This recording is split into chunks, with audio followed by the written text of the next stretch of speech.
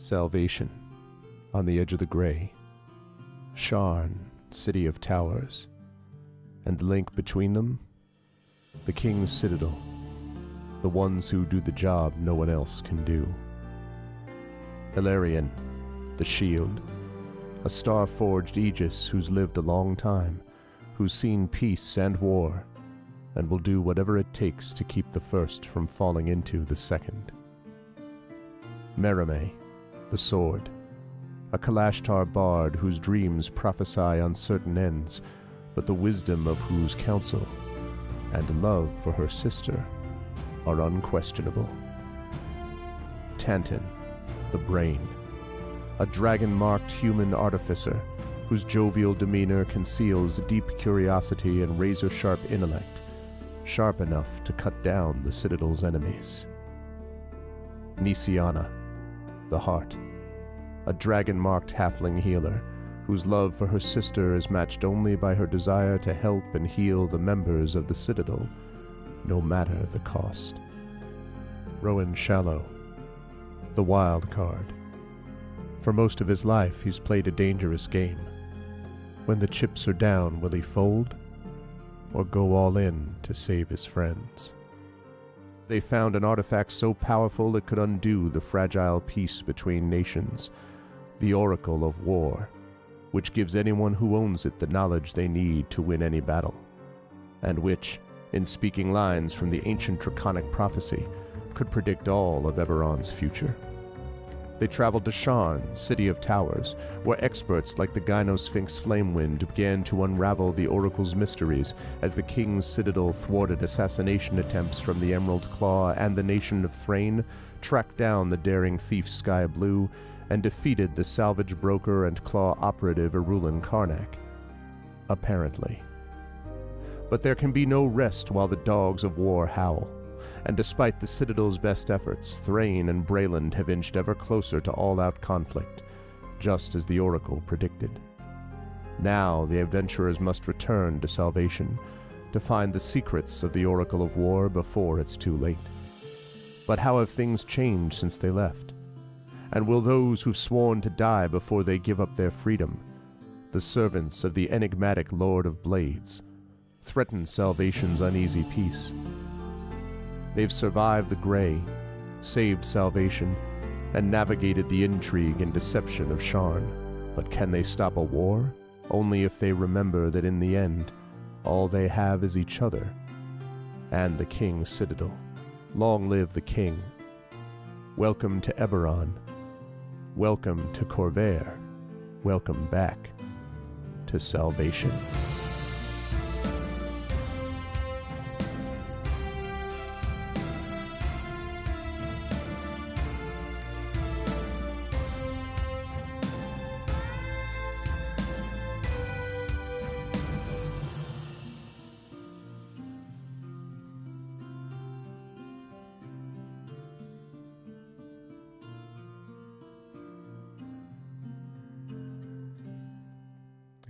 Yes, indeed. The last time that we will hear that theme in 2023. What's going on, everyone? Welcome, Arvanauts, to a Saturday stream. Welcome to the final stream of December 30th, 2023, the final stream of 2023, as we are, whoops, I didn't mean to do that. I'll see you all in a minute. I hit the wrong button.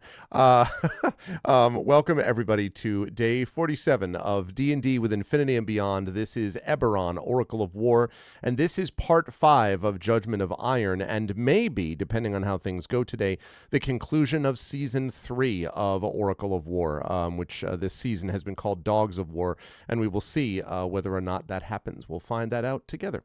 But before I get there, just a couple of quick reminders about ways to support us on the channel. If you haven't done so already, please follow the channel. Please check out our YouTube with !ArvTube, and if you are watching me over on the YouTube channel, thank you, and please consider not only subscribing there, but also dropping over to our Twitch channel where you can hang out with us as we are here on Twitch and doing all that good stuff called inspirations and things like that. That would be lovely if you could do that. It's also lovely if you are able to support us by checking out the Discord. It is free to join that as well. !ArvCord is where you can hang out with the Arvanauts in between streams. !ArvTweets is my Twitter. Follow me over there, and please follow me over on Blue Sky as well. !ArvSky, website for all this, arvaneleron.com. Financially, !ArvShop is the merchandise area where you can get stuff for this Infinity and Beyond crew. In fact, I am rocking the Infinity and Beyond Best Bad Idea We've Ever Had King Citadel shirt as we speak.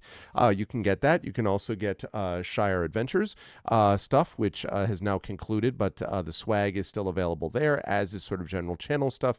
And we're going to be having as well Expedition from the Mysterious Peak stuff going up there fairly early in the new year too. So you can get all that over at !ArvShop. !ArvTrayon is the Patreon. That's really the financial backbone of the channel. So consider, please, if you can, supporting us there. There's stuff that you can get there that you can't get just from subbing, including custom poems and character backgrounds and things like that. So it would be lovely if you could join us there with the Patreon support. Speaking of subbing, though, you can also sub to the channel, and that is a wonderful thing. A lot of people have been doing that over the last few days. Subbing to the channel lets you get those custom sub badges and emotes to use here, there, and everywhere across Twitch, as well as inspirations to help the players. The players may need some of those inspirations tonight. We will see. But you can help with that by subbing to the channel or resubbing. And right now, until, I think for the next couple of days anyway, you can actually sub to the channel if you're doing it for the first time at 25% off. So that would be lovely if you're willing to do that. On the publishing side, Icarus is my graphic novel from Athos Arts. Library is my Tales and Tomes from the Forbidden Library. That's my 5e adventure and sourcebook from Alligator Alley Entertainment, from which I will be running the second of 2 adventures in that book, Return to the Forbidden Library, live at the Klein Memorial Auditorium on January 26th in front of a live audience. Very excited about that event, sponsored by the Bridgeport Public Library. That will be happening, as I say, in just a few weeks, so I'm very excited about that. And if you want to know more about that adventure and get a bunch of books you can use in your own campaigns and stuff, Library for that. And last within that group, Greyshade, that's the Grey Assassin trilogy. Greyshade and Renegade, of course, are already out. The audiobook from our very own Trent Sparks is also out, and you can get all those at that link. And you can also pre-order the tabletop game of Greyshade, which is coming out from Brandon O'Brien and Alligator Alley Entertainment next year. You can pre-order that, and you can also pre-order the final book in the Grey Assassin trilogy called Heretic, which I'm working on as we speak, and which will also be coming out next year. So please consider doing all of those things. That would be lovely. And last but certainly not least, BLM, Black Lives Matter, important to affirm and assert the significance and importance of Black lives. Help Now, the World Health Organization page on suicide prevention. Important to reach out to others when you need help and reach out to others when they need help as well. And Ukraine, UKRAINE, to help the people of Ukraine as they fight back against an illegal and illegitimate war with bravery and courage, and send the message that we will do so for others in this situation in the future. Schedule-wise, this is the last stream, as I said, of 2023. The next time I will see you will be next week, Tuesday of next week, when it is the new year, 2024. And January is going to be an exciting month. We have a bunch of new stuff launching. We have a new community D&D, Dragon Heist, launching with the Shadow Crew. That is coming up very soon in January. We also have launching Beowulf, both with Tren and with Taritunes. That will be launching next month as well. And we will also have, as I announced last night, Gen GMs, our new recorded Dungeon Master show with myself and Zach Clay. We've already done a number of those recordings, and we will be starting to post those. That will start going live in mid-January. So that's going to be a good time too. That's also going to be happening next month. And we'll also have a in-person album release party for my band called The Road. That is going to be live at the Lily Pad, and that's going to be happening late January, early February as well. So it's going to be a busy and exciting month of January, a lot of new stuff launching in the new year, and we're very excited about it. But all of that is down the line. First, we have to see whether we can get ourselves out of a little bit of a battle. And so I'm going to unmute myself, let the folks know that we are ready to go, and then I'm going to unmute them. And last but certainly not least, head over to reveal the full assembled crew that is ready to go and is confident of their ultimate victory, and said that in no way would, tweaking the gods and claiming that there was no way they could lose ever redound to their detriment. And in no way is that going to be a problem for them. They said, and they said that not even, they also said that, chat couldn't stop them. Like, just a bunch of that stuff that was all totally said previous to all of this. Chat could never stop us. Exactly what happened. No, it's good to see all of these lovely people here at the waning of the year. I will start with gentleman bottom left of the ziggurat here, and that, of course, is Trent Sparks, who I just found out for the first time does not actually himself own a fursuit, which I would have thought was the case. And because I've known Trent a long time, and I just assumed that I didn't know that.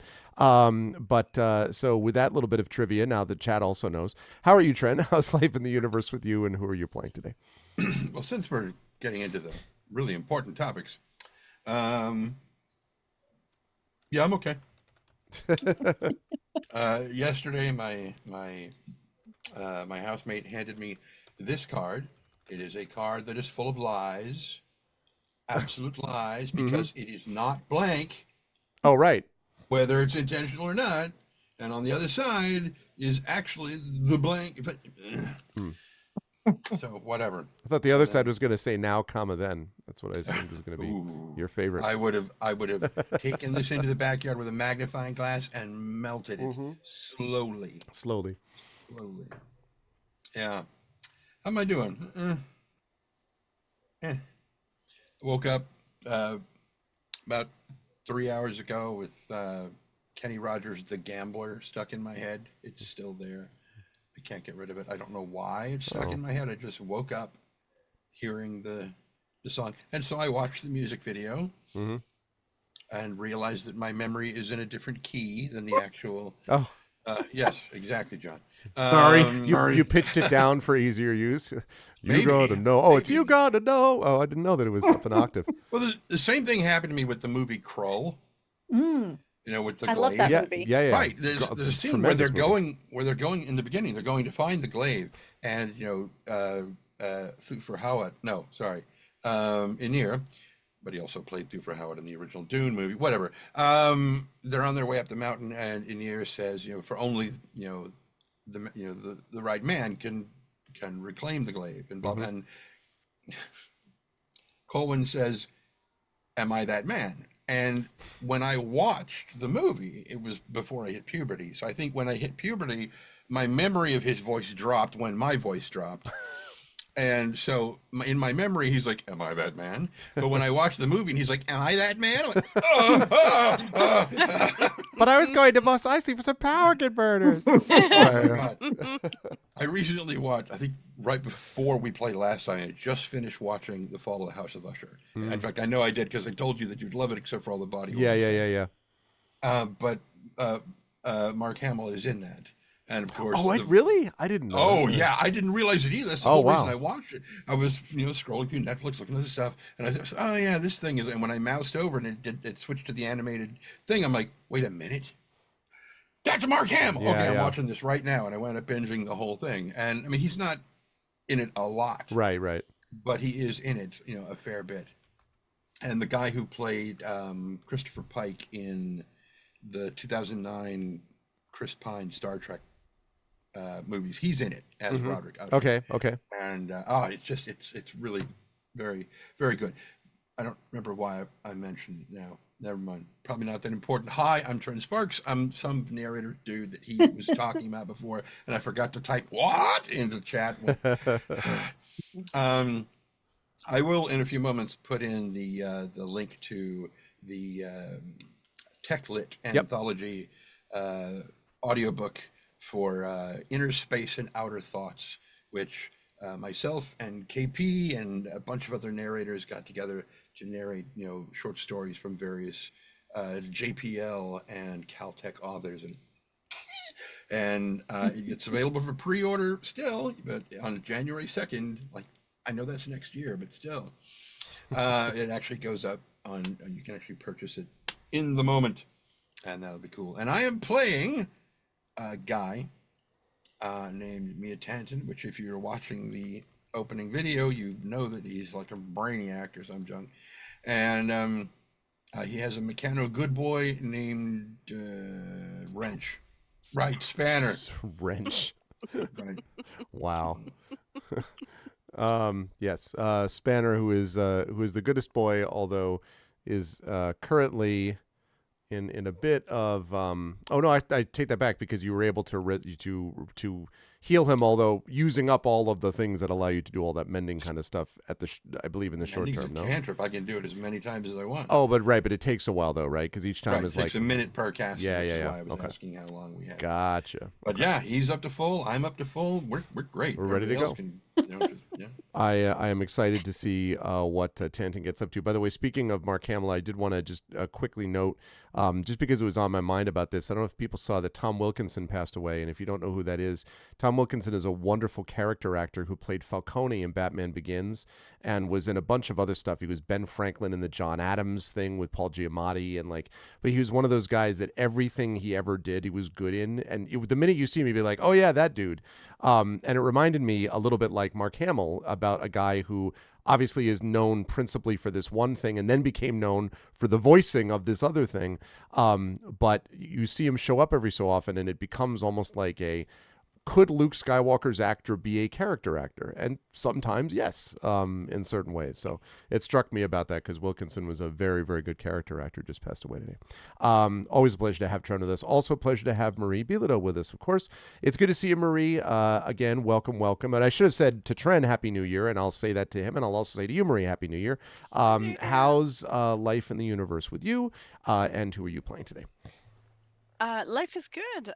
We had a wonderful holiday season. It was a bit of a transition year for us, because during the summer, Mom ended up in a nursing home because of dementia. And she lived with my brother and my sister-in-law and my niece and nephew in the basement. And so we decided for Christmas on the 24th, which is a Réveillon, the traditional day for celebrating in Quebec, that we would invite Mom over to our house instead, and we'd host, so that, she wouldn't be going back to her place, because that would be weird and probably heartbreaking and all that good stuff, or bad stuff. So anyways, we brought her here, and oh, the feast we made, my friends. Really? We decided, oh yeah, we didn't Here do it like comes. a turkey. I hope you all have your lists ready, chat. Let's go. All right. It began with what? First course. Yeah, exactly. Wow. I feel like I have Carrie began with 5 plates worth of chiffon de awesome French sounding thing, which Well, I mean, I was just going to describe a couple, but if it's too much for you guys no, to listen, handle- I'm really It's not too much. We just need to start setting up bingo cards. Right, is all I'm exactly. saying, ready, and delicious. Got it. Okay, it was sweet. Got it. Yeah. Sorry, we can't share it. There it is. It's mostly gone in the Yeah, gullet. it's mostly gone. Right. I had it for breakfast this morning. Yeah, Yeah, exactly. I had no. she made scones this morning, so Ooh. just to Oh, switch it up. well, but Mhm. thanks for participating, John. I was paying attention. Thank you very much. I want credit for that. Yes. You're correct.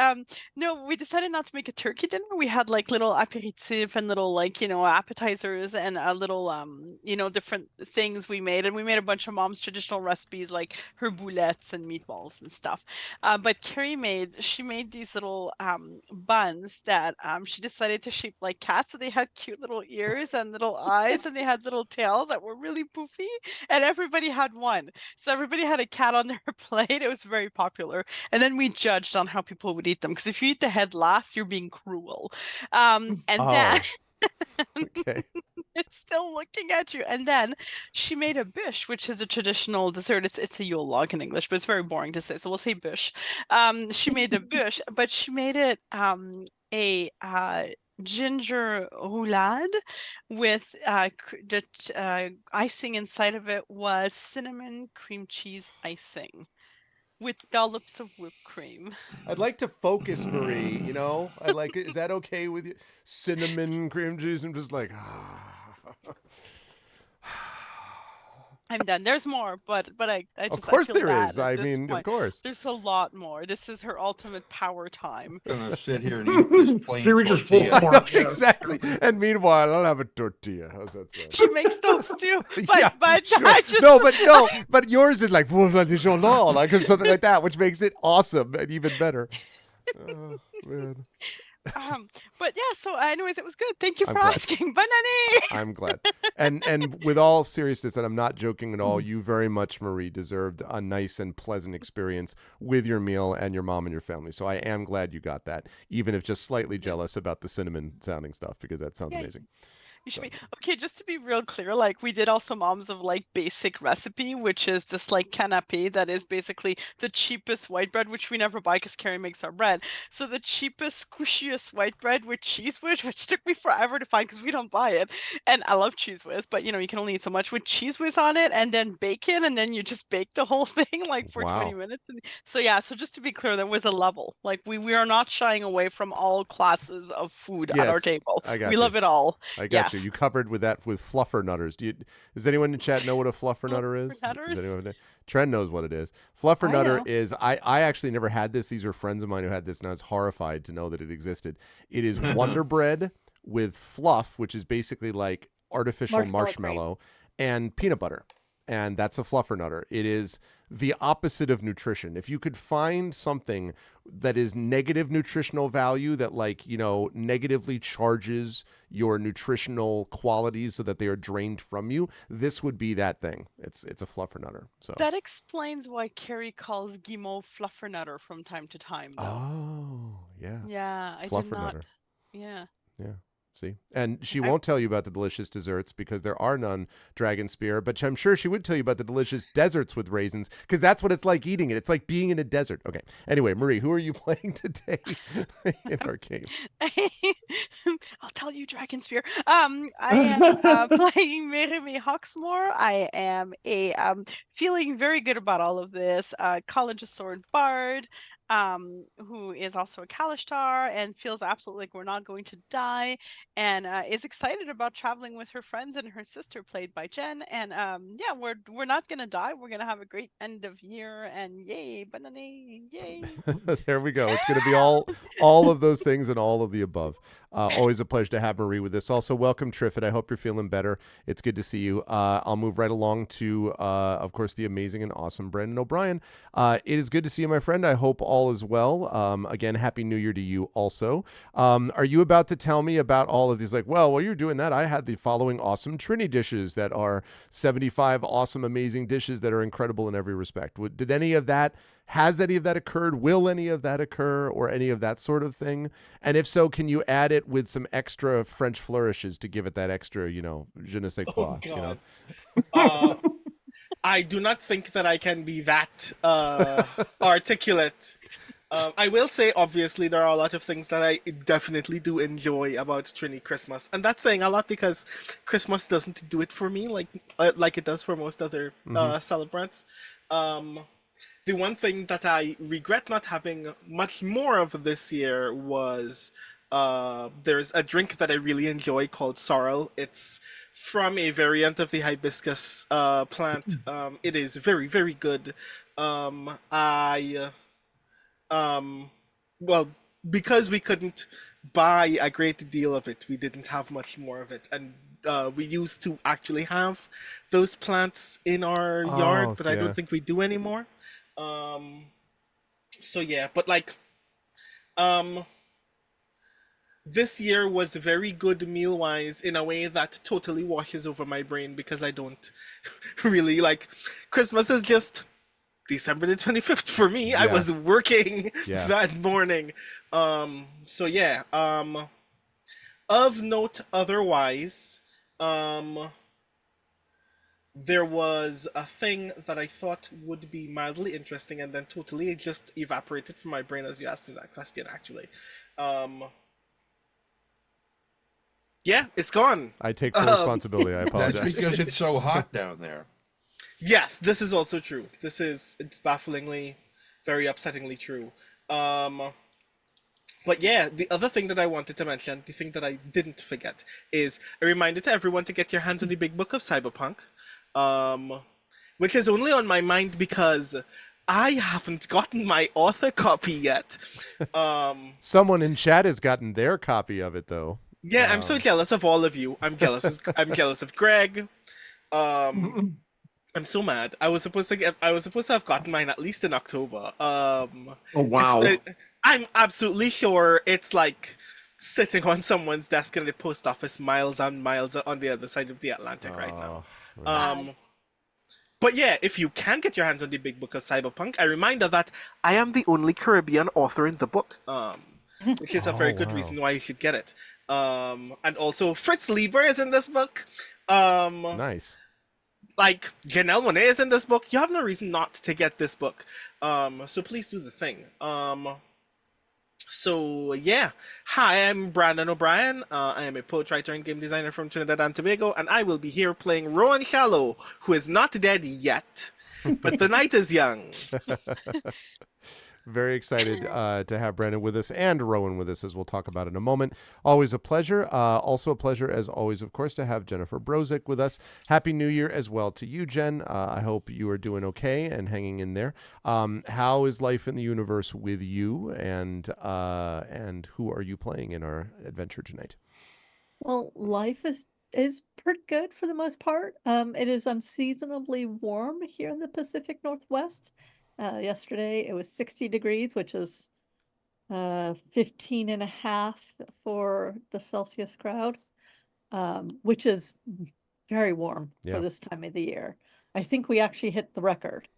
So the plants are very confused and they're being very allergy-like. So either I have a small cold or I have allergies. And so I'm a tiny bit sniffly. And since I have a brand new mic that my husband got me for the holiday season, Nice. You can hear it in great detail that I'm a little sniffly. Yep. Which is both amusing and a little unfortunate at the same time. I have no great tales of food because I don't eat wheat or gluten anymore because I'm allergic to it. Thus, all my stuff is all meat-based and low carb and very tasty, but not that interesting in the grand scheme of things, unless you really like braised pork and Cornish game hens and such. Yes, I do. What to say? That sounds really good. I was gonna say, I have no problem. That sounds. Yeah. Oh yeah. Well, we have a pork shoulder that's going to be brined and then slow roasted. There you go. Tomorrow. Nice. So.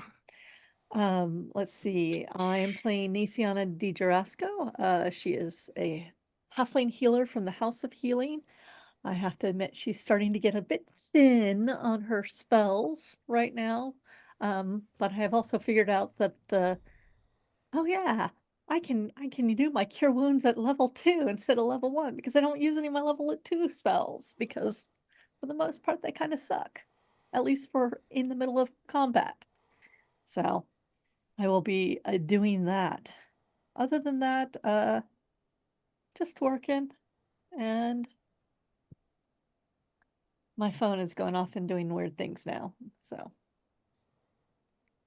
All right. So we are happy as always to have you with us. Very excited to see what Nisiana gets up to, including level 2 cure wound spells that may be necessary. We'll talk about that in a bit. But always a pleasure to have Jen with us. And last but certainly not least, always a pleasure as well to have one Mr. John Helfers with us. And again, John, Happy New Year to you as well. It's good to see you. I hope all is well and you're doing okay and everything is copacetic out there in the great state of Wisconsin. How are you? And who are you playing today? I'm trying to figure out if we're going to have Trent read a cookbook for audio. I'm not sure if that's going to work or not. Sausage It'd be interesting. rolls. I think people rolls. do. Right? I mean, come on. Flaky crust. Flaky. No. It will be unfold pastry sheets onto a lightly floured board. It's best Trent does Julia Child. Yeah, yes. I was just gonna say. Oh man. Oh yes, it's good here. It's been a week, a month, a year, but yeah, it's not too bad. It's good that we've had 2 sessions in this month. Yes, wasn't anyone's. I was glad we were able to do it to the end of the year. It's kind of nice. I also represent here. Yeah, there you go. Yeah. There you go. Yeah, very nice. Absolutely. But what? Yes, my name is John Helfers. I play Ilarion, the Starforged Aegis, a Warforged variant I've been having a lot of fun with. This ragtag group of adventurers, I believe as they're called. Yeah, it's been a blast. 2023, I don't know what to say about 2023, just that it's almost over. The problem is that it leads into 2024. Yeah. Yeah, it does. Exactly. Okay. But let's have fun tonight. Let's go. Let's make it happen. All right. Yep. And let's do it, chat. Welcome, and also special welcome also to chat and to everyone who's been watching, not just the channel, of course, but this particular crew, because I know many of you have watched most of these. And so welcome. It's good to have you all with us. And let's get moving and see if we can get some hostages rescued before the end of the session tonight. In our last session, as I fire up a little bit of what was my soundscape I was using? I think it was the Fire Elemental one for obvious reasons. In our last session, the King's Citadel has come to Razor Crag, the fortress of the Lord of Blades in the Mournland, and has come so alongside the Argont, the great flying fortress of Brayland, because the fight must be taken to the Lord of Blades if they are to be stopped from constant incursions and attacks, since it is clear that the Lord of Blades is intending to invade and do something to the good people of Brayland.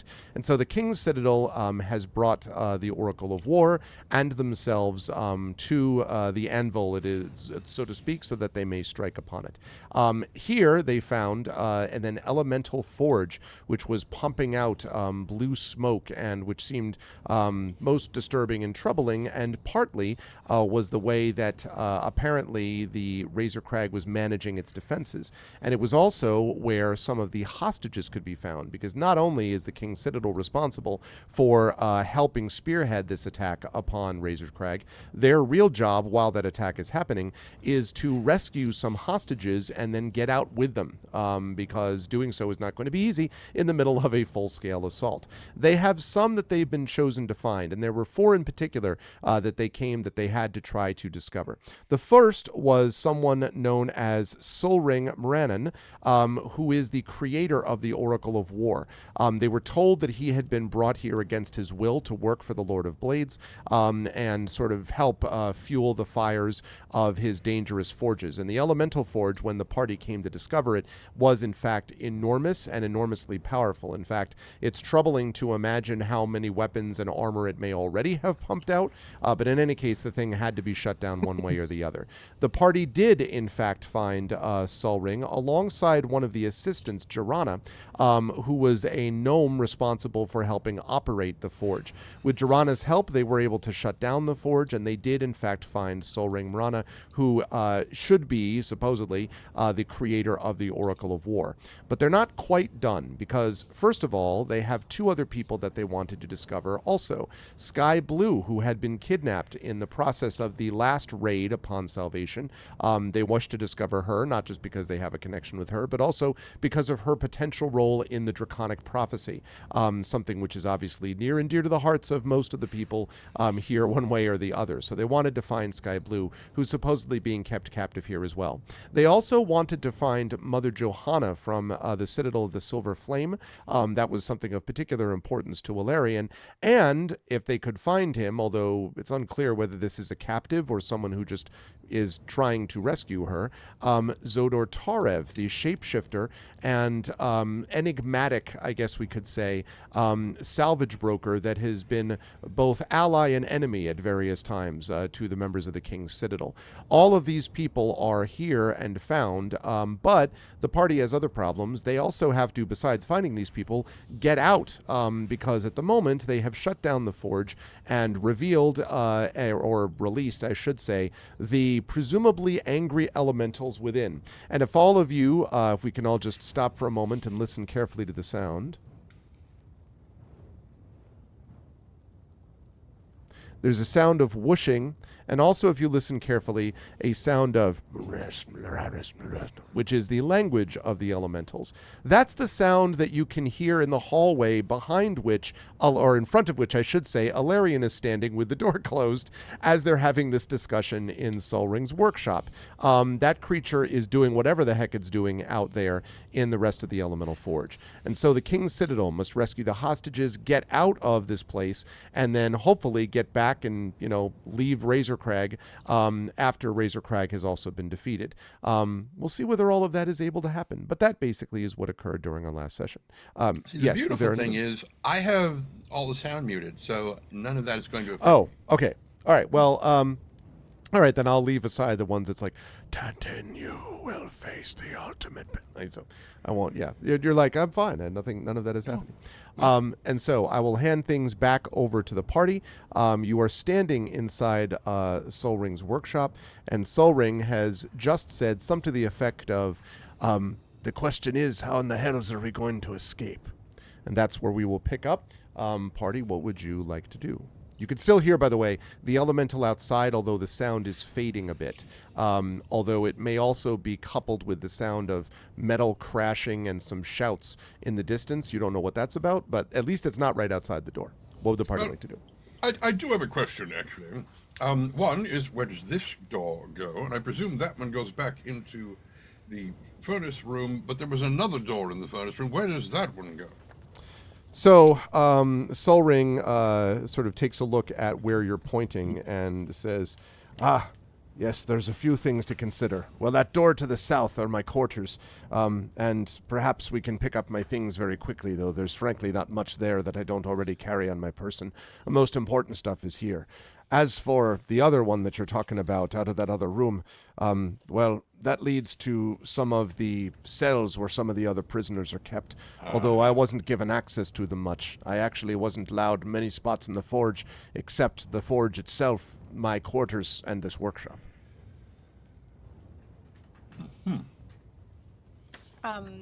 I think we should address that very quickly then, as I immediately move over to this door. Okay. And Joranna, by the way, before I take what you were just about to say, Marame, Joranna also says, and that other door actually, it leads to my quarters, and then, the prison cells and all that stuff. That's all true.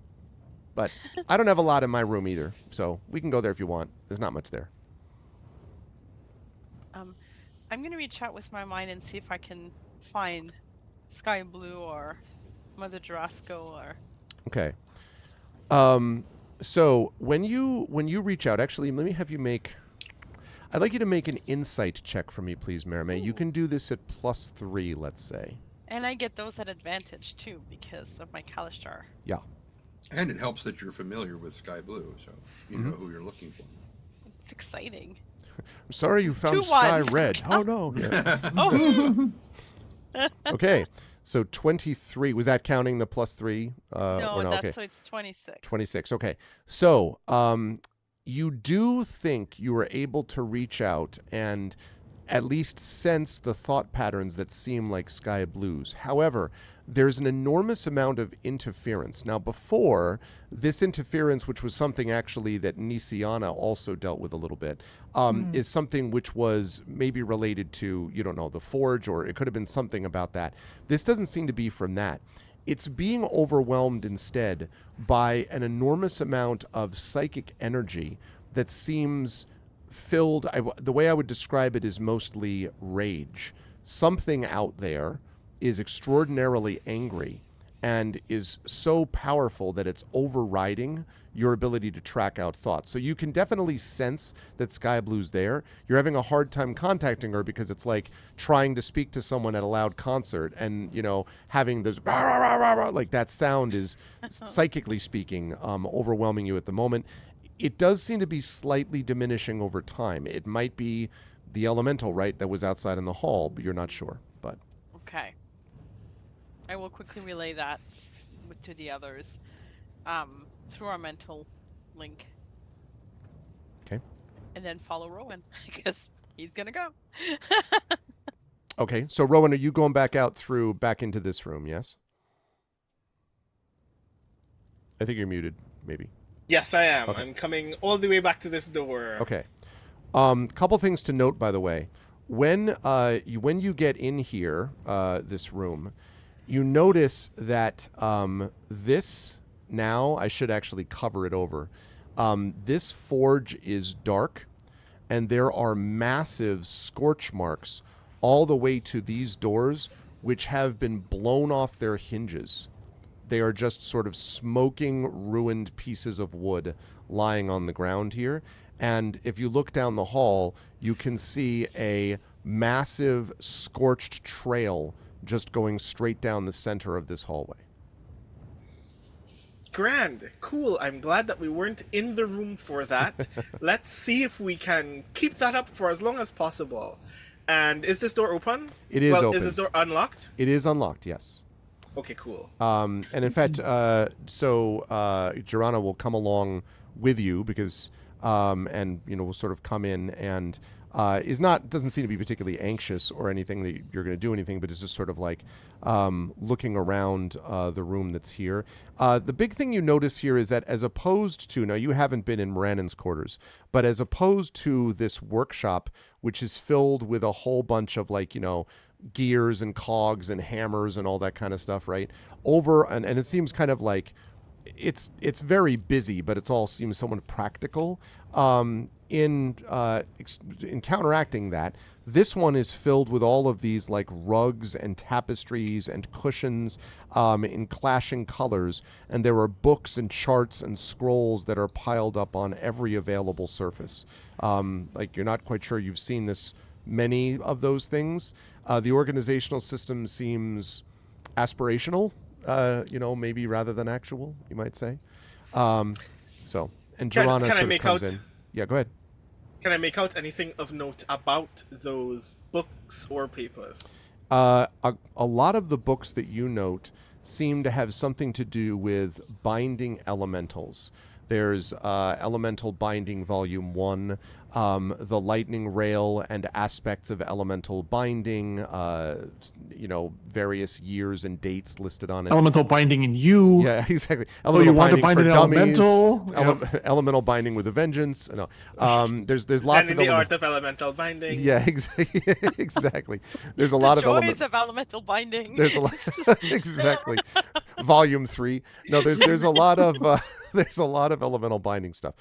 It does seem to have a couple of like random titles that you don't recognize, but there is a lot of sort of information about these things that you can see on these tomes. And as Joanna sees you looking, she says proudly, "Yes, there's a big collection that I have over here about how to manage elementals. And honestly, and say again, sorry. Be quiet, please." And she stops. Did it ever occur to you that those were living things? And she says, "Yeah, it did. And well, in fact," and she kind of goes over and she pulls out a couple of books which sort of fall on the ground. And behind those books, you see there are a couple of other books, and she pulls it out and she hands it over to you. And on the front cover of the book, you see something which says Elemental Sentience and Agency, fact or fiction. And she says, "I've been working on this book for a while. I'm not supposed to have it because the Lord of Blades would be angry, but I was planning to use it to show that elementals shouldn't be kept like this. But I couldn't do anything about it, at least not immediately." I glare at Joanna, and then I just walk over to this door. Is this door unlocked? Let me double check actually for a minute, because I don't think that may not be a door. Let me see if it is. I may be wrong. Like No, I'm wrong. I thought it was. There's like a one of these things in one of the rooms here looks like a safe, and it's a little confusing. But no, this is in fact a door. This one is also open, and it reveals a passageway. And Garana says, "That actually leads to the storeroom and the prison cells. I don't have the lock for that, or the key for that, though. They'd never let us in, or Soul Ring either." You had a door to the prison cells from your quarters, but you were never allowed in it. To the hallway. And she said, "No, I think they wanted to keep track of us. We could go into the passageway, but I was never allowed to go into the room that Rowan's standing in front of right now." Okay. So this door is locked. That door Islot, yeah. Let me just grab. I thought I had Soul Ring up here, and I don't think I do. So give me just a moment. Just turned left. Yeah. Main doors. Did You would Rowan put grab his the image set of on the keys, or screen. did Alarian grab the set of keys? No, Rowan grabbed the keys. I did not grab the keys. Oh yeah, I I know have the somebody keys. grabbed I the forgot keys. I had Yeah. the keys. The I was Oh, yeah, about to the- pick this right. lock. keys that were hanging. Mhm. Yeah, when we got that, like, oh my god, last session, I completely forgot On about the this too. corner, Yeah, I to the did that. hallway Yeah. that has the doors in them. Yeah, and he didn't even look down the thing. I was like, like we'll just go. But yeah, no, Exactly. last time you put the guy's picture up on stream, but you never put his icon. I never put his icon down. Okay. Just give me 1 second then. Talk amongst yourselves. Whilst wanna I talk find what amongst I need myself. to. We'll go back to more of Trend as Julia Child reading. Okay, let's see. Those 2 cups of French wine, 1 for the dish and 1 for the chef. Oh God. Okay. Let's see. There's that. Oh my god. How many Shades of milliliters elementals. of wine is in a wine glass? How many what? 200? How many milliliters of wine does a wine glass hold? That's I guess to it its depends brim. on the wine. Five. glass, It's doesn't it? well, typically the wine glass is 5 ounces, so whatever that is. I think it's like 150 or 200. I can't remember. 5 ounces sounds like a lot of wine. Depends on the wine. Okay. It depends on the drink. I was gonna say. I mean that too. All right. If you 150 combine it with milliliters, rum, which is 5 ounces. How many? 150 milliliters, which is 5 ounces. I have been immersed in a cookbook for most of the past week. Probably why I remember Yes, you that. have. Let's. And the standard bottle of wine holds 750 milliliters, which is, 5 glasses of wine. Okay, there we go. Hi, Proxima. Hi, Drew. Right. Okay, so, yes, so you do, in fact, have those keys, and when Soul Ring sees that you has it, he says, excellent. There's some stuff that you'll find in there that might be of some use, or at least it's got the basic supplies. That's the storeroom you're looking at. The other one's the prison. Do you know how Okay. many people are prisoner here? these 2. They varied. Usually there were maybe 3 or 4 of them. Other prisoners were kept around the complex. The ones they kept here were mostly the ones that they would actually have do work on the forge when necessary. I never really saw them though. I was always spending my time in the workshop or in the forge. And Girana says, I saw them once in a while, but not for long. They tried to keep them from us most of the time. You know, if this is where they keep your daughter, I'll ask. And Soul Ring sort of looks at you and kind of blinks and says, "My who now?" Wait, what? Am I confused? Is he not like out of game? Oh, perhaps I'm mistaken. But don't you have a daughter named Sky Blue? And so he kind of tilts his head and he says, "Sky Blue. So," and he says, "The answer to that's a bit complicated. Not precisely, but she is someone that's very special and important. But it'll take a long time to explain, other than to say that if she is here, well, I'm glad to hear it. Well, she is here, and she is looking for you. And Actually, she's been captured, What? but While that conversation is happening, I open this door and immediately move to the next one. Okay. So when you open the door, just a quick note about this. So in this, there is, in fact, as was suggested, a storeroom. And you notice that this is a larder that seems to have all the foodstuffs that would be necessary for the forge's non-warforged, inhabitants. So it's got barrels of water, and it's got what looks like various kinds of fairly fresh-looking, food of different kind.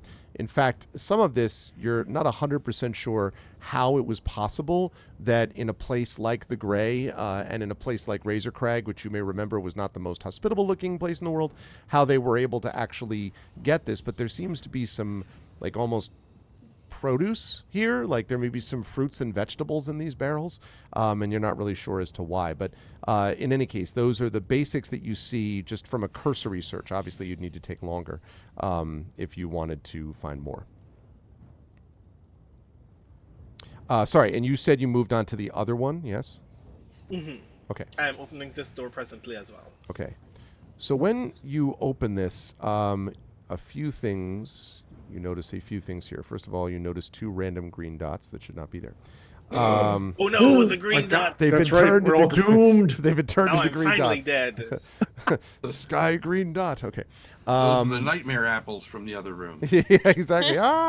Okay. So in here you see a few things. The first is that sort of sitting on this sort of long bench, I think might be the way to describe it. Right here, you can see a few different people.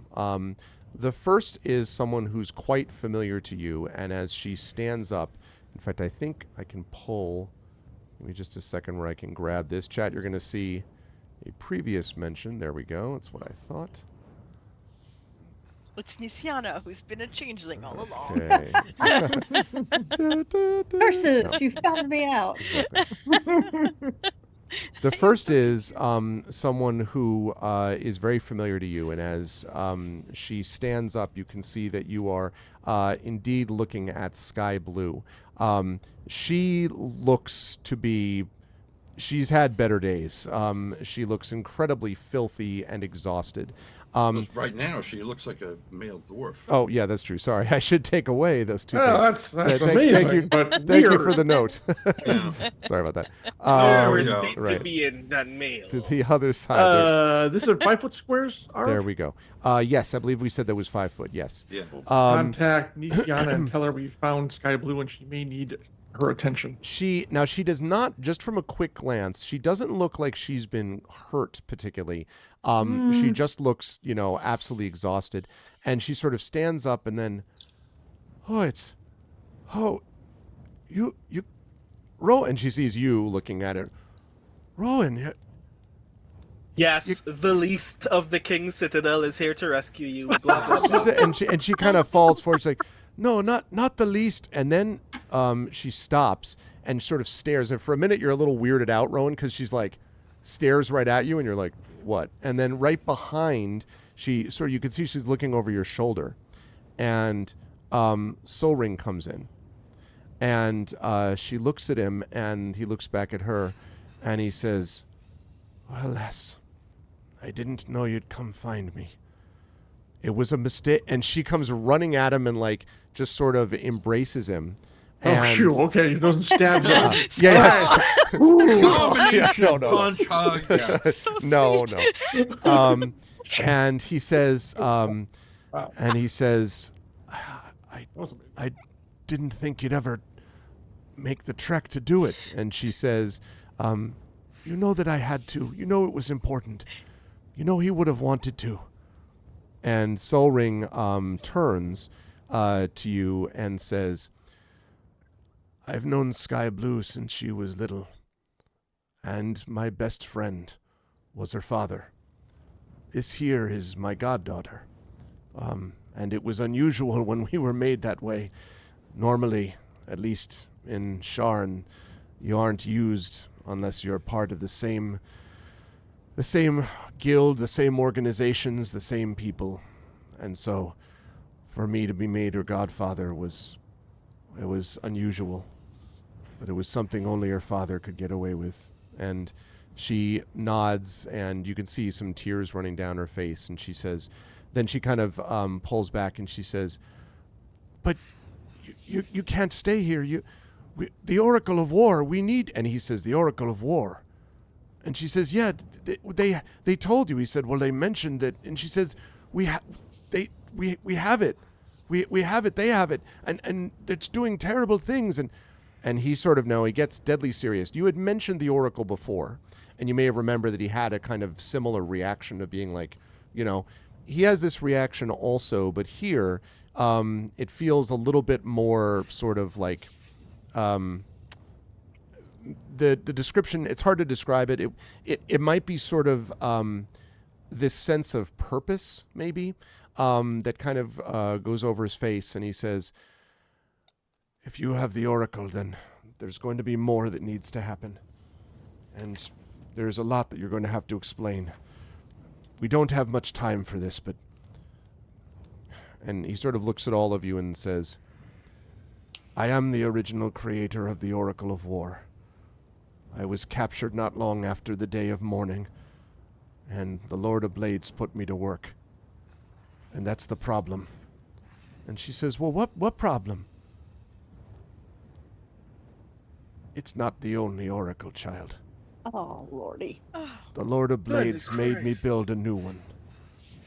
A new one that's capable of deciphering the draconic prophecy. The second Oracle. I don't know where it is. It's been finished now for a few weeks, maybe a month. And it occurs to you that more or less corresponds with when the ramp-ups of the attacks started to happen on Salvation. Was right around the time that he's claiming he finished this second Oracle. He says... He needs it not for the draconic prophecy.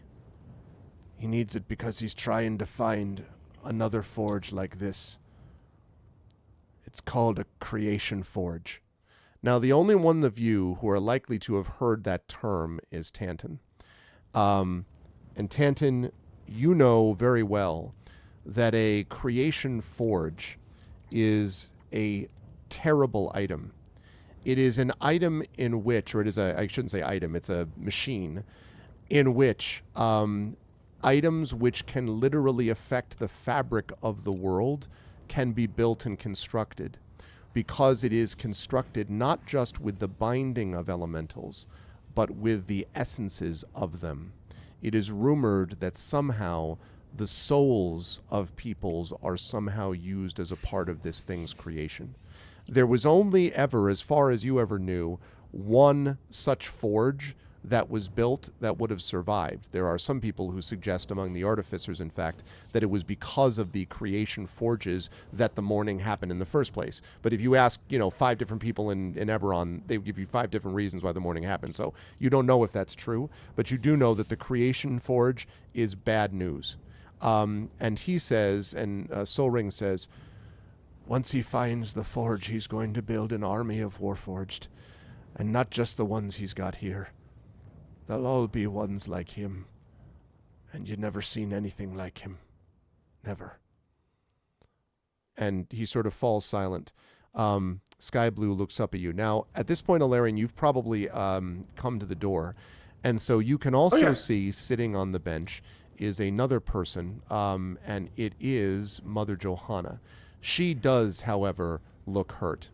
She's kind of slumped over and sort of barely moving. If you had to guess, you think that both she and Sky Blue have been given almost no rest, and Mother Johanna is sort of less capable of managing that physically than someone like Sky Blue, who, was kind of in awesome physical shape because of her, the work that she did in Sharn. Yep. So Mother Johanna looks, where is she in the room? she is back here. I can try to place her token in just a second. She's back here.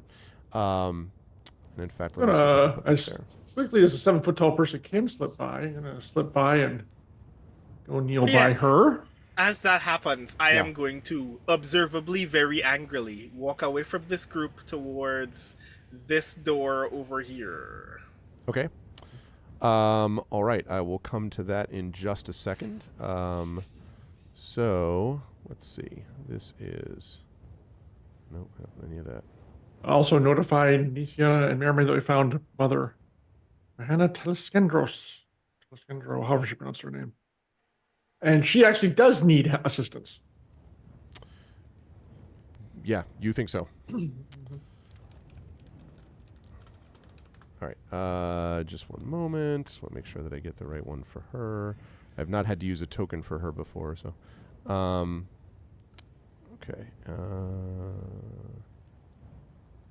So, I'm just going to position myself near the door to keep an eye on Rowan and to make sure nothing is coming in or going to take us unawares while they're dealing with the prisoners. Okay. Just so you know. Okay, let's do it this way. Let's say this, not that large. Oh, so large. She could Okay, just stomp them out. and that's Johanna. Okay, I'll come to you in 1 second, Rowan. So, quick question, Tanton. Are you going to reveal any of that, like that you know, at any point, or just keep Oh. it mostly to yourself about the knowledge of what a creation forge is? I mean, Uh, it's not a deadly secret, except it just may not know about it the way that you do. No, but Tanton does have a question for Solray. Okay. Basically, when he says, make more like him, and you've never seen anything like him, Tanton would probably pipe up at that point and say, "Have you met him?" Yes, several times. And once was enough, but it was more than once. How much time do we have? This is Nisiana just asking in general. How much time do we have? I don't know. I don't know what exactly he's doing, but he's up to something. The attacks he's been doing, I know that he was doing raids, but we're never let out. Think smaller. Do I have 10 minutes or do I need to do things immediately? And Soul Ring says, I don't think you got 10 minutes. My guess is we need to be out of here as fast as we can move. All right. Can I do a quick look at Sky Blue and see if she needs to be healed too, or if You can do that sort of on the way by if you wish. Yeah. She looks tired but like functional. Mother Johanna looks to be in much rougher shape. She does not look like on the edge of death, Mother Johanna, but in her current state would not be able to move, you don't think? okay. Then I will use Cure Wounds on her Okay. at All right, level 1. Let me know what you get with that. Okay, and That's 15 points. okay, so And that seems to have much more effect. Yes, Stanton. And 5 points to you. that's correct. And Right. 5 points to me, putting me up at 78. Right. Oh, and I should have double checked on that quickly. Rowan, I had you at 46 out of 58. Is that where you are? Yep. Okay. Larry and I had you at 84 out of 87 and 29 out of 43 on the Aegis side. Correct. Nisian, I have you at 78 out of 90. Mm-hmm. Okay. Tanton, you were fresh, I think 68 out of 68. Spanner is 57 out of 57. Marame is 56 out of 120. So Marame is still... That's I why had I was fif- asking. Yeah. Yeah. So yes, that seems to make... and Mother Johanna kind of looks up and says, like... And sees, like, you having healed her and sort of nods gratefully to you, and then looks up and sees you, Alarian, and she says, You've all come for us. I would course. not have thought it possible. And she, Salvation cannot continue without you. she says, Have you seen Zodor? Not yet. Do you know where he is being kept? They took him. He was trying to help us. And, well, they took him when they tried, and I heard terrible screaming. I don't know what they did. And Sky Blue says, I only heard the name. I never actually saw him. I just heard him. By the time I looked around, he was already gone with them. He's never been brought back, though. And Johanna nods, and she says, They never actually harmed us, just kept us up all the time. Mostly that was just the sound of the forge. And we never saw the Lord of Blades. Just some of the lieutenants. There were some of them out in the hall. And you suspect those are the ones that are, sir, no longer appearing in this picture out in the hall, if you had to guess. And she says, I hear terrible sounds outside. Are we in the midst of a battle then? I nod. And she kind of gets to her feet, a little unsteadily, but not like she's going to fall over. And she says, Then if everyone else here is safe, then we should go.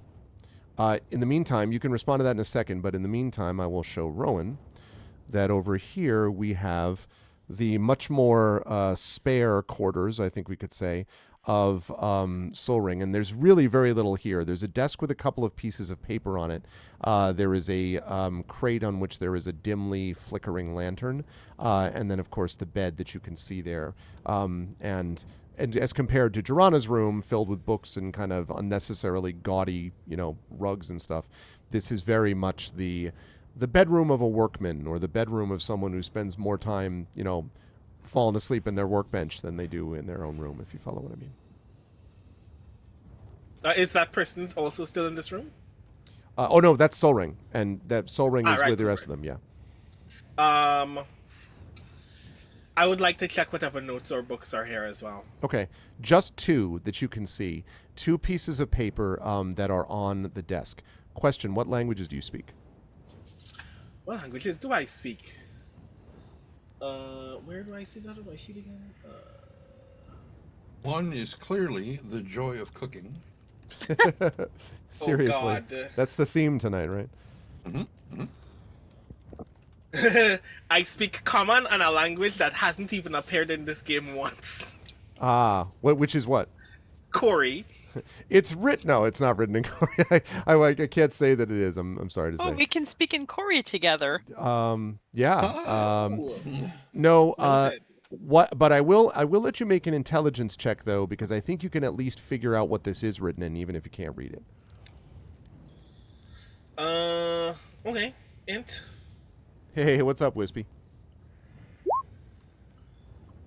15. Okay, not a save, but that's fine. It's Okay. It doesn't matter. I'm sure it's pretty much the same. That's enough. You're positive this is written, you think, in Dwarvish, which you do not read. But both of the papers are written in that, and it's just two documents. If you had to guess, one of them seems to be finished because you can see the signature on the bottom, which does look to be Soul Ring. You think you recognize Soul Ring's name, and the other one is only half finished. I take it and anything else that looks like personal effects, and I leave. Okay, where do you head? Like back to the others, or? So no one else is in this hallway, and these doors here, I presume, no longer physically exist. That is correct. These are not lying on the ground in ruins, but they have been blown open. You can tell that they are kind of like, they're still kind of closed, but they're clearly like, because they were blown open and then kind of like saloon doors, type of thing. So they're still closed, but you can see light through them. It's obvious that something has gone through these. I give Merime a very wary look, shout down the hallway, "We should get out of here," and then I just step out these doors. Okay, the rest of you, having heard that, what are the rest of you doing? Mother Johanna fit to move? Seems like it. Okay. And I will usher everyone out ahead of me and be the last. Don't forget the person out of one the that's room. in the back there. There's Jorana. There. We assume, we're kind of assuming getting everyone together. Everyone together. Just for bookkeeping, you had him make an intelligence check. Correct. Would that have been any particular skill? No. I just want it was just sort of a knowledge check more than anything else to kind of see whether he would recognize the language theoretically. Right. I just wanted to make sure whether or not his proficiency bonus would have been included, because the saves don't do that. I see. That's a good point, but it wouldn't. So yeah, but even if we add that to the mix, it wouldn't make a difference. 15 was the number I was looking for, so that's okay. But yeah, thank you for the note. That's right. But yeah, so he had it regardless, and that's as much as he's able to tell. Is with that. It probably would have been a 19. Yeah, but but all he needed to. But he made it, so that's fine. Okay. Yeah. Okay. So, all right. So all of you are going to exit. Sounds like stage left. As soon as Tanton gets his butt moving, yes. He's there. All right. Let's see. Are you by the door? No, you're not. You're in the hallway. Neither are you. I'm waiting for you. Wow. Because I know how you are. We're going to wander off an hour later. Where the hell, Tanton, go? Yeah. Okay, right, now we can leave. Let's bring you back out then to Razor Crag. And Destruction boy, incarnate. There has been some stuff going on out here. All right, so first of all, let me add back these folks. Just give me a second to size them properly. Right. The towering figure of Sky Blue. All right. Well, her father's a dwarf, so. Right. I never got the impression that she was a dwarf when we dealt with her before. She's not. She's a No. halfling. Okay. No more than a child to our eyes. Gotcha. Exactly. All right. So, first of all, I should say that this thing right now is gone. And this dude has disappeared. You're not sure where, but there may be a reason for that. There are, everywhere you look, once you have sort of reemerged from the forge, you can see that the battle is still raging all around you. And in fact, let me get rid of this this sound, and let's get a little bit more appropriate music for the moment. Let's go with this. Is it like the victory music from Final Fantasy? No, it's more like da da da da da da da da. No, Sephiroth. Oh, that would be bad. Yeah, exactly. Yeah, it would be awesome, but probably not for you folks. Okay. So you notice a few things. First of all, the burnt and bloody bodies of the dead and dying lie strewn everywhere, and that's both Warforged and the bodies, sadly, of many Brayllish soldiers, many of them young, who should have been alive long since after this. You see lying on the ground. The courtyard is slick with Brayllish blood and Warforged oil, and it's hard to tell which Super glad I float liquid is now. more. You also notice that several of them, just sort of right near, in fact, Rowan, when you come out the door, you can see that several of them are that are sort of lying near you, look to be terribly burned. And at first you're kind of like, well, why are they burned? But you realize that it's not actually a regular burn. It's it seems to be like an electrical burn, if you had to guess. And then you note that the blasting artillery from the towers, the ones that took down the source sled that you people were riding on in the first place to get into this fortress and everything, are no longer firing. It's possible that they were being used to fire at these, outwards, but that your shutting down of the forge may have shut that down as well. So the artillery is no longer firing, which is nice to know. But as you come out, you can see, as I said, all of these bodies everywhere. And you also see something else, or hear something else. Near you, on the other side of this large building, you can hear the sound of massive metal clanging against metal, this dong, dong, like this sound of just like banging repeatedly of metal against metal, but it is combined with a hissing and a burning smell, and there's a very strong scent of sulfur in the air. And you don't know exactly what it is, but it's the sort of metal banging and the hissing sound is coming from the other side of the building. And Rowan, I would say you might have a better knowledge of this than some of the others, because it sounds very much like an enormous roaring fire. You've heard this before when you've created fire. But not at this scale. Yeah, it's very, very loud. And you can actually even see kind of glowing orange light sort of licking around the corner of that large building that you can see. So there's that. The other thing is that by the gates, you can see that the portcullis, the front portcullis, is about half open. And standing underneath it are a group of Brayllish soldiers that are basically trying to push the portcullis up. You think that they're basically, Brayllish soldiers are, someone has ordered finally the ground assault as the portcullis is going up. So, now that all of you are outside and can see that, what would you all like to do? And you can see that Soul Ring is kind of looking over towards the building several times, sort of sniffing the air, and Soul Ring yells back at you, "We should not linger. I know what that smell is." Agreed. Unless you want the Lord of Blades to eat you medium rare.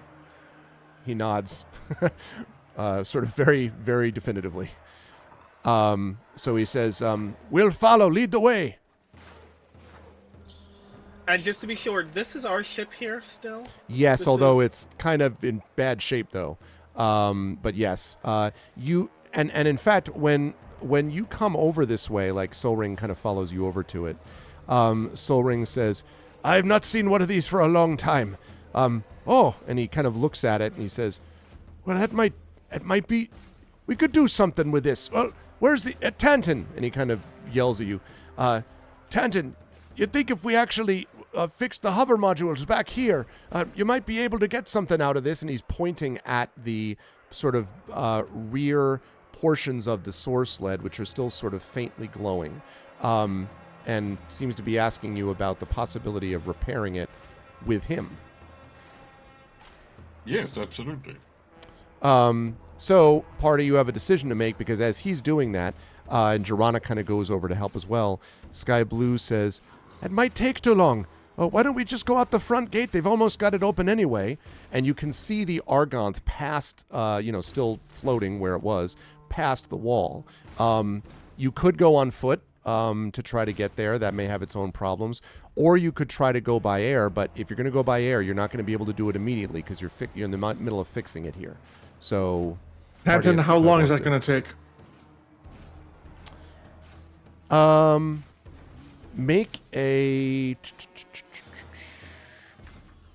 Make an intelligence check at advantage for me, Tanton.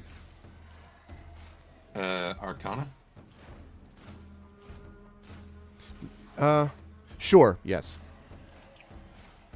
I was hesitating because this isn't just a magic thing, but yeah. 17. Yeah, 17 or 17. You think you might be able to get this up in... it might take you a minute or two to get it running, depending on how good Soul Ring and Jirana are at helping you. It might speed up the process. If you were on your own, it would take like 10 minutes at minimum, but with them helping, might be faster, maybe a third Well, of that. I would also have Spanner helping me with his repair. That's true. So maybe a couple of minutes if all goes well. Yes, that thing that God just said. Yes. So what is your actual answer? Let's call it 2 minutes. That's all you have. And like Wolverine, he's just tools pop out between his fingers and he just dives in to get to work. Marimay, you want to scout with me? Do we leave everyone without? We have, if there's no one coming that way, which they can look, I want to see around the corner here and see if there's anything Okay. coming our way. That's the problem. Let's not go any further than 100 feet. Just right here. And And literally this corner. It's all he wants to do. Hey, all I they want won't- to do. I'll be right back, Nisiana. Stay out of trouble. We're still in contact, so it's not a problem. We're not that far away. Yeah, as long as we're 100 feet, I can And see. Arv, I want to just get to that corner so I can peek around and see if there's anything. My heavy crossbow is loaded and ready, just to see if there's any Oh, there potential sure, issues coming at us. there sure are things. When you Yeah. get to the other side, you remember that that big Titan, almost, that huge warforge yeah. with the creatures on it? It's it seems dead. to be locked battling this large, and this is about like Appropriately that. sized. Oh. Yes. This very, very large. It's also turned the wrong direction. Damn it, hold on a second. Spacing is not a thing indeed. Turn around. I know, but it just looks awesome. More Turn awesome this way. around, bright eyes. That's right, literally. That's yeah. true. Every now and then you fall apart. Okay, so you see that this Warforged Titan is battling a massive fire elemental. You don't think you've ever seen one this large, Alarian. It is grown to almost giant size in its wrath, to quote a phrase. You would guess this is maybe 14 feet high, this elemental, and it is battling down, just raining blows of fire. And the Warforged Titan, the two creatures that were on its shoulders are gone. You assume they've been knocked off and killed a long time since. But the Titan is just sting and then like bashing with its fist and like just a big sort of back and forth. It's very clear to you, though, that the elemental has the upper hand. And quite literally, and is doing the job on this Titan, and probably will be done with it sooner rather than later, if you had to guess. So yeah. Okay. then I I feel don't. like this is hell. This is good. Let's leave. If it's got the upper hand, then yeah, I don't feel any need to assist if it's going to take it out. That's fine. Anything else around? No, like trapped soldiers or anything? Lots All of bodies. Good? Lots of Okay. bodies and lots of dead Brailish soldiers. And in fact, This building. Oh, go ahead. Go ahead. Oh no, go ahead. Actually, never mind. This building here. That one. Come on, there. Is what? Just out of curiosity. Not that I'm going to brave that killing ground, but I'm just curious. No. Right. This one, you think? I mean, you're not 100% sure. This is the largest building in the complex. You think that it might be a kind of. It's possible that it is some kind of like hall, like a sort of a gathering hall or something like that. That might be that this might be. You're not 100% sure, but it might be something like that. It might be some kind of a gathering place. But the two, there are doors at the front that are closed. Irrelevant. Okay. Is Zodar one of the corpses on the ground? Like, can we see him? There's a lot of corpses. You'd have to take time. no I mean, you could time. try to track it down if you want. If you want, you can take some time to do it. It's not like hours, but it is going to take some minutes, probably. No, it's okay. If We've he's- got other If other he's priorities. caught, he would not be out on the ground. So I'm assuming I'm forced to agree with what Nisiana said. If he was tortured, he's probably Based not on alive everything anymore. we know that they do, if he defied the Lord of Blades or any of his others, he most likely was killed. If he was working for them, he was probably killed. At this point, Zodor, if we see him and we can help him, we will. He cannot be a priority. I'm just trying to figure out if I can do a bless and get Mia Tantan and the fire elemental in the same 30 feet, but I don't think so, because these are 5-foot squares, aren't they? Yeah, it's, Yes. Yes. I think we're going to withdraw. Yeah. we're going to as soon as he gets that sled running. So did you tell us about the rage noise? Yes, she did. Jeremy? Okay. Yeah, I did. And then so I point. Is that it? I'm like, yeah, probably. I'm not gonna try it though, so I don't. I was going to say, do you want to try? No. But yeah, they're probably. I'll just kind of grin at him in response. Well, if it was destroyed, I'd have you try looking out for Zodor in this area, but I don't want you getting feedback like that. So No, I don't want to get stunned. we're just gonna post up. Well, actually, you know what? We're waiting. I'm going to tell you go back to support the rest of the group. I'll be there in a minute, and I'm going to go over here to the portcullis. Okay. When you get there, you can see that you can see a few things, actually. You can see that the soldiers have almost got it up, and right behind, like right next to them, basically, urging them on. As they do this, you can actually see Captain Elaine Oranek. His left arm is hanging by his side, appears to be not working, may have been broken. His face is just filthy and streaked in blood and dark liquid that may be Warforged oil, possibly. But he's still standing and urging them on. And he says, one more heave. And then he looks up and he says, by Eberron himself, there are miracles still. And I will help the soldiers. I can reach over 9 feet with my arms over my head, so I'll give them Make a strength check for me, it. please, as you're doing this with the rest of them. I love this image, by the way, like pulling them up. Okay, Can I get an advantage on it, or no. The fact that you're able to lift it at all is testament to your strength, and also that a bunch of the humans are doing this too. Strength check, you said. Yes. Oh, athletics. I'll take 2. By the way, I'll take athletics. I'll take athletics. That's good. That's a 25. 25, yeah. So you're push, right? And it sort of pulls forth, and a great goes up from the soldiers, and Captain Oranek nods and looks at you and says, "Good, thank you again. This day may still be ours." And he turns and sort of waves with his good arm, and just this flood of Brailish soldiers exhausted, tired, but there's still a lot of them, just charge into the fray. In fact, so many of them that you actually are sort of like overwhelmed, Ilarion, a bit. Like they're not obviously running over you, but they're like I was running trying past to. I was you. trying to step out of the way, but if I have to hold the gate open, I'll hold the gate open. No. The portcullis is up on its own. Okay. Is by now. Then I will step aside. I'll kind of motion the captain to come join me over here. Yeah, and the captain does sort of step around there. As he's doing it, you can see that some of the Warforged that are still there are kind of falling back into the compound, and the Brayless soldiers are just kind of pouring in. Right. And Captain Oronic says, "I know we don't have much time. We have to secure this here. Is it any news from the forge or anything else?" The forge has been shut down. It is useless. We have saved. I'll list off everybody. It's too soon. I'll sum up. We saved Sky Blue. We saved Mother Johanna. Zodor Terev is still somewhere here, but we think he's probably deceased. If you do find him and can rescue him, please do so. And we have the other guy. I'm sorry, his name is I've forgotten. Soul Ring. Soul Ring. We have Soul Ring as well. He said, "Soul Ring. That's wonderful news." Yes. Good. Then We'll the be Daemons- evacuating as soon as we get the sky sled up in the air. So and we're he taking looks them back. over and he says, "That's good," and then his eyes widen a bit, and you sort of at something behind you, Ilarion. Wow. Look back.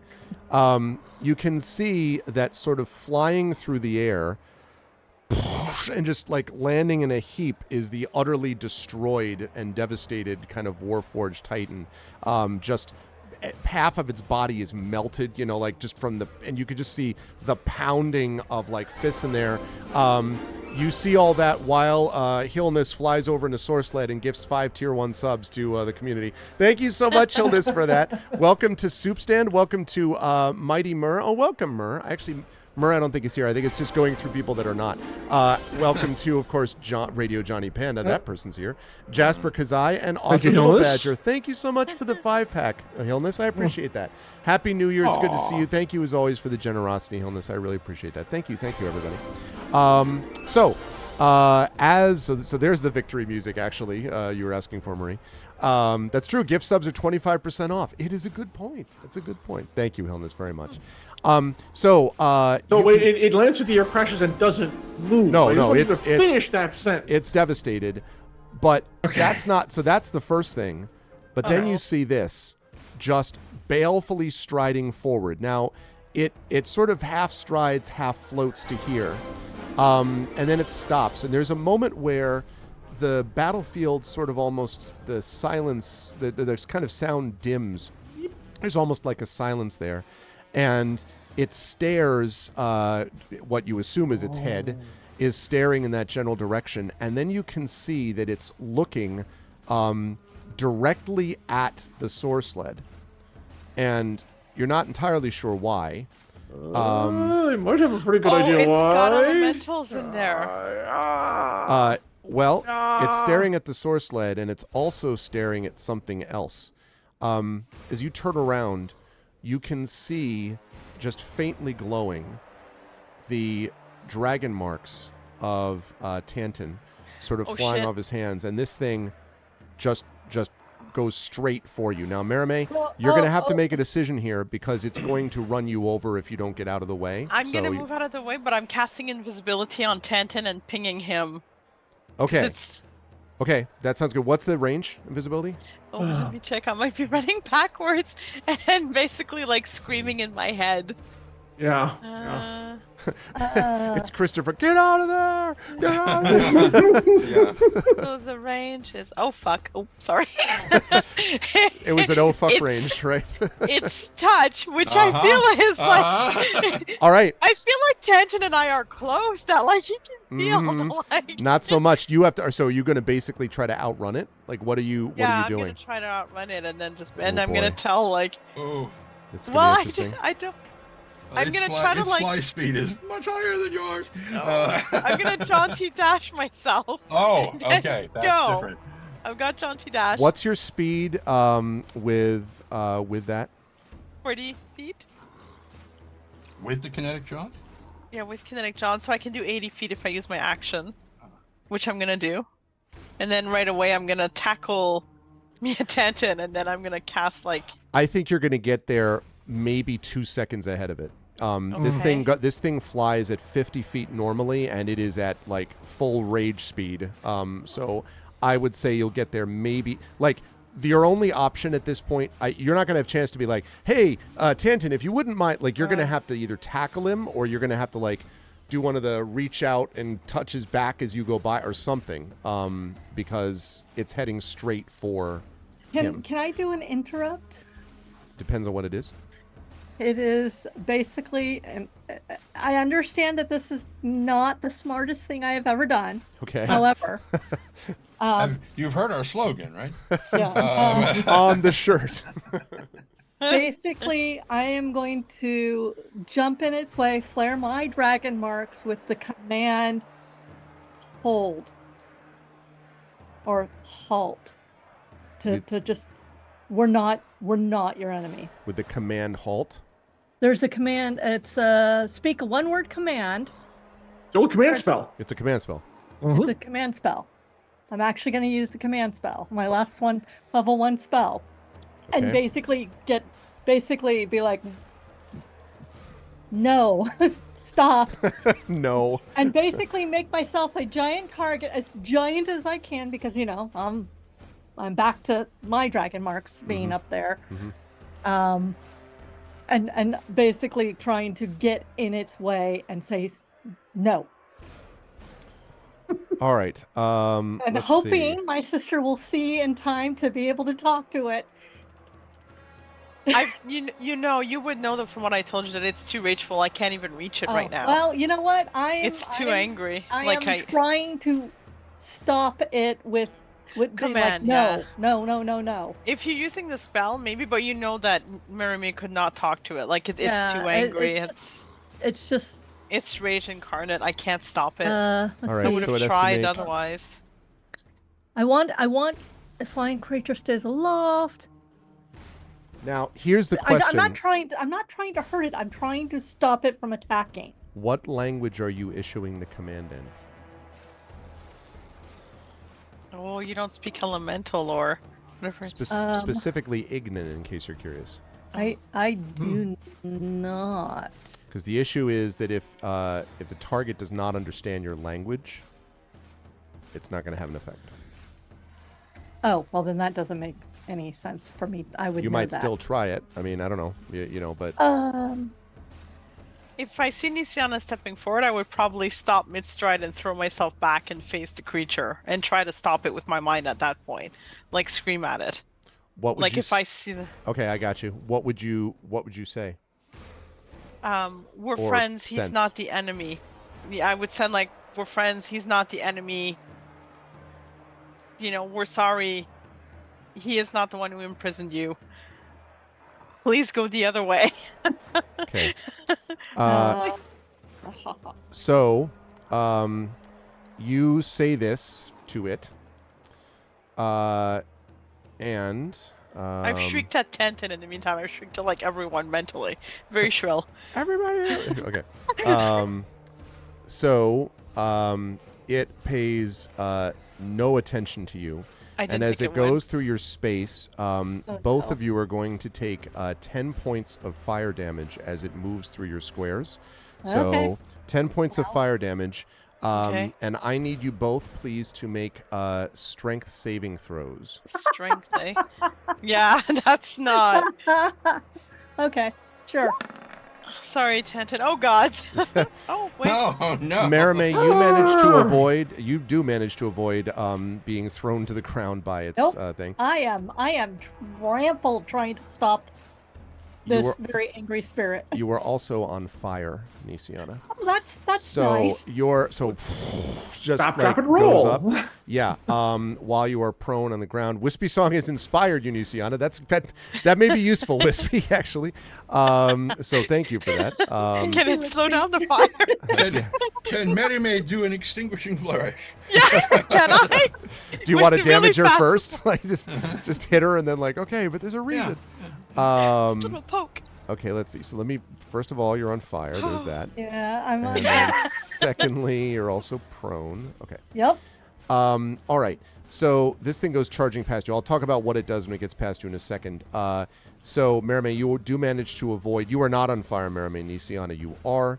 I'll talk about that in a minute. The next sort of line, and Sky Blue is sort of like fallen back somewhat in terror. Jirana and Soul Ring and I don't know if Tantan's paying attention. You tell me, Tantan. I mean, you would have heard the psychic scream, but assuming not, then okay. They're in the middle of a war zone. There's been screaming all over the place. That's what I Not really figured. focused on that. So then He's the only trying to focus person on- who's watching that's aware of all this is Rowan, who just sees this fire elemental like charging Well, full bore at you. Actually, I've also been watching from the gate. I can see From a what's going distance. on, No, I know but that. Yeah, I We'll can't get to that. I'm talking about like influence it, who's in the way. Oh, okay, gotcha. True. That is completely true. I hate that this is the decision that I have to make. Quicken spell banishment. Oh, Ooh, oh. banishment. Okay. I Sometimes could there's do no that. good I actually choice. briefly thought about banishment, and then I thought, no, I could reason with it. What a This great angry- image too. This Can't. elemental's charging down. The only one in the way is just Rowan, who's just like, all right, here's the deal. Okay, so has to succeed on that's charisma saving throw, right? Oh, listen, who's more charismatic than fire elemental? I mean, it's on fire. It's totally hot. It's amazing. Okay. What DC am I looking for here? 15. Okay. I'm here to tell you that with a charisma score granting it a -2, that is not going to work. And Yet. so what does it look like, your version of it look like as this creature is heading towards you, Rowan? Right. So first I want to qualify. Elementals are of this plane, yes? No. No. No? Nope. Right. You're sending it home. That's nice. Yeah, basically, you're sending it to the plane of fire. Yeah? Yeah. I say I'm very sorry for everything that's happened. I hope that this is a little more comfortable than that. I bring out Sunshine and shoot it like dead center in the chest. Whoa. So good. So you hit it and it sort of and where Sunshine's shot is hit, you almost see it kind of starburst out to the edges of this thing and then trace around the edge of it and then and it disappears. And so everyone is just sort of staring there. And meanwhile, Tanta's like, hand me the wrench, or whatever, like that, I'm putting out Nisiana. So Rowan, it does that just as it gets to you, so you just feel the faintest wisp of heat before it's gone. Quick note, by the way, concentration on this. It has to be a minute long. If the spell ends before the minute is up, then it returns. Otherwise, it won't return if it's been banished to its home plane. So just keep it in mind. I know. My intention is for it to return at some point, but I want us to be safe when that happens. Right. Okay. And immediately after doing that, I walk back up to Jirana. Mm-hmm. Who is like handling a screwdriver or something. I just lean over her and go, "You're very lucky, and I'm not sure you deserve it." And before she could reply, I just keep walking forward. Okay. She kind of like sort of stares over her shoulder, confused. She may not even have seen any of that that just sort of happened.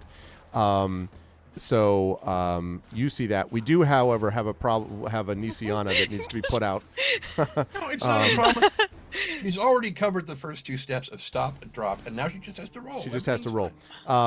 Yeah. Do you want to take an action to? You are going to take a little damage before it goes out, Nisiana. But if you want to roll into the Warforged oil, I'm sure that's going to be delightful for. We'll help her. I will. Be stamped. Spanner's been looking that up. It's almost gone. Make so what I need you to do here is I'm going to need you to make a dexterity check. It's not a difficult one, but it is happening because of all this oil. You're basically trying to Just avoid a rolling check into and not it. a saving throw? Not a saving throw in this case. No, a check. The oil. Roll higher than a 2. Oh. Well, You did roll higher than a 2. I did roll higher than a 2. That's okay. Well, now remember you do have an inspiration waiting because of Wispy. well, Oh, and, you know what? I think I'm going to use that inspiration. Well, Thank wait you. a minute. Whiskey. Maryme's helping her. Can't she get I am advantage from that? hoping, yeah. Um, I'm just. Yeah, I've I got guess lots so. of experience I putting guess people so. out of Yes, fire too. that's fair because it's what you're trying to do is avoid falling into the fire. So okay, that was enough. Just so that does put the fire out. You do You know what? take. It is absolutely what's the word? Appropriate that Nisiana, our joyful Pollyanna, really thought that she could stop a giant elemental who is so angry and was seeing more of the target, Yep. and then got Now, run over for from the the people process. at home, what were those rolls? Oh, those Thank I you, rolled Tran. what is an 8 and a 12. And a 12. The 12 was enough. You're still prone. You can stand up if you wish. Yeah, But I do. a little I'll help singed. her up. And you took another 5 points, Nisiana, before that was put out. So you should be down to 63 if I counted that right. Got it. Okay. So Captain Ironic sort of, this all happens within, about a 15-second or 20-second span or whatever, and sees all that. And Ironic kind of like looks, at you, Alarian, and then sort of glances at Rowan, who's kind of facing Just away. kind of shrugs. Yeah, and says, that was something. It may be the last minute, but somehow we get the job done. And he nods. So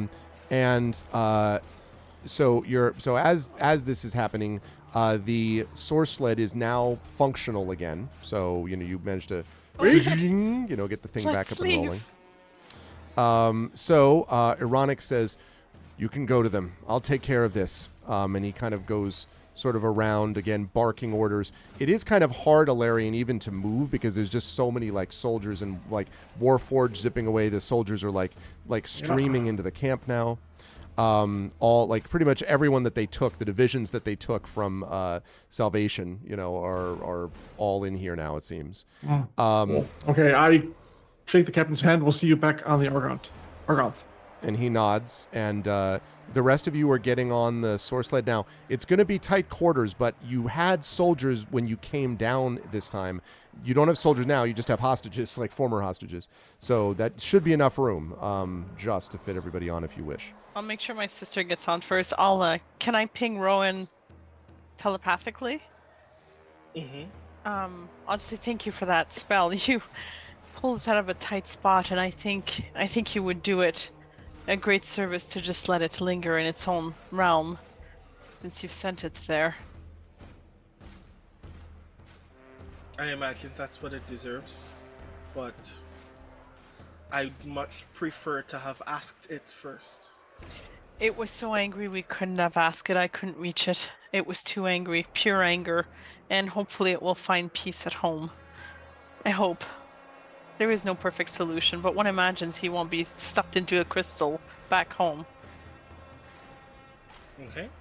And I take like the tiniest, most cramped corner of the source sled, and I sit and close my eyes and fold my arms and just concentrate on keeping that for the rest of the minute. Okay. As the source sled takes off, there are, and I should ask, actually, I guess, Tanton, I guess you would be the one piloting this. I'm trying to think of who would be the one in control. I mean, Solring basically, Solring says that he could probably do it as well if you want, to try to pilot it. Do you want to try to pilot it or him? It all depends on the answer to one question. Okay. Are there any cats around? None visible at present? Well, actually, there was one in my arms right now. Okay. All right. I can help if you want, Tanton. It's up to you. And if you thought cats were bad, Tanton, you haven't seen the Warforged cats. Oh, sorry. Yeah, part of the reason I'm asking either Tanton or Solring, although it is true that Mermaid can help, is the fact that this thing is kind of like duct tape held together type of thing. Like, God. it'll hold together. Come on, baby, hold together. Like that sort of thing. So, yeah. In the interest of making extra room, it would be very easy for Nisiana and Sky Blue to both sit on Spanner. There's room enough for both of them Okay. to sit on. Except that Spanner has this giant ridge in the middle. It only goes down to the base of his neck. Oh, okay. It's not all the way down his back. So as long as we don't stop too quickly, you won't you know. Anyway, no, I believe I should be able to manage it. Just you know, be prepared to. Mary may take the wheel if things get dicey. I'll stay close. Okay, so as you take off and begin to head out, you can see what looks like at first, as you're looking down sort of in the place, you're kind of like, you know, you can see your side. Clearly, the Brailish forces now have the upper hand. They are, you know, they've poured into the area. They're, you know, they've done what's needed. And then as you are heading towards over the wall and over all of these like crystalline things here, you notice something odd. And that is that the Argont's cannons have stopped firing. And as you're sort of flying overhead, you're not exactly sure, you know, what that's about. But you are, as you're sort of making your way towards it, I do want to ask, are you headed for the upper deck of the Argonth, or are you headed towards like the, you know, sort of like the ramp, you know what I mean? Like the kind of leads that the ground soldiers would have poured out from. Where did we take off from? You took off from the upper deck, is where you Then came I think from that's where we'd probably Yeah. heading back, Okay. right? Yeah. Yes? Okay. So, as you near the floating fortress, you catch sight of Big Bara, who is flanked by Bara's breakers, and these are her, you know, loyal unit, basically, of these Warforged scouts that you might remember. And you sort of look as she stands and is kind of staring down at all of this carnage that you can see here. And then as she is watching, you see her raise her hand, and in a loud, clear voice, she calls out, "Our people can never be free while this meat is in charge. The blades taught me this in the end. It is time for true change. It is time for revolution." And the huge ramp of the Argonth lowers to the ground. "My Lord of Blades, I brought you this fortress as tribute. Come claim your prize." And as she screams this out, a great cry rises from the bottom of the hill as dozens and dozens and dozens of Warforged warriors emerge from the ground, covered in dirt. In fact, some of them below those crystalline structures, leap from the crystalline structures and sprint toward the ramp. And leading the way in front of them is this, which I'm going to show all of you right now Sure, it's great. on stream. So And- if I don't look at it, it's not actually there for me. There you go. There you It didn't go. actually ever happen. I like Yeah, that sure. idea. Right, right. I wanna ask a question so badly, but I have to see the thing first. I want to cast a spell so badly, and I am ready. I am not going to be slow on this. An Ooh, enormous, fearsome Warforged, his body adorned with shining metal blades, a pair of bladed wings growing from his back. And as he charges forward, one hapless soldier, literally, I want you to think of the beginning of Fellowship of the Ring film. Sauron just hits him into next week, right? Knocks him out of the way. You are unquestionably looking at the infamous Lord of Blades.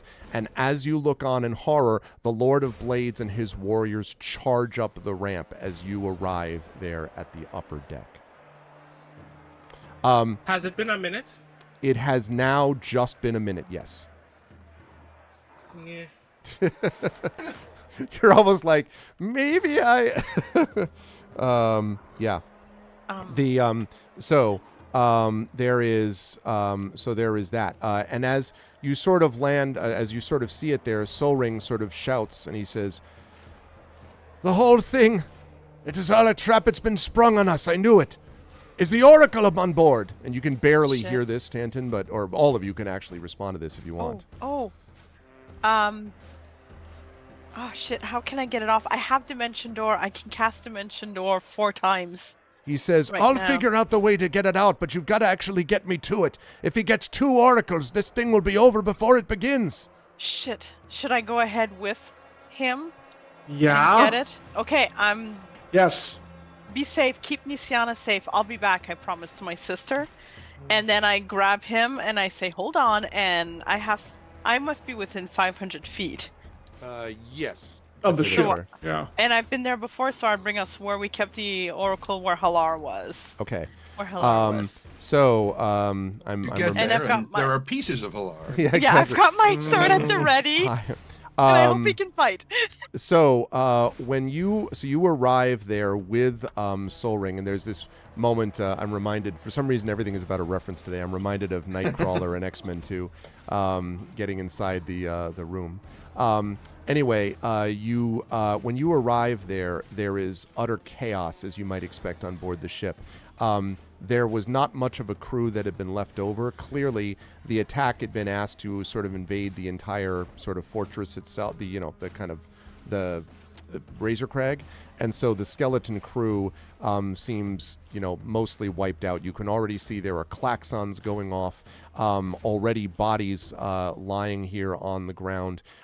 Several Brailish soldiers rush past you, not paying attention, but you, of course, are standing right near the doors, and Hilar is sort of wide-eyed, just kind of standing, weapons at the ready, just in front of the door, and he sees you and says, Merime, what's going on? I heard the klaxons went off. There was some alert. Big Bara has betrayed us and given the full access to the Lord of Blades. We have to get the Oracle, and we have to get out now. Who's this? And Oh, Soul Ring, this is... Yeah. he's like, just points at this dwarf next to you. Shoots him. We're crying out loud. Oh, no. Damn it, no. He doesn't do that. This is Soul Ring. We found him. And he can help us get the Oracle out. And Soul Ring sort of nods and says, we don't have much time to talk. And Hilar says, no, we don't. And he turns around and activates the door, walks through, and you walk in to see, to your relief, Mermaid, that the Oracle is in fact there. And Soul Ring sort of comes forward and sees it, takes just a moment, puts his hand on the outside of it, and sort of shakes his head, and he says, all of this for something that wasn't meant to do. And he shakes his head. Never mind.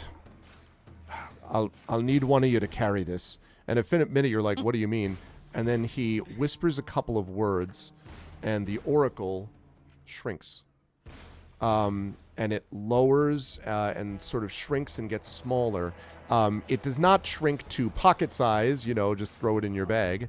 But it shrinks enough that it's now like you're carrying kind of a bulky, like larger than a briefcase type of thing. Say again? Rucksack. Yeah. Something like that. Still heavy, still bulky, but at least doable. And Soul Ring says, I'll take it. I know how to manage it. But you'll need to make sure it's still going to be somewhat heavy. And Hilar looks at you, Merime, and says, so, what's the situation outside? Are we able to get out the normal way? The ramp's where they came in from, so I wouldn't think so. Is there another way off the ship? Other than the source sled that I assume you came in on. But the truth is, there's not going to be much of a way out that way. We won't be able to get everyone off. We're going to have to get through some of them. We might get down through the ramp, actually, if we can figure out a way to avoid the people here. And you hear sort of, like horrible screams in the distance. Question. Sure, Ron. Can Merime hear us mentally from there? Yeah, I was just going to ask, am I 100 feet? You're farther Near than us that. Now, you're farther than that for the moment, but it depends on what I was just about to come back and ask what the rest of you were doing. You dimension door down here, which is fine, but for Rowan and Nisiana and Alarian and Tantin, and frankly for Sky Blue and Mother Johanna for that matter, and Jirana, I guess, is up there too. So basically for everybody except Merime and Soul Ring. Are you still, where did you go? I assumed you didn't just stay on the source lead, or did you? Where were the rest of you going to be while Merime dimension door down with Soul Ring?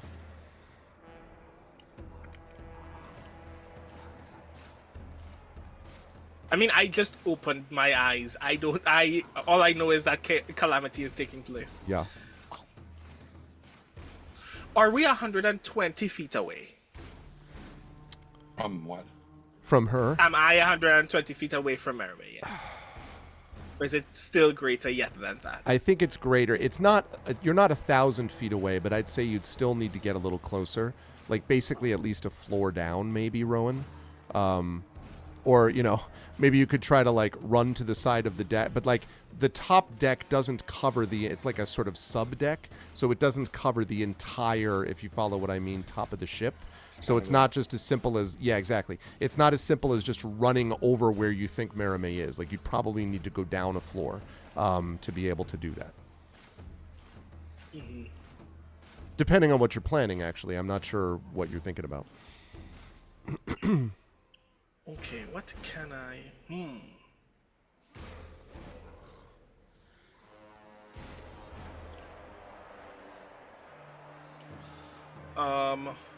Ilarion, where are you from me? Right next to you, think pretty much. Crystal- We haven't done anything yet. Yeah. Yeah. Friend, I'd like to ask a silly question. You nod. Given casualties are already very high in this theater of war, which is better? That we survive and leave them with this ship, or that we survive causing as much damage to the ship as possible? I have to go with the second one. This cannot be allowed to fall into its hands. I don't have a lot of options, but I'd really like to blow something up. Where do you need to go? Where would be easiest to blow something up? I have at Engine least room, I one more presume? fireball in me. I presume the engine room. The only problem is getting there. That's going to be down near the hangar, you know, which Yep. is unfortunately or fortunately. Well, I could do that, Drew, but right now the only thing that matters is the Lord of Blade. No, I'll allow you to shrink the map a bit. Right now the reason I'm doing this is that there's no internal map yet, but the night is young. Well, the night is medium, but you'll see. I will shrink it when we get to a map. The hangar is at the top of where the ramp is, and Of the engine course. room will be through the hangar. So yeah. How big is? By the way, how big is that ramp? It's pretty good size. I mean, it's like it's got to be How many Warforged where people can march abreast 5, 6? It's a bunch. It's at like, least. big. Okay. It's a big ramp. The entire Brailish invasion force just came down it. Alternatively, you could go to the bridge, fly the Argon as high as you can get it, and then destroy the controls up there and let it plummet. That works. And we take Works out for me. we take out the Warforged with them. Let's do it. Works for me Anton, as you're well. coming with us. Okay, so who? Chris So will be the one to sabotage the. so actually, who the are you rest of the taking with party. you? So like, who's coming? Who's going along on that, All on that right. path? The hostages need to go somewhere else. Okay. Except we need the Sky Sled to be able to leave the Argon. Unless someone has Featherfall. I guess And Jirana says, I can help a couple people fly, if that would help. how many's a couple? Well, 2. To say, typically, I figured. too. I didn't want to be that But guy. no, but- that's fine though because I can carry at least 2 people with me. That's not a problem. So that's 3. And how many people we have left? Rowan, you don't have fly, do you?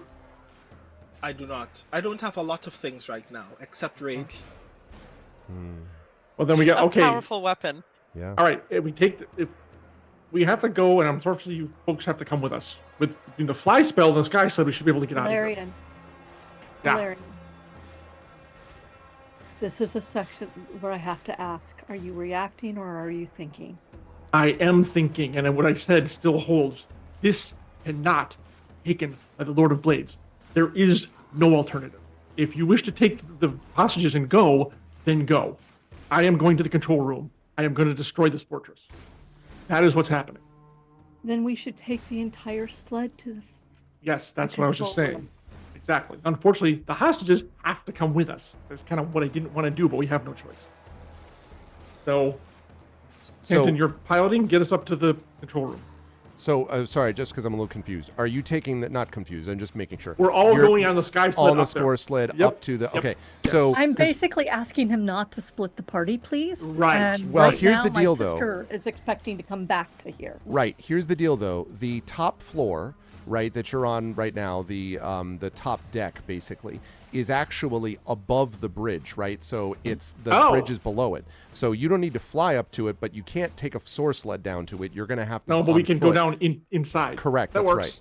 right. right. Also, as you're sort of deciding this, there's a massive explosion from somewhere within, and the ship slightly tilts a bit. I mean, it's huge, right? So it's not like it falls over, but definitely there's stuff going on. Okay, and yes, I know there are some people who will have to sacrifice themselves, including the brainless soldiers who are still left here, but I assume they're all going to be dead anyways.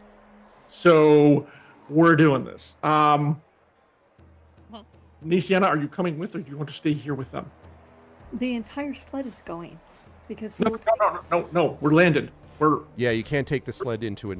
We have to go inside to the control room. We're above the control room now. We have to go down into the ship to get to the control room. Because the bridge is in the On front. foot. The deck is on Yeah. top. So Right. the bridge is right below We're it. already technically with where we need to windows. be, and we're as close as we can get to the control room. We have to now disembark and go by foot. As soon as I'm within range of Marime, Okay. let me know. I'm trying My- constantly. Okay. We cannot let the Oracle of War fall into the Lord of Blades' hands at this point. Right? You do what you think you need to do. I will stay here, and I will take my sister and the Oracle of War out of here. Those who want to stay with me, stay here. Those who need to just destroy the Argonth, go with Ilarion. Exactly. Okay. That is what we have to do, Ben. I don't like it, but that's what we have to Oh, do. I'm not happy about it either. But yeah. So as I understand it, Ilarion and Rowan, I believe, are the two, and maybe Tanton. I don't know if Tanton's Tangen's going coming as with well. too because he knows how to Okay. control this thing. I certainly don't.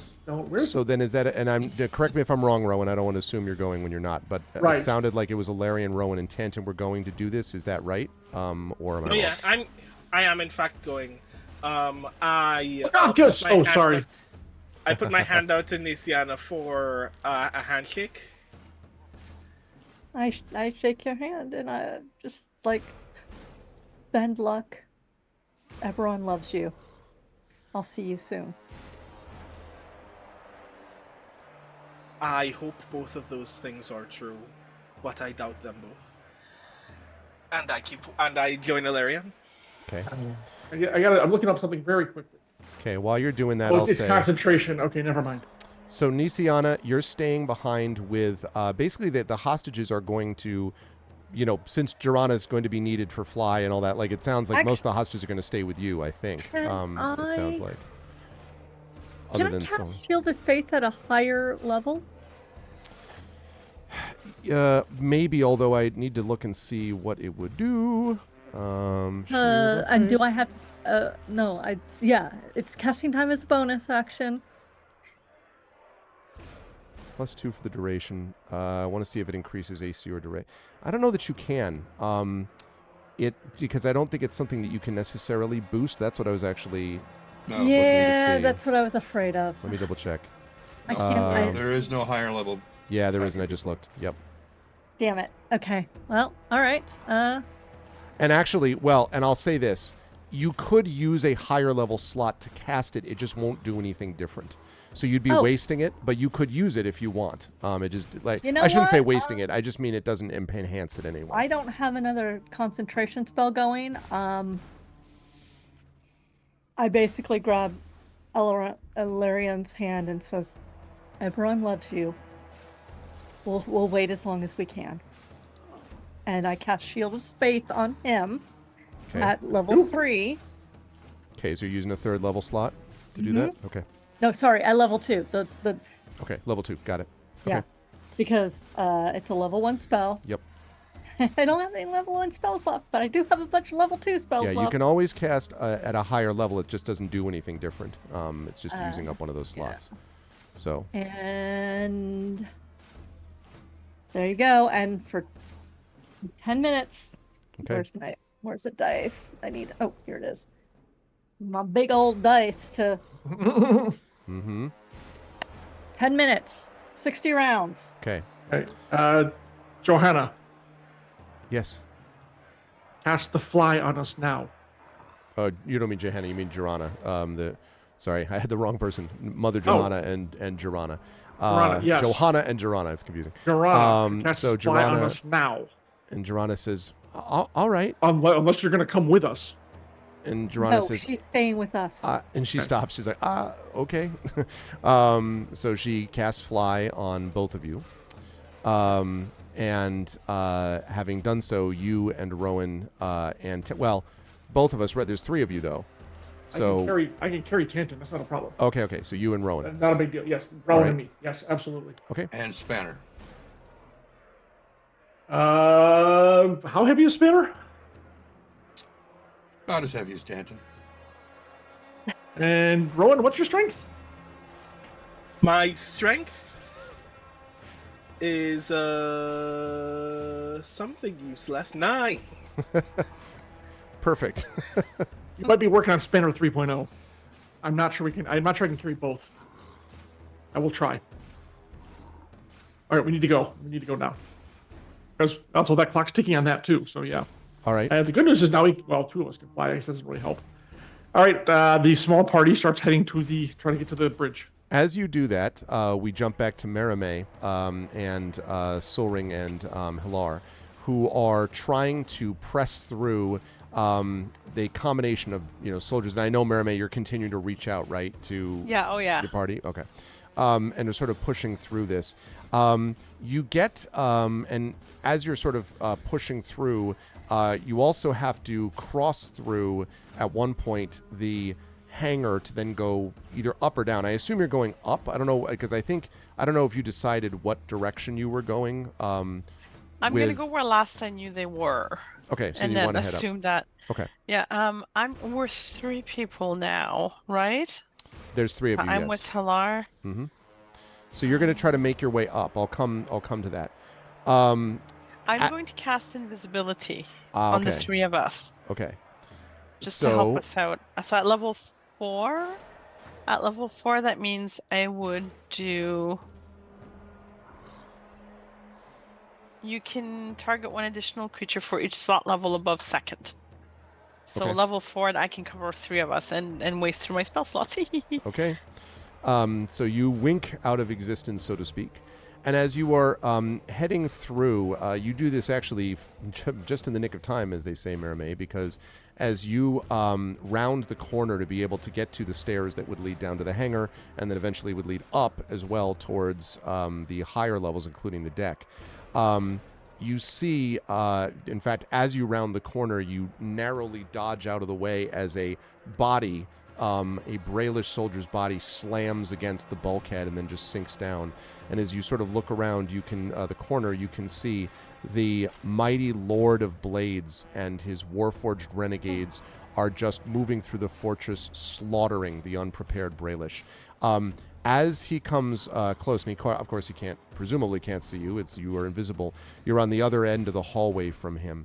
He swings a vicious adamantine 6-blade in one hand, 6 blades with every strike, slaughtering people, in fact, scoring the metal walls of the fortress.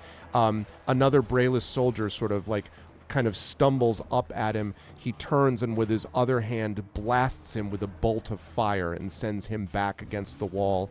Another one sort of comes around, try to strike him from behind, and the Lord of Blades sort of stops and then jerks back, and the man gives a gurgling cry as he is impaled on one of the winged blades on the back of the Lord of Blades' back. He is an absolute terror from a nightmare of bladed death. And he is surrounded by his lieutenants, these zealous warforged who, in the Lord of Blades' wake, stomp on the flesh creatures, stab their blades into them and twist, and then move forward, their red eyes glowing in the flickering light of the failing engines of the Argonth. Remember, this man hates body horror, so... Just so we're clear. This is as far as it goes, just so you know. All right. He's walking towards you. Now he has not seen you, presumably, Marame, but he's very, very big, and he has these group of people around him. You're going to have a hard time avoiding him completely unless you sort of like. Well, you'll have to tell me what you want to do, like in terms of how to try to sneak out of the way, or one thing or the other. Okay, well, we're invisible, and I can use my telepathic link to link up with my two companions right now. Yep. So I am going to take the safest route. If I can get, if I can put myself into a little area to find safety while they pass through, that would be great. But otherwise, if I can get around them towards where I know the sled is, I'll head that way. But I will not take a big risk here. This is the Oracle of War. Worst comes to worst, I have 2 spell slots that will allow me to use Dimension Door. I will Dimension Door out of there with it and abandon Hilar, which would be terrible. But you gotta do what you gotta do. So you get to the sort of edge of the hallway, and then kind of crouch down as he stalks towards you. I need you to make a stealth check for me, please. And I'm going to do checks for... Yes, at advantage, for sure.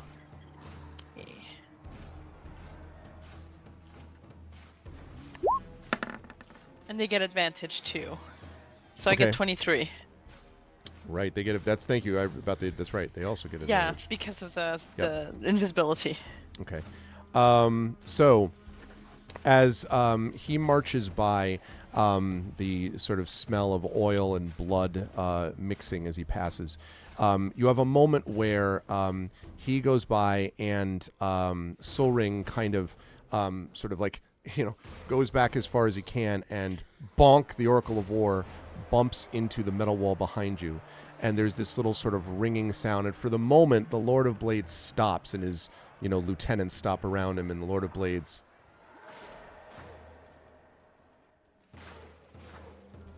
and then his gaze sweeps down the floor, and for a moment, Marame, he's staring what looks like right into your eyes.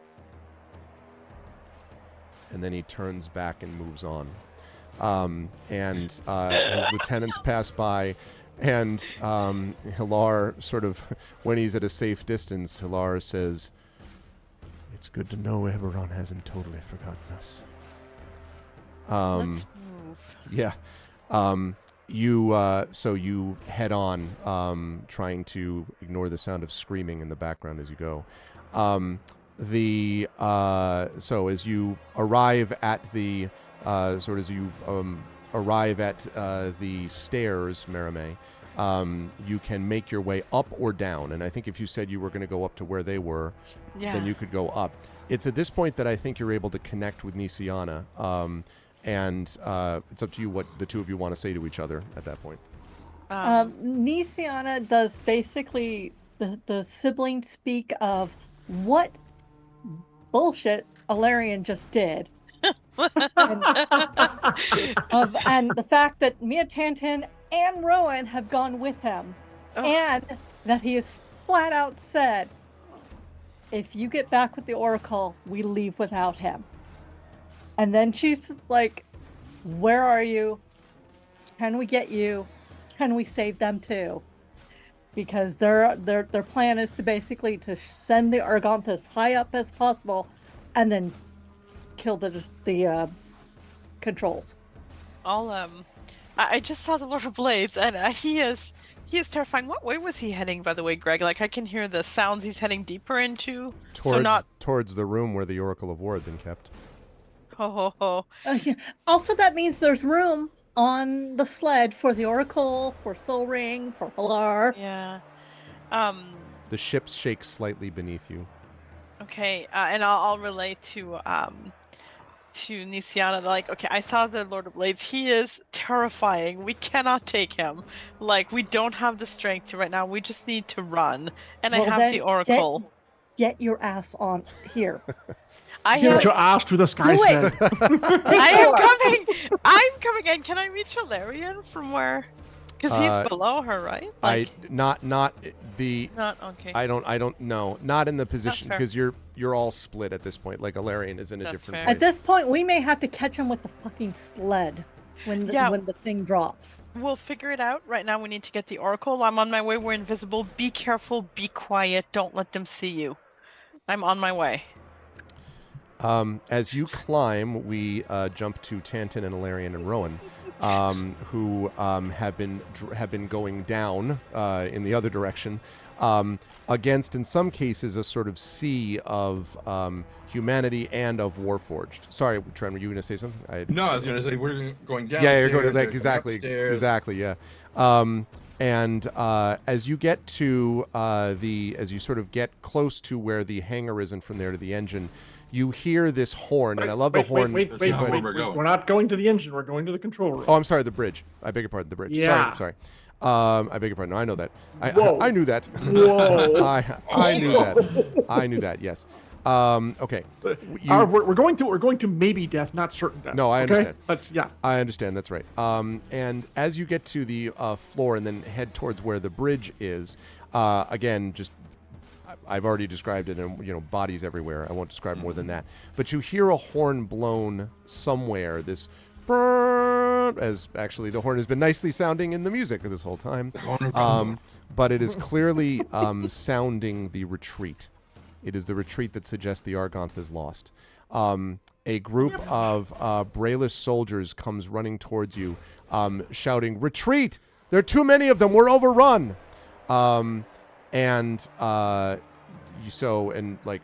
They sort of see you and kind of like they barely acknowledge. It's sort of like, "Run, you fools," type of thing. They're pretty much in full panic mode. Yeah, I mean, they're not, and I do want to make clear, they're running.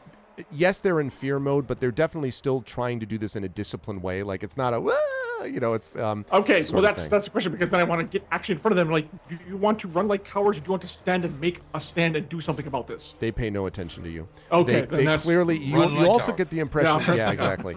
You get the impression that they may have already. They may have been getting orders from someone else. They don't know. Okay. One of them, though, does seem to hear you, and sort of stops and turns back. And you recognize Ilarion and Rowan both. This is one of the ones that you actually helped train in the Battle for Salvation back at the time. One of the people who was working with them. He was one of the, not just the townspeople, he was an actual soldier, but he was one of the ones working with them. And he says, I think the fortress may be lost, but the truth is, there's not going to be much choice anyway, because the bridge, you can't get in there now. Why not? The door's been welded shut.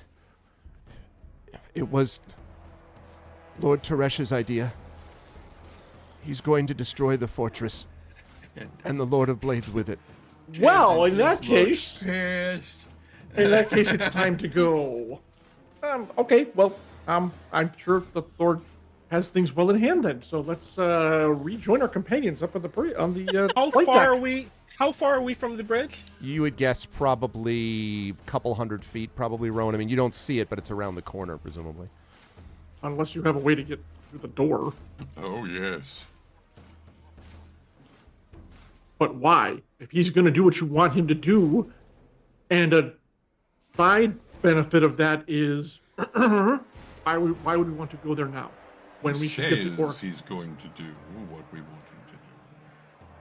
I'm sorry, you think he's going to open the door and hand it to the Lord of Blades? I think he's For real? incompetent enough that he will make a vain attempt to do what he says he's going to do, but I think he's going to screw it up. What if we open the door and just let the Lord of Blades right into the bridge, if we're unable to hold it?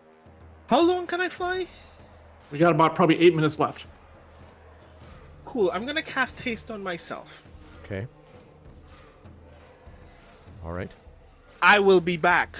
You can go ahead. Nope. Either we all go back or we all go forward. 3 seconds to decide. It sounds like Trent wants to go forward, so I'm outvoted, so let's go. Let's just not waste time, and let's go. It depends. Is that where Rowan's going? Is forward towards the thing? I'm assuming that's where he's going, yes. Well, let's find out from Rowan. Yeah, that's true. I am in fact headed forward, but I also actually trust Teresh in this moment. See, I do too, oddly enough. Because you Love would the rather fact that- die than give this up to the enemy.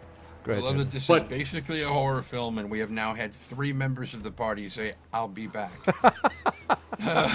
Yeah. Do you mean you're all splitting yourselves to different parts of the fortress? I can't imagine. Yeah, you know. I don't believe Valerian's ever said that, and they're not going to either. All right, we're heading Okay. to the bridge. All right. So Cool. you, Unfortunately, I'm moving faster than I was you going all, to say, but Rowan, yes. you arrived way well before everybody else. We can dash, so I can double the movement. When So you it's- arrive yeah. there, Rowan, you find that indeed the door to the bridge has been basically. It looks like the outside of it is the edges of it are still glowing in some kind of molten metal. You think that it's actually true that it has somehow been welded shut. But I mean, you could still try to open it if you wish, but it definitely is closed when you arrive there. Whatever you're gonna do it fast. How thick is this door? You would. Oh goodness. It's a full large metal door the iron size door. of a small door. So. You would guess it's got to be 6-7 inches of steel. I mean, I would think. Although, if you are about to pull a Qui-Gon, they're coming through. This is impossible. I'm, with a lightsaber type of I'll deal, be I'm- impressed. I'm here for it. Which means that the thing that I wanted to do, I can't do because the door is too thick. It's a guess, Rowan. I mean, it might be thinner, but you I mean, think we've that might walked be the under case. it. We could, I don't know how much you kind of paid attention. It's like, oh, that door's X amount of inches. And here's the thing: tell him what you want to do. And Yeah. we'll see if Exactly. Right. I want to cast message, but what you have described is a door that is too thick. How far does message go? Message actually will pass through cannot pass through 1 foot. No, Of- it's less than a foot. So message 1 inch can of pass- common metal. Oh, 1 inch of common metal. No, it is thicker than that. I Is think it it's a one- foot of stone. I think it's a foot of stone. Yeah. Yeah, it is definitely metal, and it is thicker than that. I'm sorry. I call out through the door to see if he can hear me. What do you say? Teresh, are you still there? It's loud for a moment's silence. Do you want to say anything else? If you can hear me, thank you for proving that you are truly a leader to these people. Do what you can. And there is a moment's pause, and then you hear sort of muffled, on the other side, you hear, "You're one of the group, then." It's definitely Tyresh's voice. Yes, we're here. We came to do what I hope you are about to do now. I'm about to destroy this thing before it falls into the hands of them. And thank you for... Save my men. Save whoever you can. And get off this... And he stops. Wait. And there's a second. At this point, Tanton and Alarian have arrived, and there's a moment, and then he says, I can't... They've done some... I can't close the ramp. I can't lift this off. I can't lift this off. They've done something down below. and there's this, and you remember there were a couple, as I mentioned, those explosions that I talked about before from down below. And he says, the controls don't answer. Someone has got to get down there and free this thing somehow. And again, the ship rocks slightly. Ah, Well, Just headed back. you heard the man, I'm sure. We came here to agree on something, and we're in agreement with General Tyresh. We might as well perform it. And I keep moving. Okay. So you're turning Really- around and back. Where are you really- headed, Rowan? So I know. What's the easiest way to get to where we've been directed from here? The stairs. You actually were there before. You just went down the stairs to come to the place where the bridge was. You'd need to go down another set of stairs to the hangar with the ramp. And the reason I mention that is because that is the only place that the thing could be still anchored to the ground is off of that big ramp. Unless they're, I don't know, somehow weighing it down with magic or something else. But presumably I that's leap where down they are. the staircase. All right, Tantan and Ilarion, what are the two of you doing? Going with him. Okay. So Tantan was like just reaching for the door and then sees everybody leaving. He's like, so we're not going in this way. And turns and heads off after everybody. Merime and Nisiana, in the meantime, Merime, you have made your way up with Hilar and Solring and the Oracle, of course, in tow, and you've now made it up to the top sort of deck, as it were. And as you've made it there to the top deck, you can see the rest of the hostages plus Nisiana waiting there in front of the source sled. And you can now get to them if you wish, or at least so it seems. They, of course, don't see you yet, but you could tell them that they're en route. I'll tell Nisiana, I see you, we're invisible, and we're coming from whichever direction I'm coming. Okay. I will let her know. Okay. And I will let Sky Blue. I have Sky Blue, Soul Ring, and Mother Johanna, right? No, you had she had Soul Ring. It was Sky Blue, Jirana, the gnome, and Mother Johanna. Okay. Yeah. And I basically tell the people I'm with, they're coming, they're invisible, just make room. Okay. And then I continue to hold the sled still, and I will wait until they are aboard, and then I will send to Ilarion, because I have 2 send spells, Okay. that they are aboard. But I will wait until they are on board. You will feel my hand on your back when unless, of course, something happens before I get on board. Look at flame. You Level 5 punched flame me star. in the nose. Okay. How far send can be any distance? Any That's what I any thought, right? planar. It's That's what I thought, yeah. basically some stupid Yep. like planar. Like shortwave radio across the I basically interdimensional- point Yeah. in the direction of the Argon, and I send to Ilarion. We have the Oracle. We have Hilar. We have everybody. But you. What are you doing? Okay. I get what? I get what? 30? Yeah. I get 30 words, right? 25. You get 25. So Teresh is well. Wish you were Teresh, here. Teresh barricaded in control room. 5. Will destroy Argonth. 8. We are going to free the ship. Leave now. That's it. That's all you tell me. It's the same message. It's reinforcing the message I told you before I Okay. left. I'm pinging you and I'm like, it's just you and me talking. There's Okay. nobody else in this circle. Okay. What'd they say? I mean, I tell you what he Okay. said. Like, we need to get away from here. We do, but do we just leave them? How will they get off? I think we can get enough away that when they drop the Argon, they can jump out and maybe we can catch them. I mean, it's not that far to jump, really. Eberron will provide, I hope. I could I dimension... I can't commune with them. I don't have the spell. I don't have the spell slots. I can send one more time, thanks to Mia Tantan's ring. Let's hold it for now. We need to get away from the Argon. That's the first thing we need to do. We do. I'll keep the 3 of us invisible since the spell's already active, and the Oracle particularly is hidden, because I know right now the Lord of Blades is heading to the room if he's not already there, and he'll know it's not there. We need to book it. We get away from the Argon. Yeah, we book Okay. it. All right. Sorry. As the ship begins to take off, we jump back, or begins its ascent, the source sled. We get back to Tantan, ship. Ilarion, The sled. Yeah. As the ship Arvid- lifts up. What? No. I need you to check the chat and answer my question. Oh, sure. Sorry. It's going to be really important in the Sorry next about couple minutes.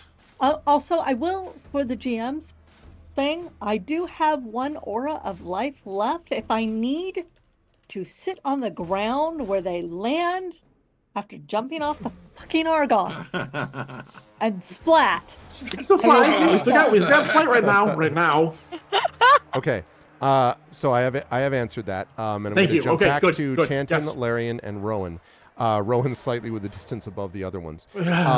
So you sort of rush down to the spot where the hangar leads to the ramp, which is allegedly holding, where something is holding down the rest of them.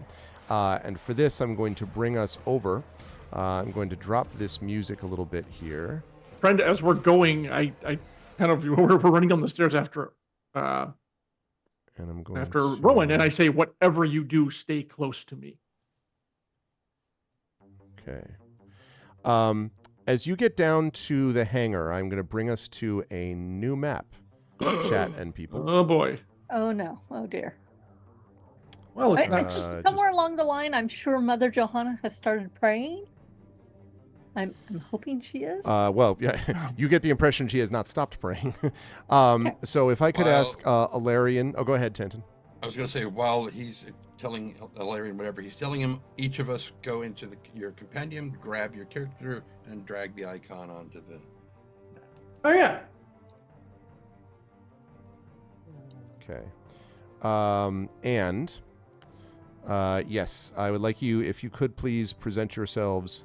Actually, it's, sorry, Trent, I should have said this before. It's here that I'd like you folks to be. No problem. Oh, What do you am I?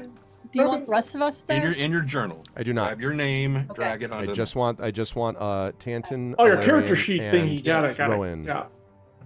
Oh my God, Spanner! I was like, what happened to Spanner? I was like, oh, He's wee. not that Don't wee. step on him. Damn it. Okay, and Hold Rowan, on. you're over it. There you go. Yep. Why Yep. am Yep. Yep. I'm not doing this right. What? And Larian. Grab trying the to. name.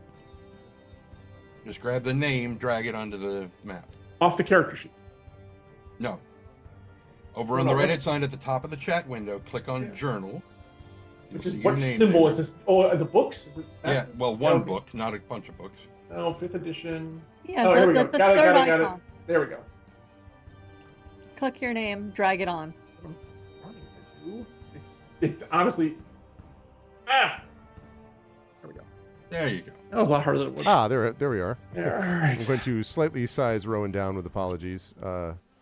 Sheesh. Okay. I wish I were that magnanimous. I was like, hey. Okay. So you are now in this large hangar at the top of the ramp, and you can see. I'm actually going to get rid of Solring and Jirana's pictures for now. You can actually see over here. Let me zoom out so chat can see it as well. It's very far out. Zoom in a little more than that. Okay. That over on this side. Damn it! I have the. Hold on a second. I want to make sure that chat can see this. So, give me just a moment. Let's have you go like this. Okay. Hang on a second. Family aggro. You guys will be fine. You got this. If you die, I will kill all of you. Just so you know. Okay. Well, I mean, I'll be dead. So, Oh, I just so want to let you bad. all know I only have one level 3 spell slot left, so I'm going to be shooting a lot of things.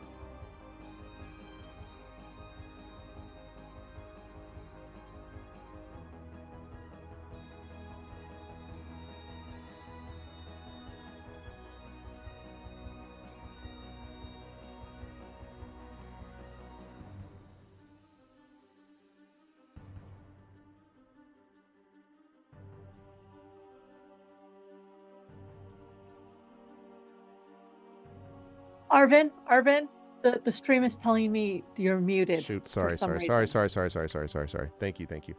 Okay. Oh, thank you, JLC. Good to see you as well, and thank you so much for being here. My apologies for not being audible to chat. My apologies, sorry. The problem was that I have a separate control, so all the players could hear me just fine. But my You were doing great. Yeah, it was great. My stream Well, couldn't. I believed chat, so I said something. No. Thank you. The So chat as you were was- saying, Arv, the ramp is descended and we're leaving now. Yeah, no, Go that and- is not. No. Nobody in your way. Yeah, exactly. Yeah, Everything's exactly. just fine. No, that is not the case, unfortunately. So what actually is the case? There we go. I'm going to do that. Thank you so much for the tier 1 sub as well, JLC, and it's good to see you. I'm glad you're doing okay. Happy New Year to you. Thank you so much. So yes. So as what I was saying, chat, was that over here you're on the western side of the room.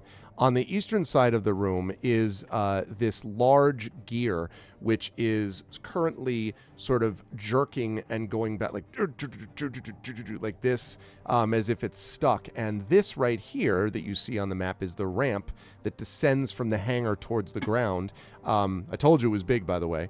And the ramp is also kind of jerking and like not able to move. So something has been jammed into this gear that's keeping, presumably, this ramp from lifting. And standing in front of the 4 of you are 3 Warforged. 2 of them look like some of the Warforged that you have battled so far. They have long swords, short swords, and also heavy crossbows, though currently they have their swords drawn, long sword in one hand, short sword in the next. But standing slightly in front of them is none other than Big Bara. And Big Bara stands and is sort of staring at you. And again, you can't really, pick up necessarily facial expressions per se, here. But the eyes are glowing deeply red. And as she sees you, she sort of tilts her head a little bit and says, "I don't know if you were expecting to go this way, but it's the end of the road for you. The Lord of Blades owns this fortress now, and your precious oracle." And she looks to the rest of them and says, "Kill the useless meat creatures and this traitor." And she stares at you, Alarian. And now I would like initiative from just, though, Tantan, Alarian, and Rowan. Nisiana and Marime are too far from this, and you're going in the opposite direction. So for this one, you will be witnesses, at least a little bit. So, yes, initiative, please. And I did put up the turn tracker this time. Okay. Don't die, guys. Don't die. You can do it. Well, we have no control over that. If we die, I'm very sorry. Well, if you die, Eberron will take you within this. In fact, this literal moment, I turn to Tantan and say, if I don't make it, someone tell Jarana this is what a conscientious objector looks like. Wow. Nice. Valerian just stares at you but doesn't say anything. And Ted is kind of taking a moment to look around at this what?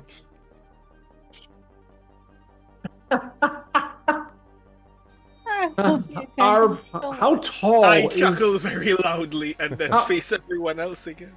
How tall is the room, including the hallway? I will tell you that in just one sec. Let me just arrange let me get the initiative people all set. Trend, I'm sorry for what I'm about to do. Uh-oh. Wait a minute, wait. No, you're not. This is true, I'm not. I'm really, really sorry. Okay, let's see. Okay. Is that... Okay. Oh, wow. All right.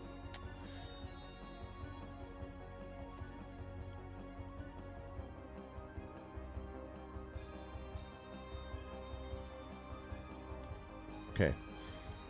So the in answer to your question, the room itself,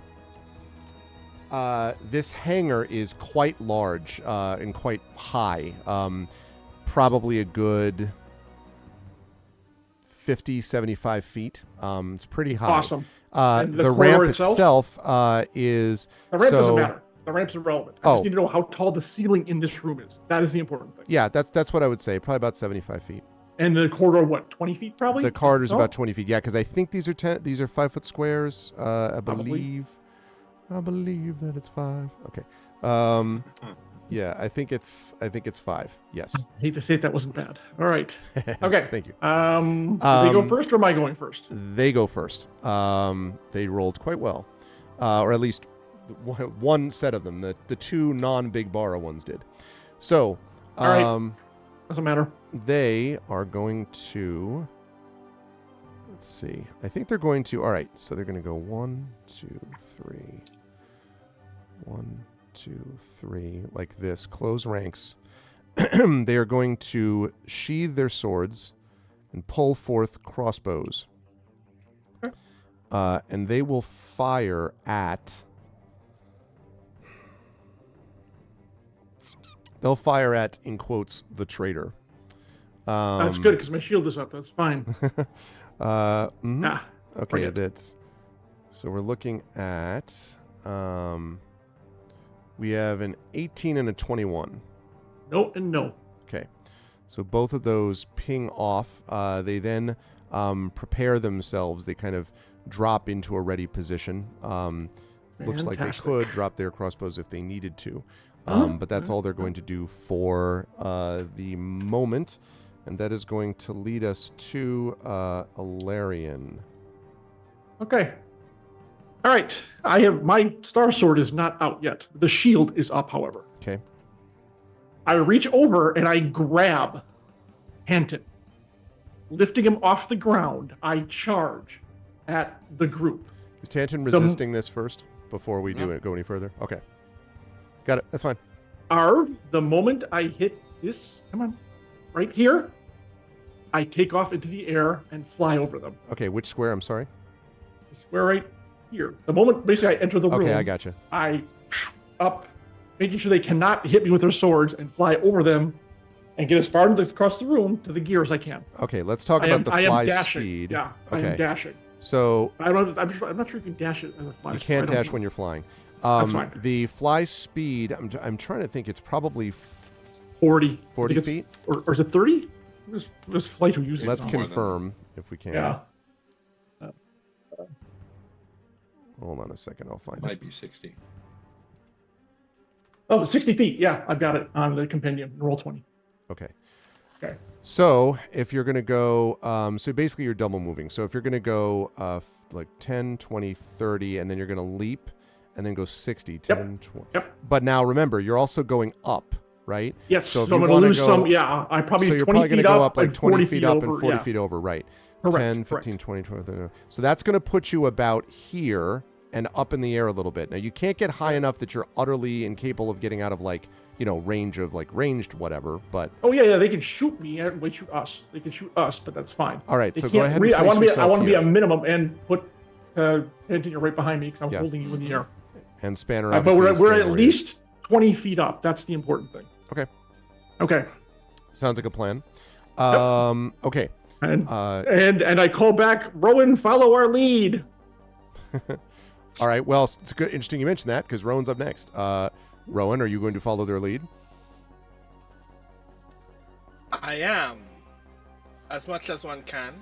Okay. Um, So 10, 20, 30. So same thing. You actually probably, if you're going to do the same thing, could end up about here, I think. Because Oh yeah, speed right too. yeah, if you're going to do the and same that would thing, be, and that would be my action. Yes. that would be your whole flying. turn. Because yeah, you'd be double moving to get there. If you just want to like fly, you can do that and then take an action separate from flying. Or you could move and attack, but then you can't fly on top of it. So Cool. No, that's fine. okay. It is now Big Bara's turn. And so let's see. Big Bara, looks up and turns and says, "That's a clever trick for a traitor," and lifts up her right arm. And on the top of the arm, Rowan, you see something that reminds you vaguely of sunshine, except that it is, instead of her arm firing this away, like kind of the, that you have, a slotted almost crossbow, or an arm bow, I guess, comes out, and she fires it at... You have Tanton grabbed, right? Mm-hmm. She's going to fire at Tanton. Sorry, buddy. Let's see. So that is going to be a 16 on you, Tanton. That hits. Okay.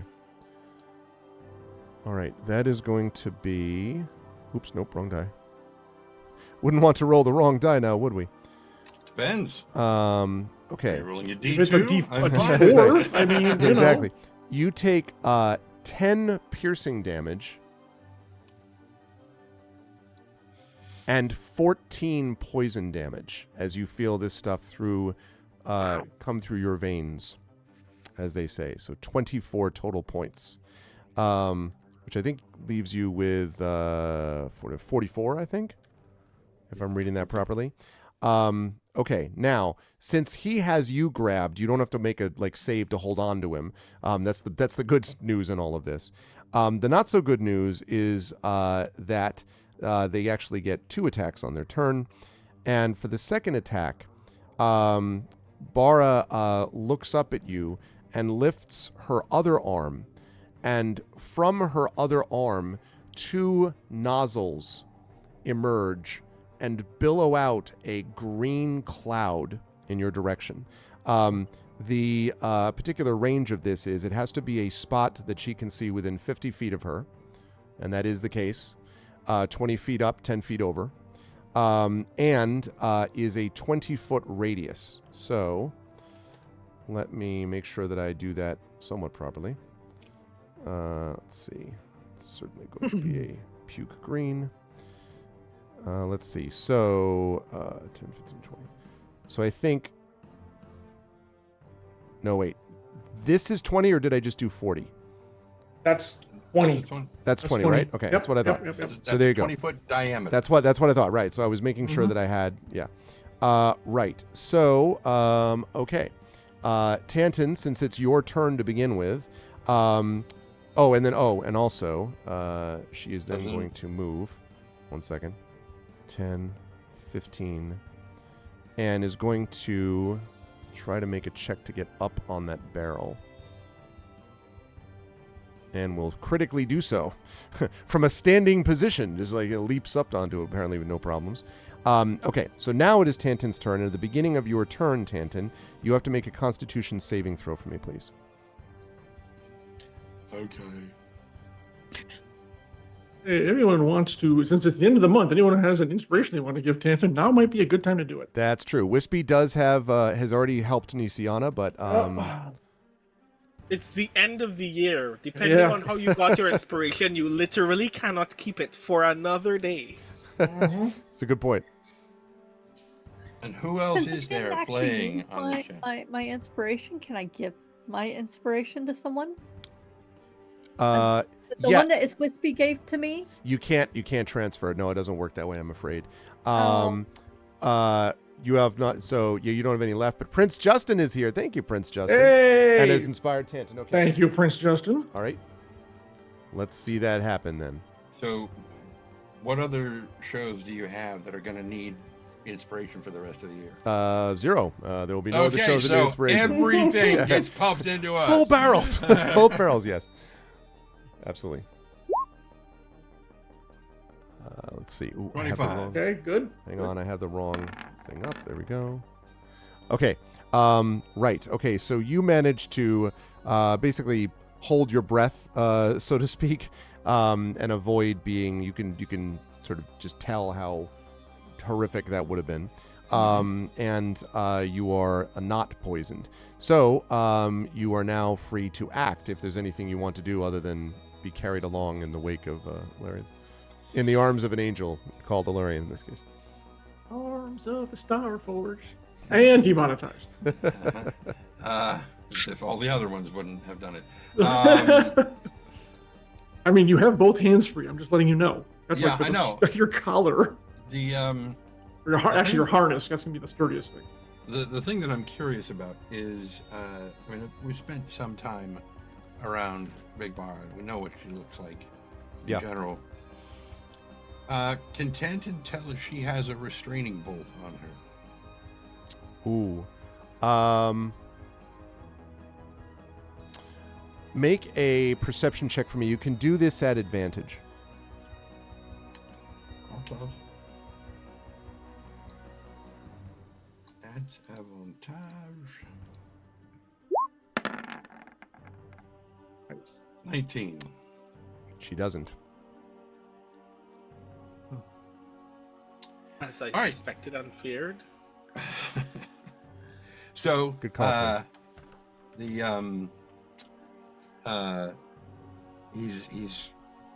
going to look down at her and just kind of shake his head oh so sadly and say, you know, The Parliament of Gears would be so disappointed. and he's going to shoot her. She kind of like doesn't frown because she can't, but you know, clearly sort of jerks her head back. All right, fire away. With the subtleties that Warforged can tell, I'm sure she's burning with manic glee. So there you go. Right? But it's subtle. You got to be a Warforged victim. Yes, Yeah, yes. absolutely. Oh, off the 13. 13 is not going to do it. So for his second attack, bink, same thing. Okay. 12. Oh no. You're just moving too fast, buddy. You're not used to being you're not used to being an airborne shooter. Yeah. She says, "As useless as your Parliament of Gears, those traitors." I have a thing with traitors. Yeah, she's really into the traitor thing. Yep. Absolutely. Just got a word of the day dictionary, I see. Exactly. The word of the day is traitor. Okay, so Tanton, I guess I can't ask you if you want to move because you kind of can't. You can. Well, he already is. Well, good. that's true. That's true. So then I guess that would be Spanner would be the last person to act, or sorry, creature to act, not person. Last individual to act. And we determined that where is it? The ruler. Are these actually the proper? They are. Okay. Oh, nice. So he's going to go basically here. Okay. The 80 feet. Okay. Yeah. All right. Okay. Which is his full double dash, like straight up. Yeah, that's what I thought. Okay. All right. That brings us to the top of the round. So these, let's see. What are they going to do? These creatures are going to, well, I guess they're going to fire. They will probably fire up at the two that are, well, okay, one is going to fire at Tanton, one is going to fire at Rowan. So the one who's going to fire at Tanton is the top Guess I'm not one. traitorous enough for them. Jeez. Well, they weren't the one yelling traitor. See, This you is are true. a traitor, but we're flesh. Yeah, so- that's true. You're the meat bags. That's a good point. Kill the meat bags first. They'll take me apart at their leisure. Exactly. Okay. Yeah. One is more disgusting than the other. You could get a restraining bolt at any point. Yeah, that's a 22 to hit you, Tanton. Okay.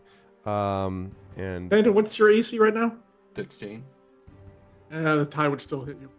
Never mind. that is, however, that's only 3 points of piercing damage this time. Just a scratch. It's only a flesh wound. Okay. So they're going to do that. And then is going to move up to 15, 15. Like this. The other one is going to fire at you, Rowan. Cool. And that is a 13 though, probably not enough. My base is 12, and the neck tattoo does a thing that I can't remember again. Oh, How much does the neck tattoo give me again? Plus one? Tanton? Is it just +1? Oh, it's not a tattoo. It's embroidery on the armor. But yeah, it's +1. Okay, so it's 13. so 13, so that is hit then. So let's see. That is going to do 11 points of damage. Grand, That was the cool. opposite Good end. to know that I'm softer than Tanton. Yeah, that was because that was a better roll that time around. And then they are also going to do this 5, 10, 15, 20, 25, 30. They're going to end up here. They're sort of like racing along and looking up as they're doing this. Alarian, that is going to be your up next. Rowan is going to be on deck. So, Arv, I don't breathe Right. in the cloud. So you would not, right.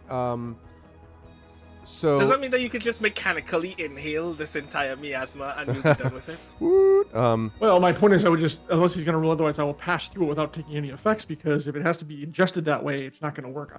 I'm not trying to rules lawyer. If you say I don't make a save, I'll make a save. It's fine. no, I think you're probably right about that. It is Rowan is going to have to make this save, but I don't think he will. So yeah. All right. So we're flying, and I get it right to here. Oop. Oops, sorry. Okay. Take the ruler off. Hold on. I'll move myself. Oh, actually, yeah. Go ahead and move. Tantan's coming with me, so Tantan will join me right there. That's 60 feet. Yep. So Tantan will join me there. Tantan's working on it. I'm looking at something. All right. Well, assume he's there. Okay. Okay. All right. There is Tantan. As I can show you the world. Hey, you know what? I haven't even fired my crossbow, which I can do now, and I will do at Big Bar. Thank you very much. Okay. All right. Firing back. Go ahead and do that. Mm-hmm. Non-natural 20. 20 will hit. Or allows you 6 points of damage. Okay. But I'll take it. Fine. Bara seems unfazed. I figured. Okay. All right. And that is going to bring us to Rowan. Rowan, I need you at the beginning of your turn to make a Constitution saving throw, please, as you do, unfortunately, breathe. Cool. It is unfortunate that you breathe. Yeah, in very, this situation. very disappointing that I need lungs to live. 13, I'm dying. Yeah, the problem here is that you are poisoned. The impact of that, now you'll be able to repeat that saving throw every turn, but the impact of that is that you have disadvantage on attack rolls and ability checks while you are poisoned. Oh. Cool, grand, lovely. So that's bad news. Good news is your turn, though. And it doesn't affect your fight movement, so there you go. That's true. Cool. So, hold on. What's 60 again? Yeah, you'll be So right I next am, to in me. fact, coming right next to you. Yeah.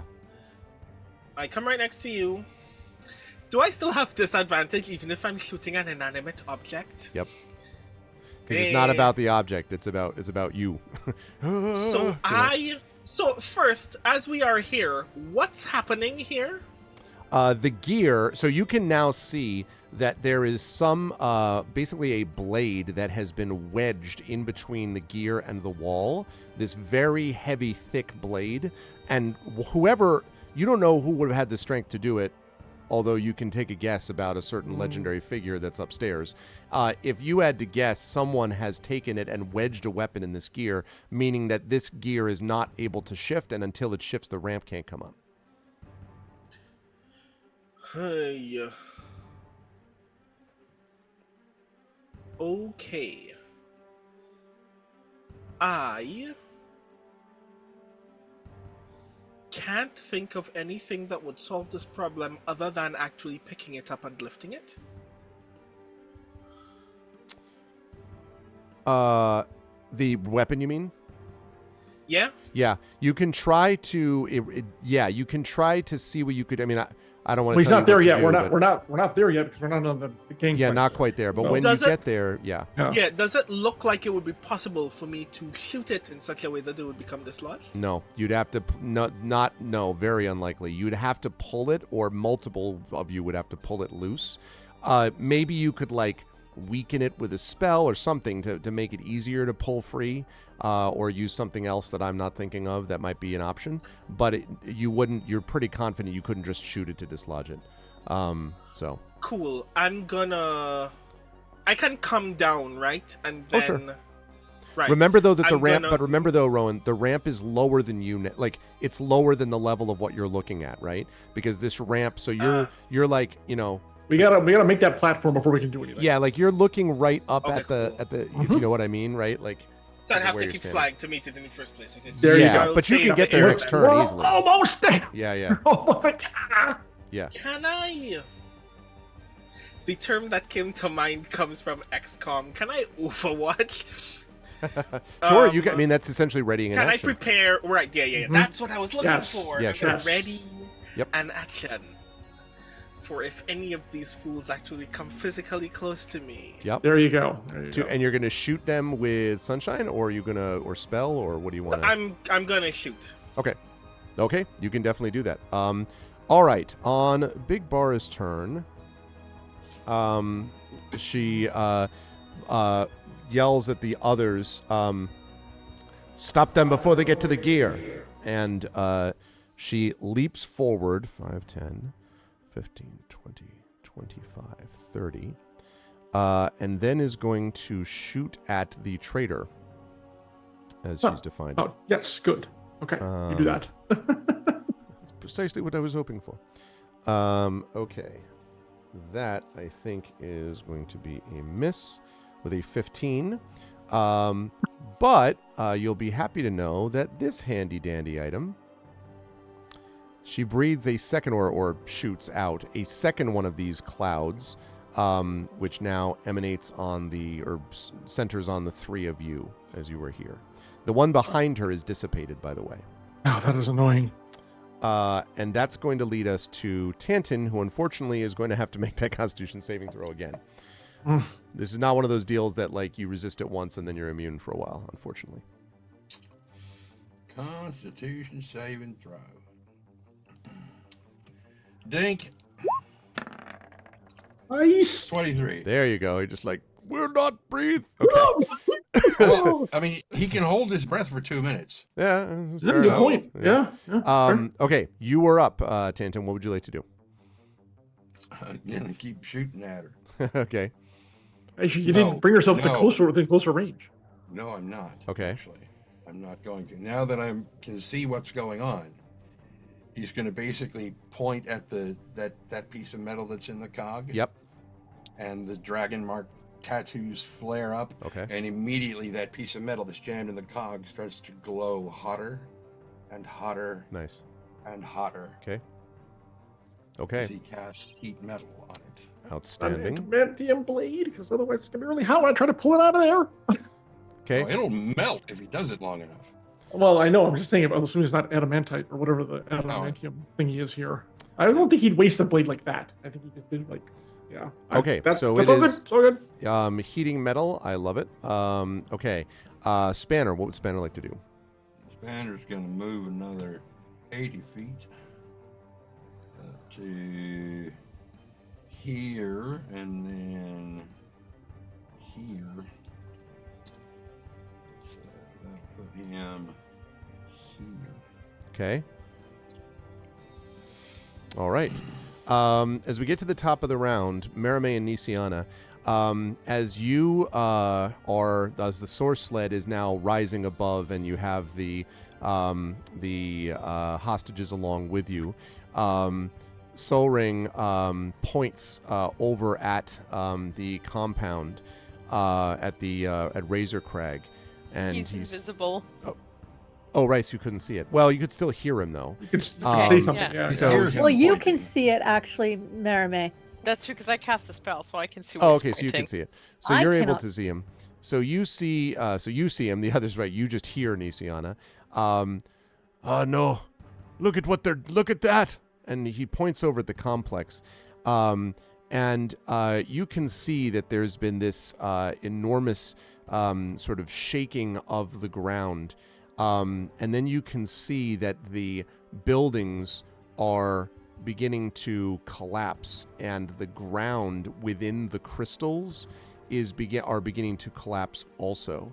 And you see the Brailish soldiers kind of trying to, run back towards the edge, but they are, falling backwards and down into the ground as the Lord of Blades' deadly trap continues to be sprung.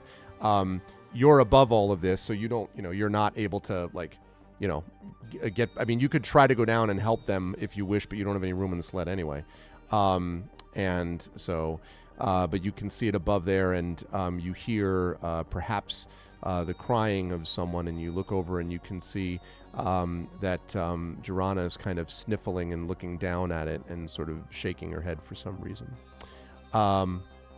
Okay, that brings us up to the bad guys, specifically these blade sergeants, who... By the way, I'm not asking so I don't kick her off the sled. 5:30. Say again, you don't want?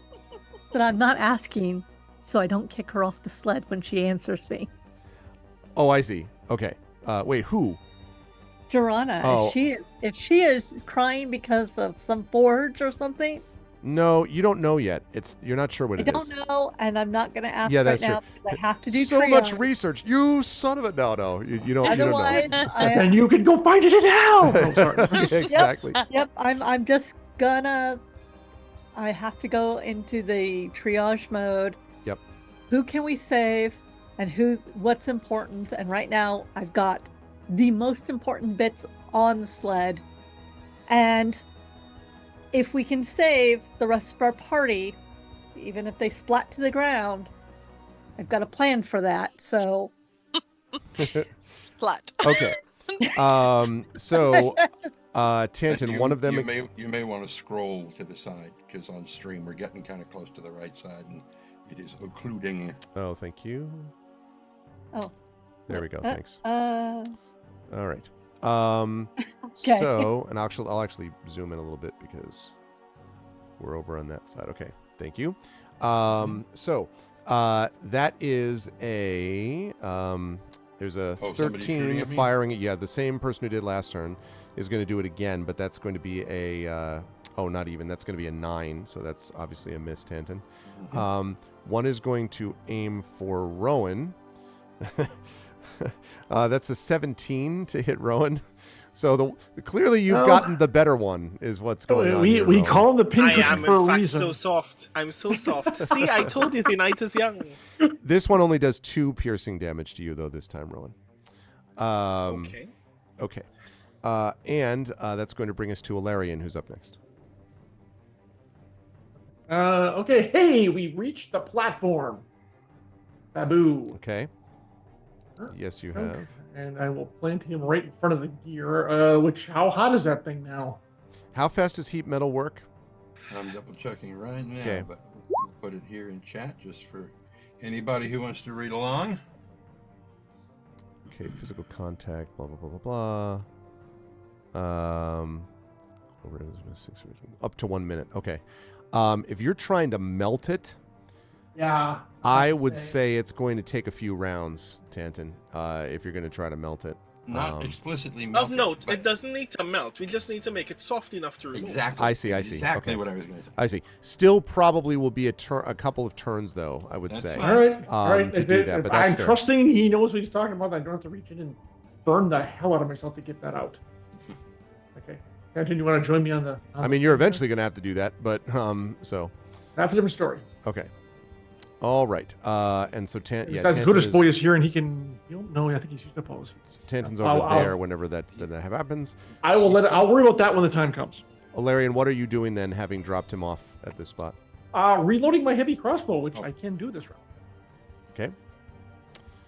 All right. And let's see. Wait a minute. No, actually, I want to hold my action Okay. For until what? Rowan lands on the platform with us. Got you. Okay. Rowan, I'm going to start with you. You are already poisoned. Oh, did you make I didn't successfully. You didn't successfully make it. Okay. can't save the last So you're time. still poisoned. that At the means end of I this take turn, you'll be able damage. to redo it. No, you don't take damage. You just continue to suffer from the poison condition. At the end, so you can't be double poisoned. At the end of this round, you'll have a chance to make another saving throw, but you'll stay poisoned until you make the saving throw successfully. So you still have disadvantage on attack rolls and ability checks this turn. Okay. Yeah. So I just need to make another con save right now. No, because you have not. I mean, because it's at the end of your turn. Since you're already previously poisoned from the previous cloud, this thing isn't doing anything extra to you. So you are still affected by the previous poison cloud, and you can save for that at the end of your turn now. Oh, sorry, at the end of your turn, once you've finished it now, then you can make another saving throw for that. Okay, I'm coming over here. I take it Ilarion is on the gear, yes? Well, I'm standing next to it, so if you want to get in there, that's fine.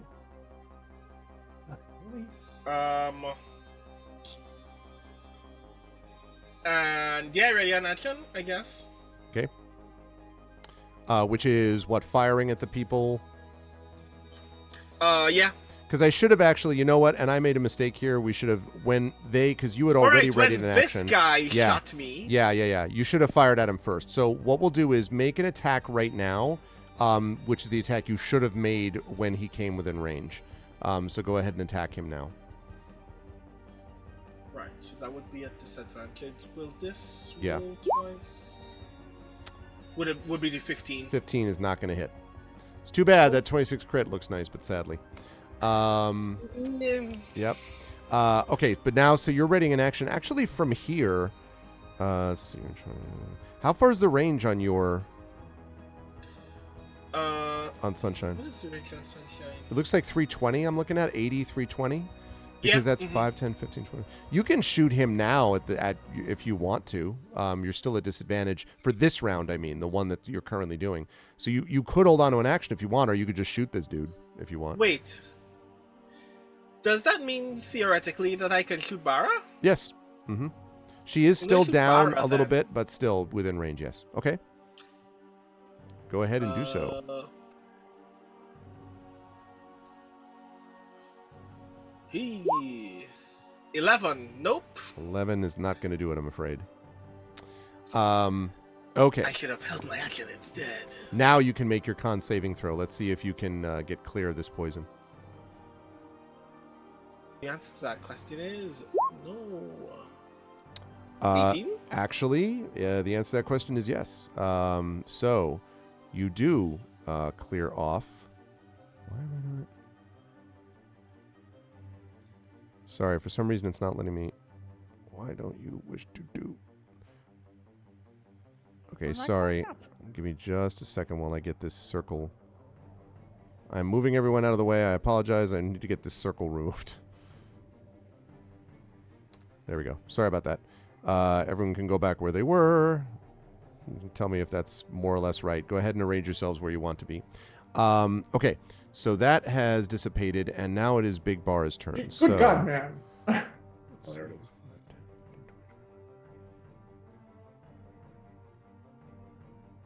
Rowan, you flew over there. Is that correct? What's that? You're in the far corner. Do you mean to be there, or are you with us? I'm with you. Where are you seeing me? For some I'm reason, right next to you. That's weird. I'm seeing you down at the very bottom. Let me do this. Oh, fantastic! Roll 20 servers Are borked, are they? Yeah, gonna have to. Also going to move the map over so that chat can see the situational. There we go. Okay. Right. So, Big Bar is going to go up there. And let me see, is Big Bar going to try? I think Big Bar will try to fire the classic arm bow, the attack we all know and love. 5, 10, 15, 20. Yeah, all right. And is going to do so again at the traitor. Seems very focused on the traitor. And is going to miss horrifically with a 10. Okay. He's not going to shoot any more poison clouds. And that's going to lead us to Tanton. Tanton is going to try to, while he's still concentrating on this thing and is softening this thing,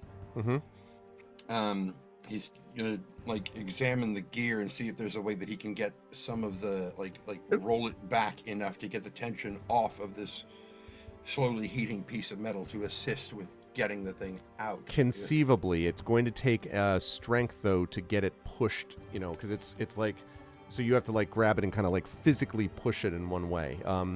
As I say, it took a great act of strength to even stop it and drive this thing into the gear in the first place. So whatever did it, it was superhuman. But yes, you can try to do it with some kind of strength-based idea. That's going to be a terrible, terrible result. But he's going to try to do it anyway. Okay. Don't forget you have hero points too, that are left over for things.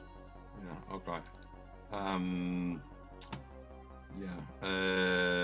Athletics doesn't do anything. I mean, I've only got an 11 strength, so it's not like I'm gonna get any stuff. So let's see what happens. Who knows? I could roll a natural 20. It'd be great, wouldn't it? 6.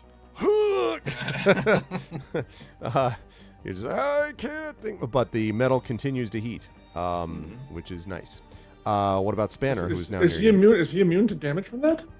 He's not touching it. He's touching the gear. Yeah. He was He's trying to counter rotate the cog to make it easier to get the wedge out. Let me see. Okay. Which he is also explaining to you while he's doing it, because Eberron is much stronger than he is. You see, this image of you. You see what I'm trying to do. Okay, so Spanner. What is Spanner doing? Spanner. My character sheet out of the way so I can see what's going on. Spanner is moving over here to take up a defensive position because he sees Bara making her way. Yep. Making her way along the thing. So he's going to get over here where he can get between. Yep. Going fast, and she's homebound. All right. Right. So, okay, these guys. Hold on, before you remember, I said I was holding my action, Yes. and we have classified that Warforged are living matter, living being, correct? They are, yes, they're living, kind of a mixture of living and constructs, but yes. Yep, exactly. I will take out my cube of force and press side number 4. Ah, okay. No Awesome. living matter can pass through the shield, the barrier. Okay. There's a 15-foot cube centered on me that will exist starting now for 1 minute. Okay, and that's going to leave you with 3 charges left. 3 charges left, yep. Yep. This is a good Just time to be sure, do that. what does it mean by living matter? Anything living. I mean, they could ping us with arrows for the rest of the day, but she can't reach us. They can't reach us. They cannot come in and swing swords and attack us. They can't pass through the barrier. And how far, what was the distance? of this 15 thing? feet. It's centered on me. It goes out to 15. Hold on again. 15-foot radius. Radius, yeah, 15-foot radius. Okay. Actually, it says forming a cube 15 feet on a side. The barrier centered on you moves you to last for 1 minute to death. So 15 feet on the side, 15, 15, and 15. That's pretty good chunk of space inside there. Okay. And it says walls, floors, and ceilings can pass through at my discretion on this one. Oh, I didn't need to do that. I could have done 3, not 4. Oh, Okay. well, never mind. It's 4. I'm gonna keep it as it is. Okay. All right. Right. That was your action that was held. That brings us up to these guys. They, the cube of force, I think in trying to see if it's shimmering or not, if they would see it. They would probably come, let's see, 5, 10, 20, and then 5, 10, 20. Yeah, probably like here is as far as they're going to get because they also have to jump up a little bit. And then we'll fire.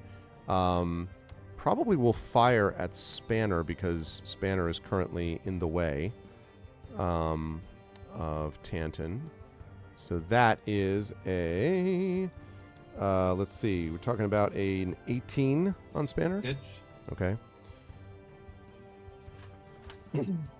That is 8 points of piercing damage to Spanner. All right, and then this one is going to fire at Rowan because second verse, same as the first, but is going to miss terribly with a... well, no, yeah, he's going to miss terribly with an 8. Yes, that is a terrible miss. Okay, for them, not terrible for you. All right, Alarian, you are up. Rowan is on deck. What do you want to do?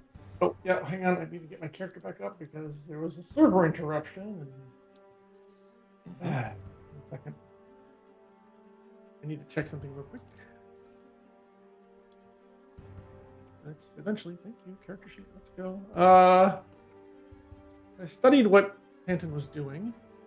I watched him as he heaved and strained and all that fun stuff. Hold on a second. I mean, I know what it is, so. It was...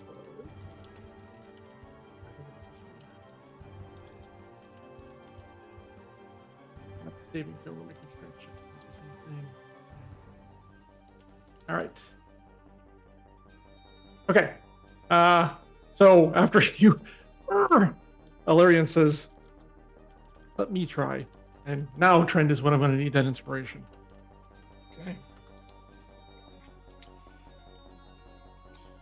I will inspire Ilarion.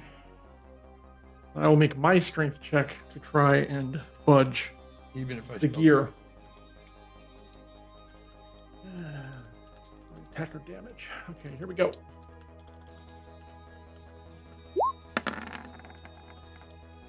And they both suck. Yeah. Nope.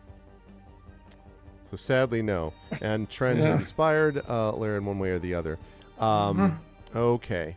Yeah, unfortunately, nothing. Although you were trying to just move the gear, right? Is what you were trying Right. to do? Right. Yeah. No luck, unfortunately, Larian. Although the metal, you can now feel the heat radiating off of that metal. Probably one turn more of this, Tanton, you think, would then be pretty soft to do whatever you want to do next. Ilarion, what else are you going to do, if anything? I assume you're staying where you That are. was pretty much... Now, Okay. now I will actually load up my crossbow like I said I was going to do last turn, but I'll load it this turn. Okay. I'm going to fire next turn. Rowan, you were up next. You'll be able to take your turn, and then we'll try to make that con save. Oh, no, you did make the con save, so you're clear of the poisoning. So you can do whatever you like, Rowan. I'm gonna pull now. Okay. All right. Let's see that strength. Are you doing so with? Has anyone inspired you? Again, chat. You know, smoke them if you got them. This is the end of the year and the end of the month / session. Anyone? No, I guess not. Inspirations? Anyone? Tried my Inspirations? Okay. Then I guess, is that a competition? Well. Well, Okay. yeah, we hoped for the best. Let's see what this looks like. Yeah. So with a 15, now I need to ask what Tanton is planning. Oh, Tanton is not here. With the softening of the metal, because I need to find out what's being, because technically that does sort of slow the, like, I mean, you are able to kind of create a little bit less tension. Yeah. The question is what happens next. If we were in agreement about what the quickest ideal would be, it was to make the blade soft enough that it would lose some of its sharpness, lose some of its weight, such that you could just kind of scrape the sludgy edges of the blade out of the gear. Which, by the way, because Tanton is concentrating on heat metal and I just lifted it up, I now need to take 2d8 damage, I think, from the blade itself. Well, you're doing the gear. Right? You're doing the gear, I thought. Although, correct me if I'm wrong. I thought you were doing, because what they did the last was the gear to sort of create tension. Were you pulling on the weapon? Yeah, I was trying to remove the, the sword. Okay. I wanted to get rid of it. Okay. All right, you know what?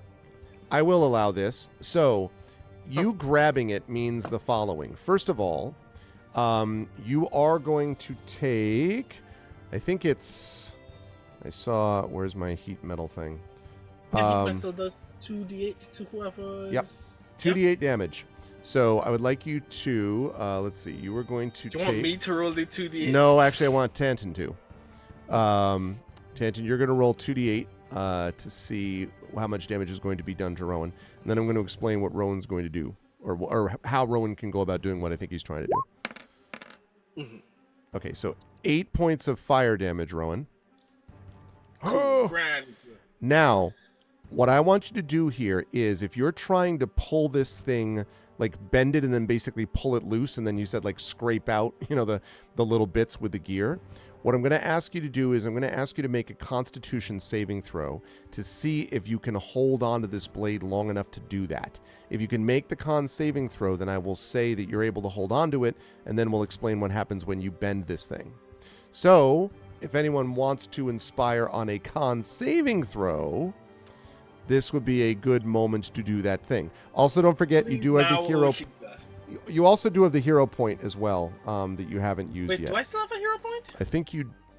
Yeah, you do. You have one hero point. Yep. Yeah, you're out. I know, Wispy. You used it before. And that would give me. Oh shoot. 6 to add. Yep. And you can add it after you get the roll, but before I tell you the result. Okay, let's do this con save throw. Hey. Oh, so nice not to be poisoned. You're like, ah. All right, so Tantin and Alarian, you just see him like, holding on to this thing. Okay, so now you are able to hold on to it. So you're basically pulling this thing back, as I understand it, and out-ish, like, sort of. Okay. Just kind of very sword in the stone, but also taking large fire damage. Okay. So you pull it out, and you are able to do that because of the heat metal that was working. Since you decided to grab it directly, that sped this up a little bit. When you do so, I need Alarian and Tantin both to make dex saving throws as the gear freed now goes around. So I need you both to make dex saving throws for me, please. First one. Big fat 11. An 11. I'll talk about that in a second. That's still 20. Oh, you're just like, you're like, I planned that all along. Okay. You get out of the way. Alarian does not. Alarian, you are going to take 9 points of bludgeoning damage as this gear, like slams into you. Where do you want it to go? I'll take it on the armor. Okay. All right. But as it's doing that, the ramp begins to like lift up, and the ship lurches because clearly the minute the ramp is sort of freed from the bottom, the ship begins to lift. And you hear Big Bara yell, "No!" Okay. And so the gear is flying. You have now pulled this. Now, Rowan, you've got this sort of melted piece of slag like in your hands. What are you doing with this thing now that you have it free? I don't know. I wasn't thinking that far ahead. I had this metal, In character, Rowan is not thinking that far ahead from the time we met Of course. Kirana.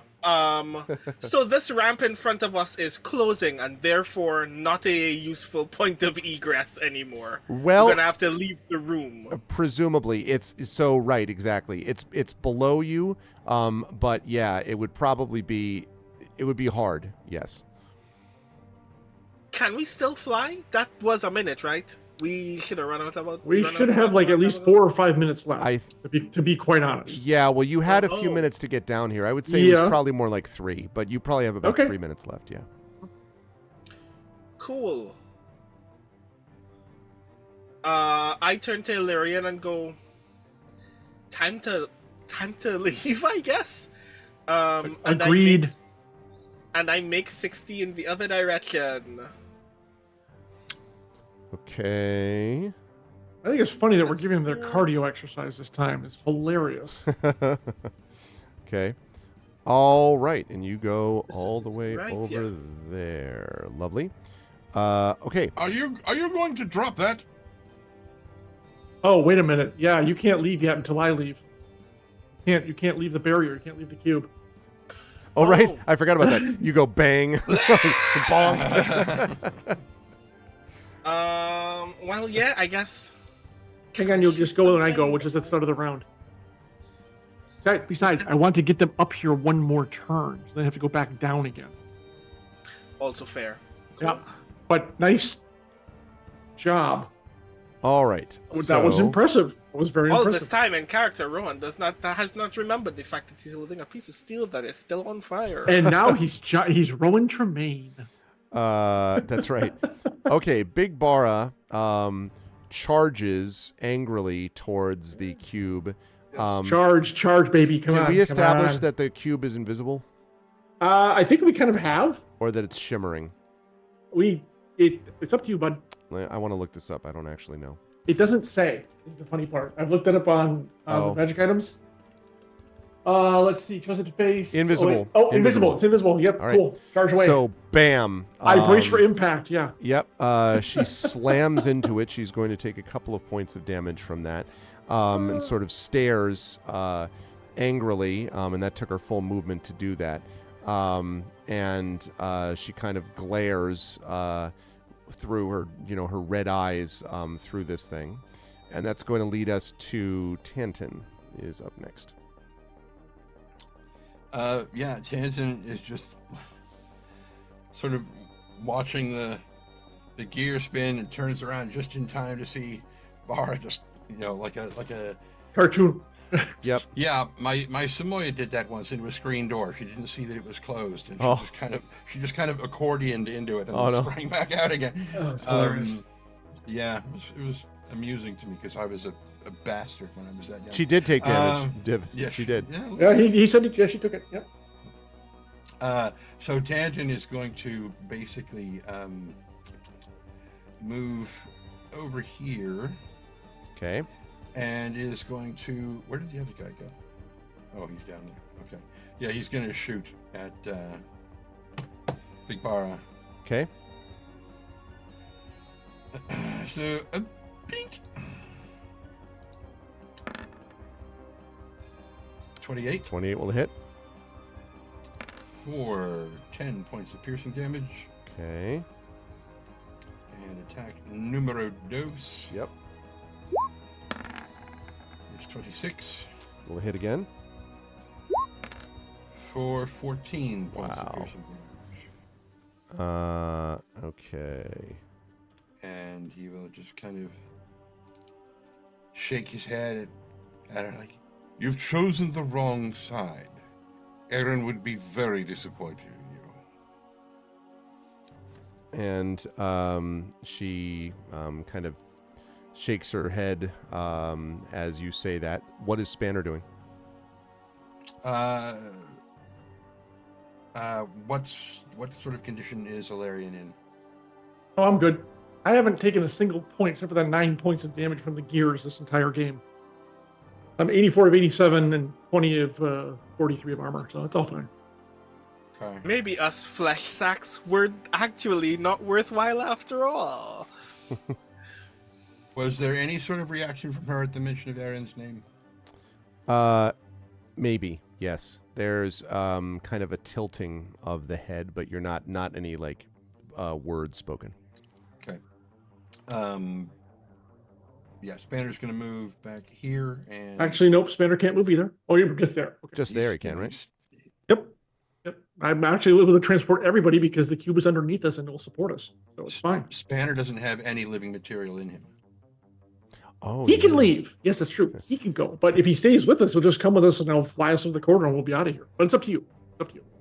He's staying within guard range. So. Okay. All right. Okay. So, you, all right. So, okay. Right. That was Spanner.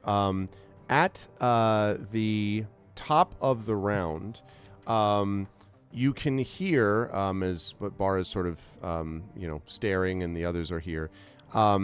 You, can hear this, sound of, sort of screaming and metallic, pinging and banging and so on coming from over here.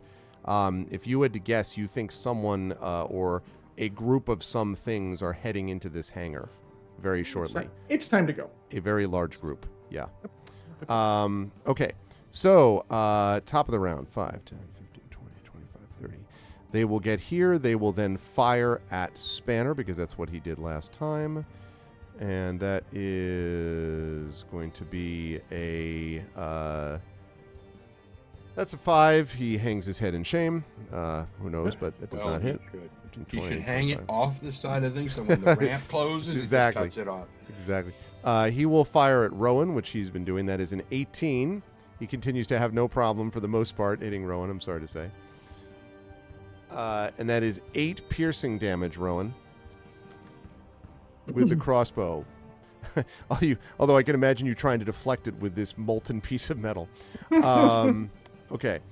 You're muted, Brandon. You're muted, Brandon. I now have 17 HP. We were so proud of my progress earlier. Yeah, this you're evening. really That's great coming along. progress up to that point.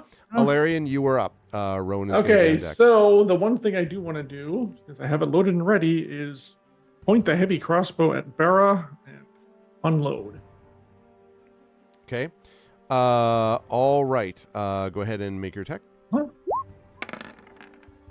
Damn it. I'm not going to place my hero point on that. Miss. Too bad, because that's a great... Wait. Wait, what are you saving it for, hun? We're at the end of the year.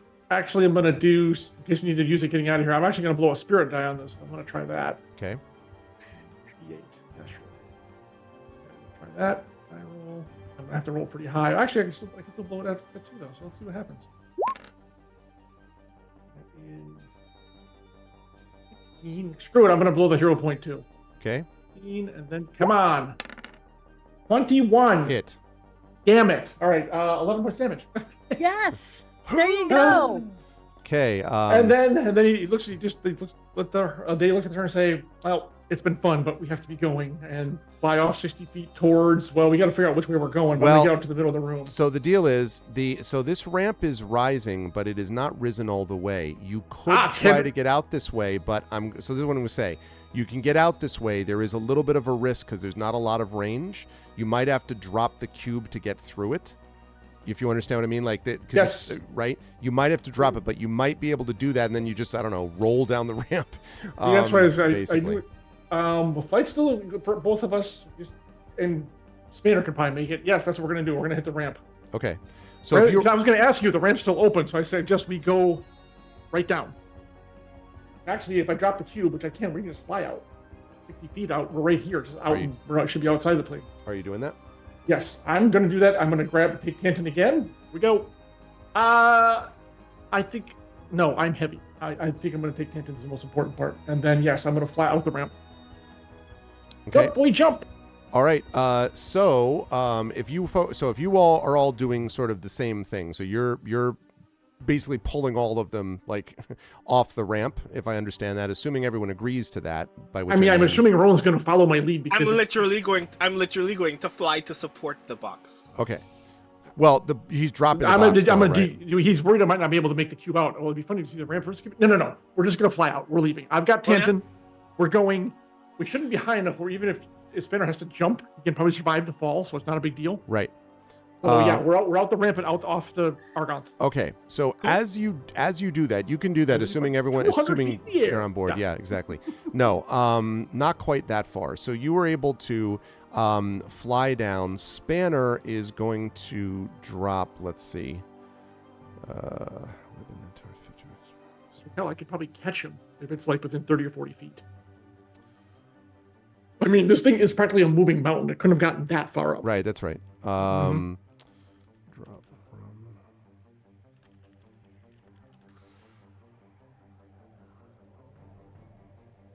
Let's see. So this would be...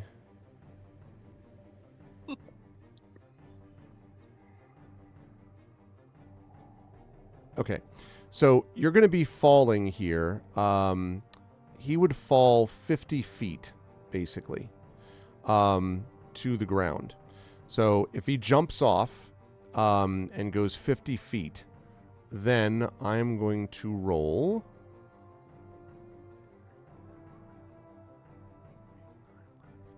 All right, so he's going to take 16 points of damage as he sort of smashes into the ground. Wait. We're still in the area. You're above the ship. Oh. You're above the ship.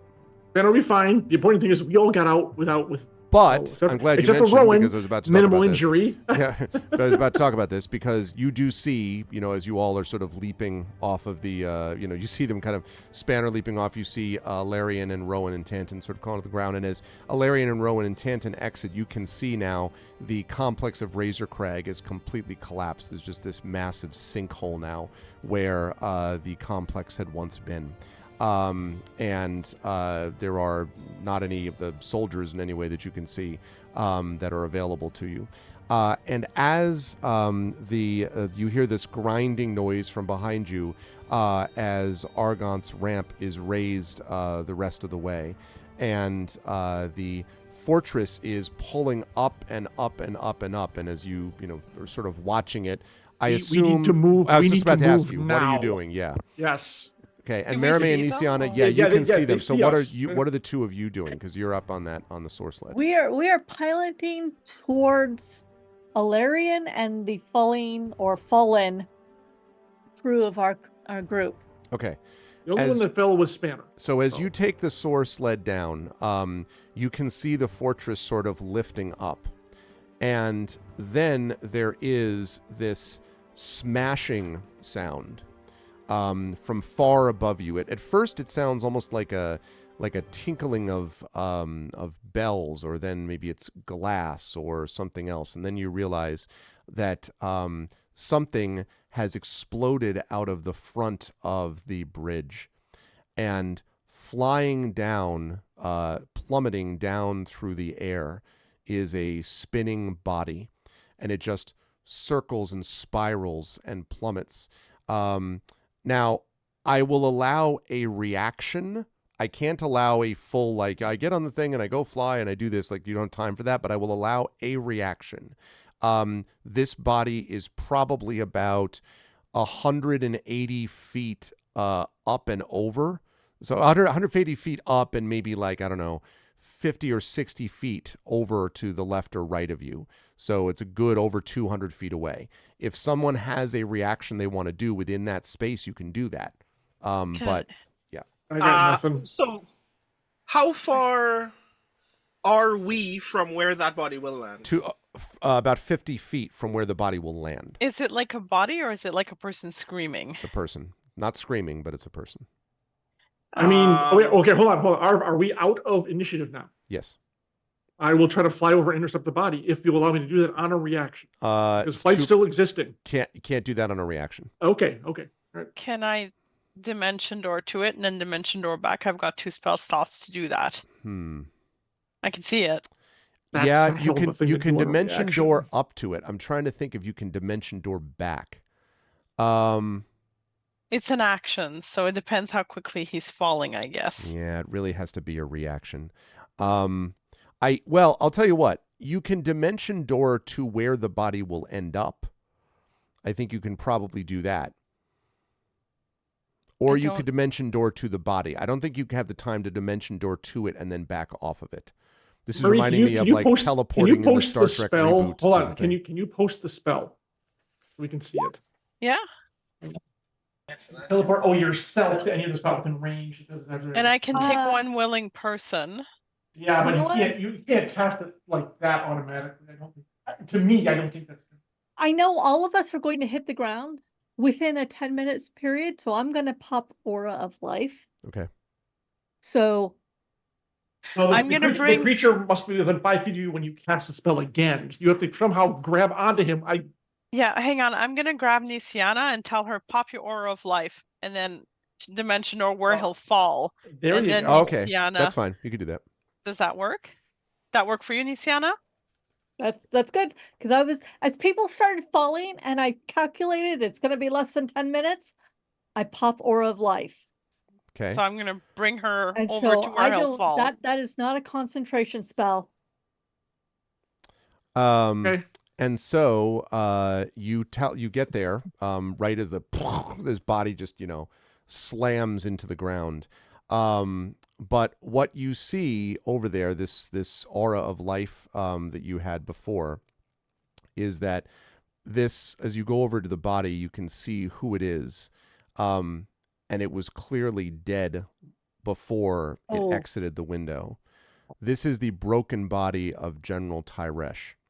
And as you look back up towards the broken windows of the bridge, you see the baleful head of the Lord of Blades sort of almost look out the window, kind of like just move its head over, and then turn back, and the horn of victory sounds from the Argonth as it moves off into the Mournland. As you think it likely that Braelen's mighty mobile fortress is in fact in the hands of its enemy, the Lord of Blades.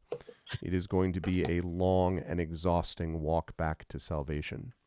And as you look around, all of you still alive, the hostages still around, you see one more person or one more thing, I should say, sort of on the edge of the ground.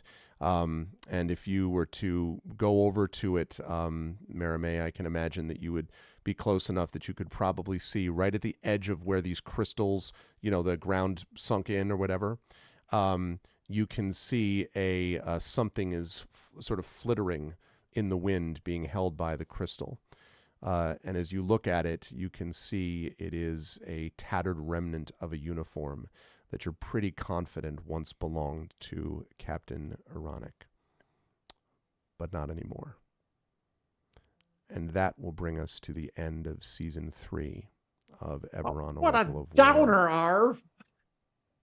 Wow, happy 2023. Yeah. Gee. Grand. You did save the Oracle of War. Yeah, but now the worst thing is fallen. Well, okay, the Oracle is the worst thing, but the second worst thing is falling into the hands of our enemies. That's delightful. And the third worst thing is you were betrayed, and the fourth worst thing. Yes. Oh, I have so much math to do to figure out how many spells I use. Oh, Trend, you were right. You were right. He fucked it up. Or they just got through before he could destroy the damn thing. That's true. On the upside, though, Hilar is the one who has to report to the king, and we don't have to because he's still alive, so that's good. I have to say my favorite part of this, by the way, there are many favorite parts. This is a great, amazing session, but one of my favorite parts of this, Tren, was Tantan's idea to look for the restraining bolt. The reaction that everybody had when I was like, it's not there, and you were like, I could see a bunch of you were just kind of like, son of a, like, really, so that this, this was the thing. Now, you may remember, Bara was, of course, the one who was interrogating a lot of the Warforged scouts and stuff like that. And had she reached a point she couldn't take anymore, or was she always in the bag for him, or what? But and the Lord of Blades, of course, had this whole thing planned. I will say that the King's Citadel, to be clear, you all did an extraordinary job in saving hostages and getting them out, which was your job to begin with. It's the fact that the Lord of Blades had this plan put in place clearly to weaken the Braelish army. That's a whole other matter. But, just to be clear, y'all did a tremendous job, in doing this. And I had no idea how you were all going to handle dealing with sort of multiple issues there. I didn't know who was going to end up on the platform, on the source lead. I'm sorry. I'm sorry, by the way, to Jen and Marie that Nisiana and Marimé were not part of that. But as I said in the Zoom chat, I didn't know who was going to go with where. Like, if everyone had decided to go down there, no, we all go down to the ship, that's one thing. Personally, it sounded to me like the plan you came up with was about the best option you could have come up with. You had to save the Oracle. You had to save the hostages. So it made a lot of sense. And it was just, what are you going to do, given the circumstances? So that was intense. And yeah, it may not feel like a victory lap, but it ought to feel like the weary middle of it. This ought to feel like the end of Empire Strikes Back, basically. That's what I'm saying. That's what this felt like to me very much. Well, it's funny because we're on the source letter as we're going back. We could look, just being very quiet, looking out at the receding damn fortress flying son of a. Oh man, so many good moments from all of you though today. Absolutely adored the stuff from Rowan. I'll talk about this when I go through each one of you, but absolutely great stuff. So first of all, congratulations to Infinity and Beyond for successfully surviving Season 3. I should say, by the way, chat, in case anyone is curious, that in January 2024, we will begin Season 4 of Eberron Oracle of War with two things being true. One, these folks are now level 11. I thought people might be happy about that. Woohoo! Good Lord, finally. And second, Rowan will assume his true form. exactly. Right. And then the second thing that I want to mention is that in episode, first of all, if you think you saw anything so far, chat, in the first half of the campaign, get ready to go lots of places in Eberron that aren't just where we've been so far. Get ready to go in a lot of different spots. You are beginning here with the first part of Season 4, which is entitled The Drums of War. That's what Season 4 is, The Drums of War. And the adventure you're going to be playing, the next part 1 of it, of Season 4, is My Undying Heart. And I will simply tell you that there is going to be travel outside of where you've been to this point. So I cannot wait for that. Also, last note, before I let the folks do their outros, I hope the Lord of Blades was suitably intimidating to everybody. This dude is ridiculous. And has, as was revealed, that moment, Merime, with you in the hallway with the invisible, I was like, this could go very badly. I don't actually know. No matter how many great flourishes you have, I don't entirely know what's going to happen. But the dimension door thing and bailing on Halara, maybe that would have been something that would have happened. So, but anyway, it's going to be great to see what happens next. I will begin with person on the bottom right of the ziggurat, which is, of course, John. Obviously, a couple of big notes there, John. That cube of force was a clutch thing to use at that time. You needed that extra time, I think. And it basically kept them from sort of trying to bodily pull you away from the gear, which I think was super helpful. Obviously, the fact that you had your Aegis and all that, and apparently that you occupied the attention of Bara, that seemed to focus her attention on you, the traitor, as the one that should have known better or something. That was fascinating to me. It meant that you got to sort of literally suck up a lot of the attacks that were heading towards you. And I gotta say, the first thing I gotta say is the fight spell. If I hadn't had her cast the fight spell early, I would have had to try to go through these guys, which would have made it a complete. That was a big deal probably too. Still be fighting that. Totally agree. Yep, that was a big deal too. So yeah, and the cube, I could pop the cube out. That was fantastic. So it really worked well. How did you feel about the session, John, and where will the fine folks find you next? As I put in chat, I was like, I haven't taken any damage this session whatsoever, which was very weird for me. But a refreshing change of pace. Again, sorry, Rowan. It was great. Disappointing. Bittersweet at the end, obviously. It's very bittersweet. And a good man is, well, two good men, because he did redeem himself. The Lord Bucket. By the way, we're taking Bucket's body back with us. Okay. He will get full honor, burial, whatever you want to call it. It's a bittersweet ending because we partially succeeded. Yes, we accomplished our goals, but now a much more terrible things are kind of going to be unleashed on the land, and that's not good. But everyone lived, well, of the group, and that's the important thing. And we split the party and lived to tell about it. So, we accomplished, we did the near impossible, and that makes us almost mighty. So there we go.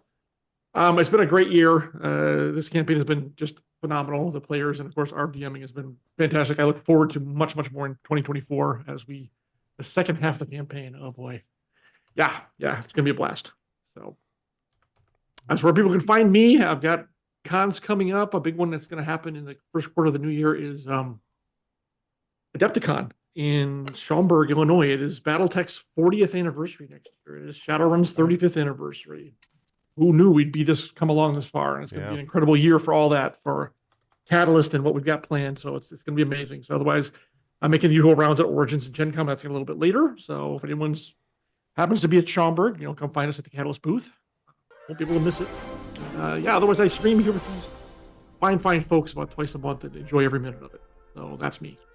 Awesome. Thank you very much, John. Always a pleasure. Again, Happy New Year. Thank you as well to the anonymous user who just gifted a 3-month Tier 1 sub to Divinorium. Thank you, anonymous user. Woo. Thank you, anonymous gifter, one of my favorite users in chat. Thank you thank you so much for doing that. I appreciate it, and Div, enjoy that.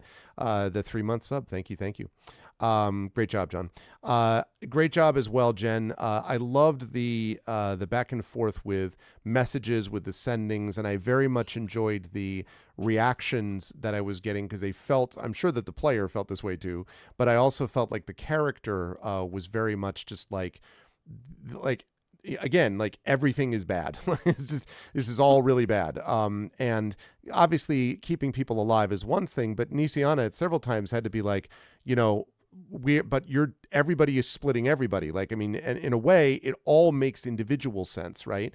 And that's the thing. When a team is put under pressure like this, sometimes individuals make decisions that are not just like being irrational, like, oh, I'll save you. Like, it wasn't irrational, but it did mean that people were separated from each other. And obviously you didn't have the strength that you would have had if you were all together. But then again, who knows how you would have gotten the hostages out. I don't know what would have happened if you had decided to all go as one big group and take the hostages with you down there and deal. I mean, it would have been a nightmare. So in a lot of ways, I think you all had to sort of play things the way you did. And I think it was sensible to do things like think about the aura of life and figure that stuff out, even if, as it turned out, it came too late to help, sadly, and to help Tyresh. And I think it was interesting, too, that ironically, in a way, that was the person that you would have been looking at to possibly save if he had been, if he had not been dead by the time that he hit with the aura of life. But unfortunately, he was already, given the relationship between Nisiana and Tyresh and what she had, maybe her actions, I think we need to think about that, may have had an impact on Tyresh deciding to do what he did. And that may have changed things in multiple directions. But yeah, serious blow obviously has been struck against Brayland, but you have survived as the King's Citadel. How did you feel about today's session, Jen, and when will the fine folks see you next? Well, I have to believe that everything she did to work with Tyresh gave him the strength to face an unwinnable situation. So I don't feel bad about that. I am sad that I couldn't save him in character. Out of character, he was kind of still a douche, but you know what? He was getting better. He was getting better. And he was trending in the right way. Yeah.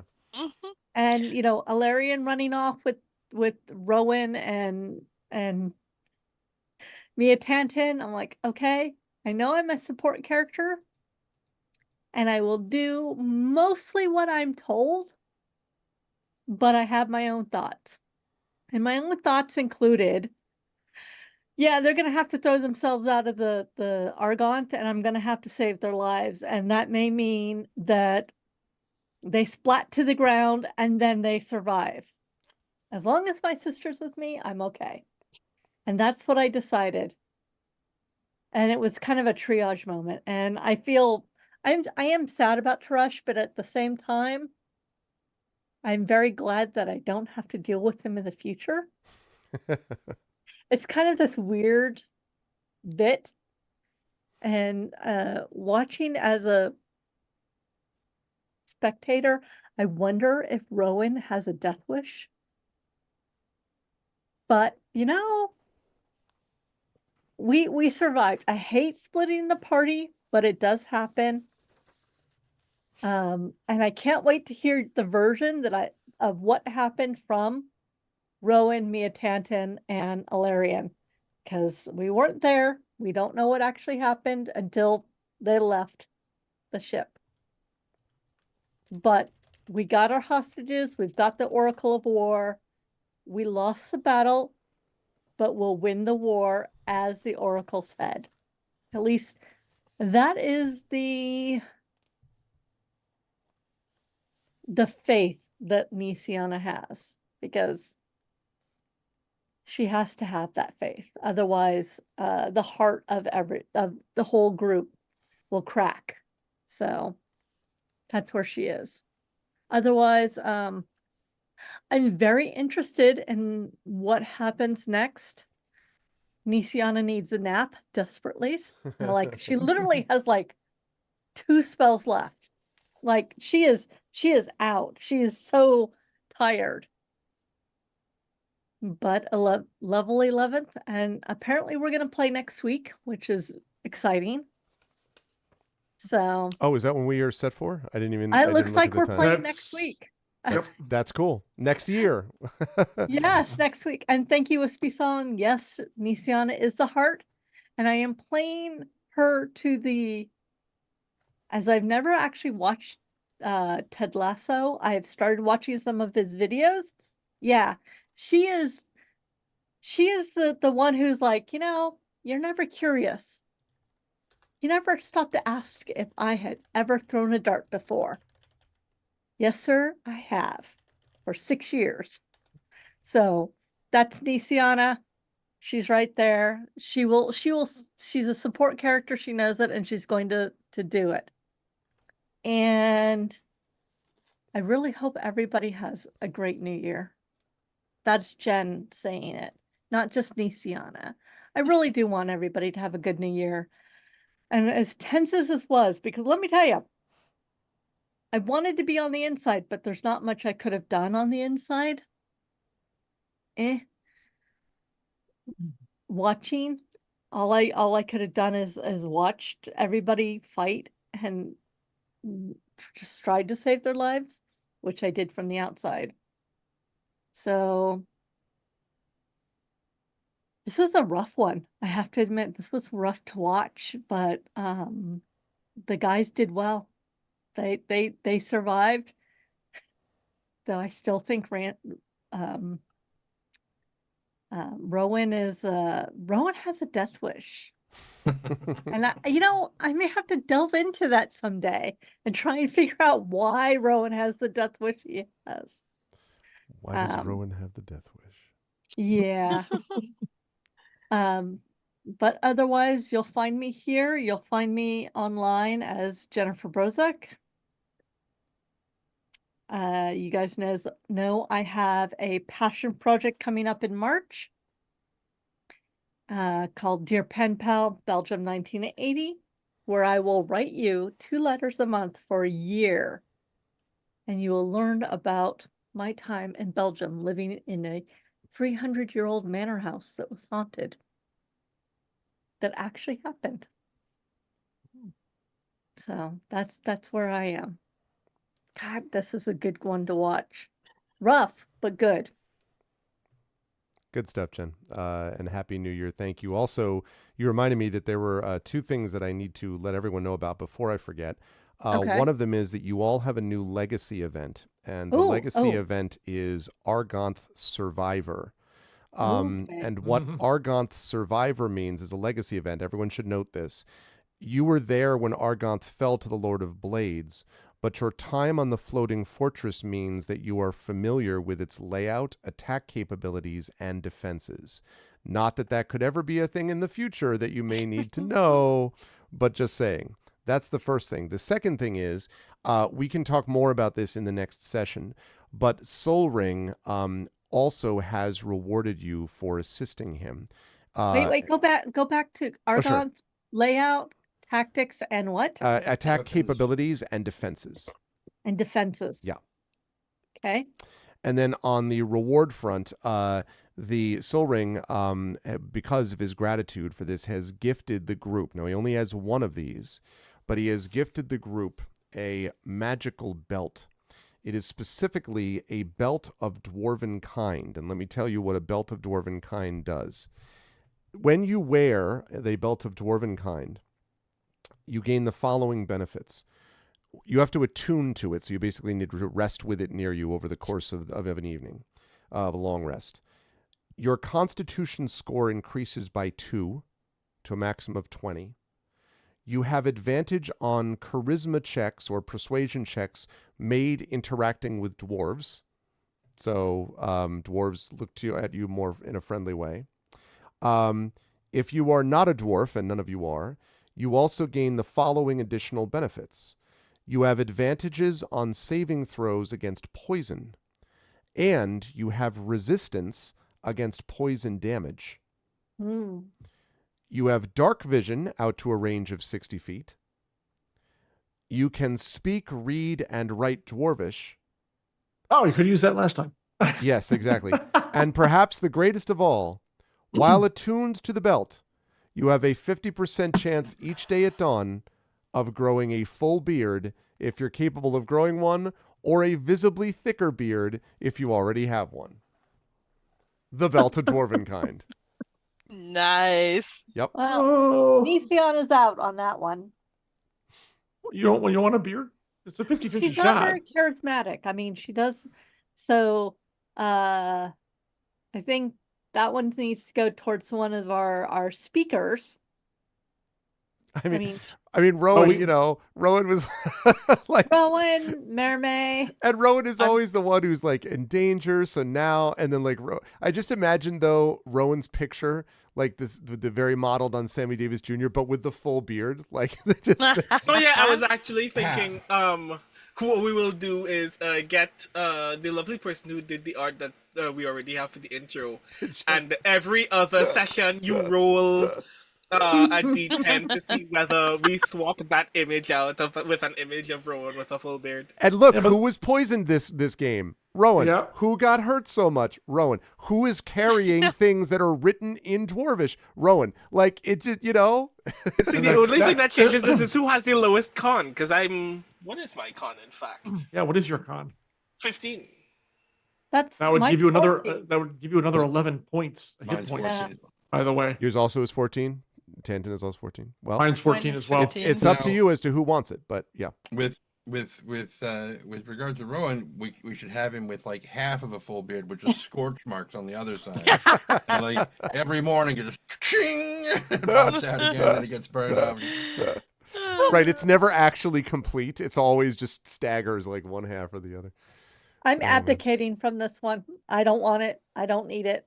I actually think Rowan probably should take it because although there are several elements Ilarion could use, I think Rowan needs them more given his tendency to Propensity fling to himself. No, I was Yes. gonna say your tendency to fling yourself at any danger that exists That's within like a true. mile radius. The dark vision wouldn't hurt either, by the way. Dark vision would be especially nice. if you're doing the and stealth hit stuff, points. Yep, exactly. Yeah. So I mean, I Okay. would. Yeah, there are a couple things I could use, but I think Rowan needs It's it not more, like it's so. not like Rowan Shallow needs convincing to take loot, but still. I don't know. Take it. Ken, what do you think? Well, I was gonna. you put it on Spanner. You just like belt it around a bit so he can grow the full beard. Sorry. But like you can't. I know. But I mean, since Ilarion as a Warforged already has all of those specific poison resistances and immunities, those don't benefit him at all. And he can't grow a beard. And I'll try, but no. Of the group, you're the only one who has a beard. It'd be between you and Rowan, I think, to my mind. I think Rowan should have it. Okay. All right, motion carries. Rowan, you I'm not writing any of this the belt down. That's all you. So there you go. I will message you about that at some point. Yeah, no problem. I mean, you can just look it up online. Yeah, I It's literally an actually additional I looked it Bells up of too. Torn It's an kind, actual yeah. thing. Yeah. Yeah. But I will also send you the details That about is it as well. hilarious. That's And it's a nice segue. So you did get hurt a lot, Rowan, but you did actually get a pretty nice magic item at the end of it. Absolutely, X Calamity. The beard's the most important part. That's the key. I mean, really. But beyond that, Brandon, the work with Rowan's, the consistency with Rowan's anger at Jirana, and the whole business about the elementals, that whole and incidentally, one of the best visuals that I had a couple of them. One of the visuals was the invisible, Merime and Halar and Sol Ring while the Lord of Blades walked by and looked. The visual of the body of Tyresh being smashed out of this window while you're all like sort of looking up at it. But the visual of Rowan standing there while this like having knocked over Merime and Nisiana, right? And just racing towards a completely unconscious of this Tanton, and all the rest of them there. And Rowan literally just being like, I hope that this is something that you'll appreciate, or I hope you'll be okay with this. And then just having it vanish just before it gets to him. That's just gold. Like oh man, it was an incredible image. It was really important. This could have gone real badly sideways if Rowan had not done that. And still felt Could have. I mean, yeah, probably would have gone pretty badly sideways otherwise. So that was spectacular work. Good time to use the banishment. Probably even merciful to use the banishment, honestly, in a lot of ways. But it just felt so consistent to me, along with Rowan's rage towards all this stuff that had happened. I really liked all of that. And then obviously Rowan was quite effective in sort of the stoning it, pulling out the weapon, and all that, the haste thing. And I also loved the image of you speaking to Tyresh too, because the idea that you and Ilarion had not given up on Tyresh, whereas Tanton was probably like, whatever, it's about time the guy did something worthwhile in his life or whatever. But the two of you, I think, sort of had a different instinct about what you felt about Tyresh one way or the other towards the end. So all of it I thought was really great from an RP point of view, and some very effective moments mechanically also. So, like the banishment. So with all that in mind, and you got a belt, so you can now have a big long beard. How did you feel about today's session, and where will the fine folks find you next? So yeah, this is a lot. This was a great deal. I have a lot of feelings. Suffice it to say, to answer Jen's question, one, yes, Rowan has a death wish. I've died more than all of you combined. But also, and this is one of the things that I hope that we get an opportunity to more deeply RP in a future scene, because it's one of the things that I care about most deeply about Rowan as a character, which is Rowan is a snake, Rowan is a rat, but Rowan is not a coward, and really hates it when other people are willing to value their own life more than others, to the point where their actions are obviously causing a great deal of suffering. And that's why he's so to have that conversation in character. I mean, someone's gonna have to, because if someone doesn't, I'm probably gonna drown Jarana. Y'all have a lot of conversations, by the way, coming up. Can I just say? You keep talking about these convos, and there's like a million of them built up. I can't wait. We just need to have a session of just the conversations. Like, all of us are going through so much. All of us are going through so much emotional trauma, and then Halar enters the room and goes, people are still dying out there in the real world. It's like, okay, we won't talk yet. We'll keep going. But yeah, everything about that, like you described this session as the end of episode 2, and I think of it as the end of Star Wars episode 2 if Han Solo realized that he has never met a civilian that he likes or trusts, and is wondering why he still wants to be here. Okay. Because really the only thing holding Rowan into this team is probably everybody else. Because that everything that went on in that forge is deeply upsetting. Yeah. And then we still didn't win. We got is what the it Oracle feels out. like. You didn't lose, but you also didn't win. We brought the Brailish army to be slaughtered. We brought the Argonth, a weapon I already don't like when it was outside my backyard. They were going without us regardless. We did not bring them there. They were heading there. We just tried to help them get there. I want to bring up that's a very important point. They were going regardless. All those things are true. That doesn't matter to Rowan at this point. Fair. That's fair. We learned that there's a second oracle that's stronger than the first, and we're gonna leave with the woman who enslaved elementals and the person who made the Oracle of War, knowing that if neither of them had done so, none of the people who suffered that night would have suffered. Rowan is having feelings. Yeah, for sure. One quick clarification. Did not say that it was more powerful, just that it was another one. And like one's enough, right? Well, he did qualify that it... Well, I took his qualification to mean that it has already begun processing the draconic prophecy. Yes. That's true. Right. Yes, that's true. Yeah. Which means that the Lord of Blaze already has information we don't have and can't gain unless he starts doing things with the Oracle that we already have. Yeah. And I'm like, I just want to break the thing. I just want to break all kinds of things right now. Yep. So yeah, Rowan is having feelings. We're going to go back to Salvation having a lot of those feelings. And then we still have to win the war that has just been confirmed to our eyes is unwinnable. I'm having feelings. I shouldn't have met y'all in that tavern that one day. Y'all should have left me be. But because of all of the nasty things that I'm not a coward. I have no choice but to continue. So we're gonna see what that looks like in season 4. This is gonna be wild. Hi, I'm Brandon. this is the first time I've ever experienced bleeding an RPG of this caliber, so I guess I'm gonna have something to drink later. Sorry, I'm starting to feel Oh guilty. God. No, this was good storytelling. I wish it didn't happen the day before we stopped being in 2023. So yeah, of the places where you can see me, I'm on almost all social media at The Rising Tides. On the 3rd of January 2024, which Twitch only reminded me of a couple of days ago, is my affiliate anniversary. So I guess I'm going to be on Twitch at some point on the 3rd. I don't even know what I'm going to do yet. Because the one other game that I wanted to play doesn't run on this PC, and I've not played any of the games that I do play on my Twitch in 8 months. So maybe we'll see what Citizen Sleeper looks like after having not looked at it for 2 quarters of the year. But also on the 13th of January, as previously hinted, my good friend Iori Kusano and I will be on my Twitch channel where we talk about the 74th Kohaku Utagassen, which I have a lot of feelings about. In literally 6 hours, I will be up watching the thing live with Iori. And we would have streamed it right there, but then NHK would kill me.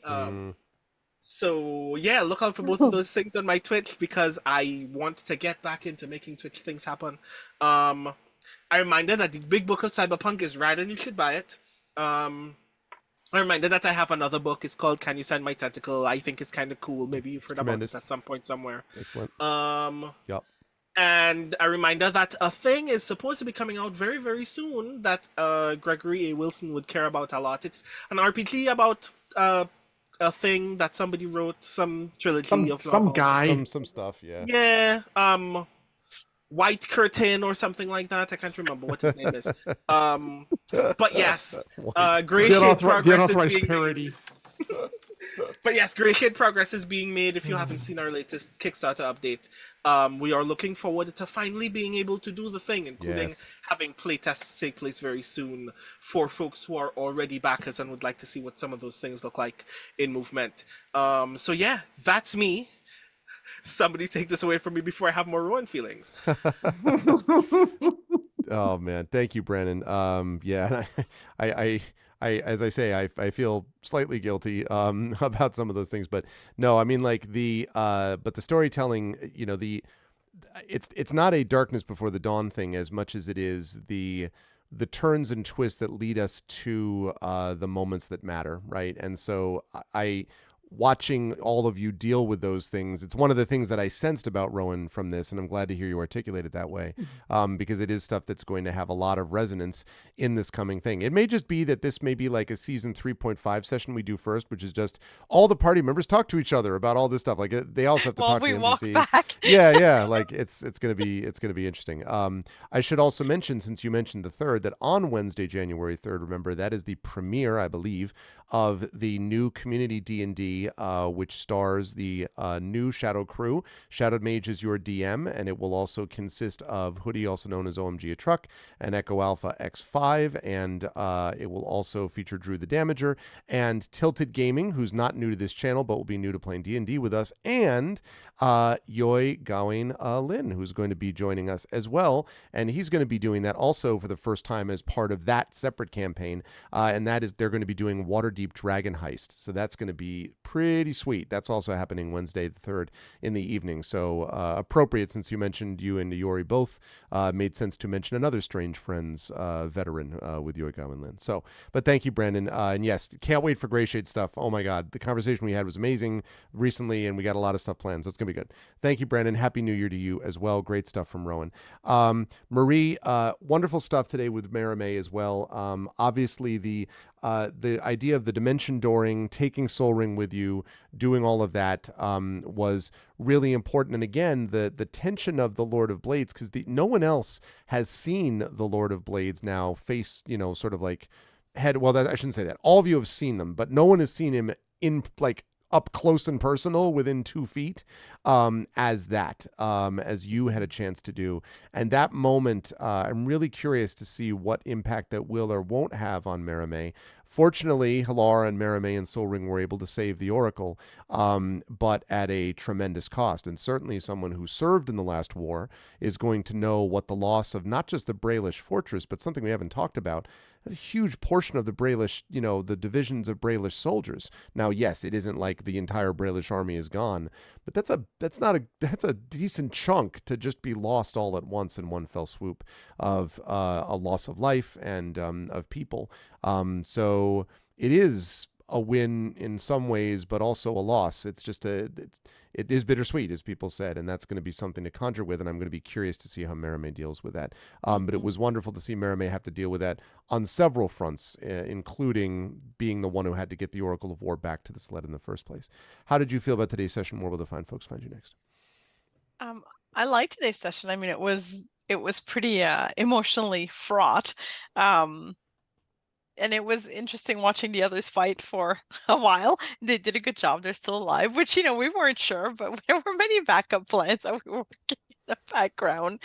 But yeah, no, it was a good session. I'm curious to see how all the pieces will fall and all the conversations we're going to have next time. But I think for Merimée, it just highlighted the fact that the Oracle of War needs to be kept safe, needs to be kept away from them, and there is a price to pay, and she already knew she was willing to pay some of it, even though she didn't like it. She would have preferred to be in that room fighting with her friends, but she wouldn't be willing to sacrifice her sister yet, ever, I assume. I was like, what? Yet.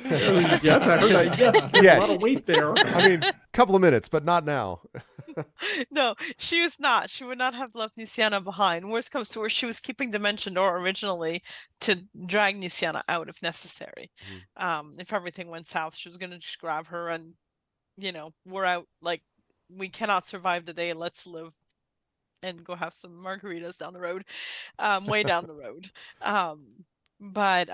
But she did have that moment of like, she's conflicted between what needs to be done and what she's willing to do. Yeah. So that'll be interesting. She doesn't feel the need to have any conversation right now. She's just thinking about things. Everybody can converse. It's good. She'll sit, think on things, and walk. Walking is good for the soul, which is good because we have a lot of it to do. So thank you. That was a great session. Thank you so much. And yeah, I am going to be here on next Saturday. That's where I'm going to be. I did announce the cover for book 2 of Keepers of a Broken Land, so that is up for pre-order now. If you haven't picked up Oathbreaker yet, I'm putting the Amazon link in the chat. So I have Magic Breaker has been announced. It's got a really cool cover made by Simon Carr, who is amazing, and I can't wait for everybody to. The book's written. It's being edited now. It's I'm already writing book 3, so it's a good time. Lots of dying in there as well. Good stuff. We have Oathbreaker and Magic Breaker. So I assume next is going to be something like Brick Breaker, Hot Breaker, Dream Maker.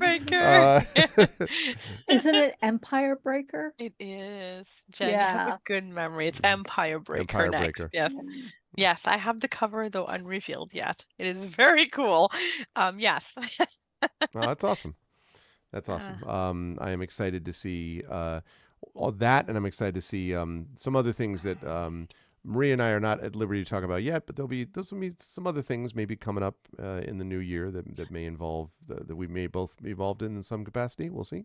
With other people? With other people, perhaps someone else that in some capacity. So we will. Yeah, perhaps. Perhaps, but we will talk more about that in the new year. But yes. Great pleasure as always, Marie. Thank you. And thank you, and Happy New Year to all of chat as well. Thank you for being here. You are amazing.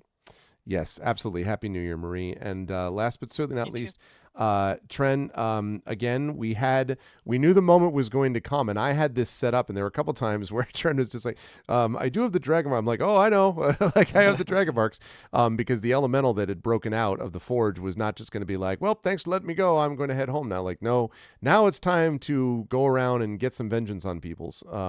And that would have happened based upon I don't know what would have happened to him were it not for Merime and Nisiana's original attempt, which just wasn't, nothing you do about it. It was the right thing to do, but and then Rowan's banishment, which was super clutch. So that and since they still don't even know that happened, that may be yet another feeling that Rowan may end up being like, just so you know, in case you were curious, the reason you are not a burning flame at the moment is because I banished this elemental, that whatever. So that whole business, that discussion that's supposed to happen at some time with Nisian and Tantan and all that, that's going to come up as well. So that obviously was very important. But then we also had getting the source sleds running again was very significant too.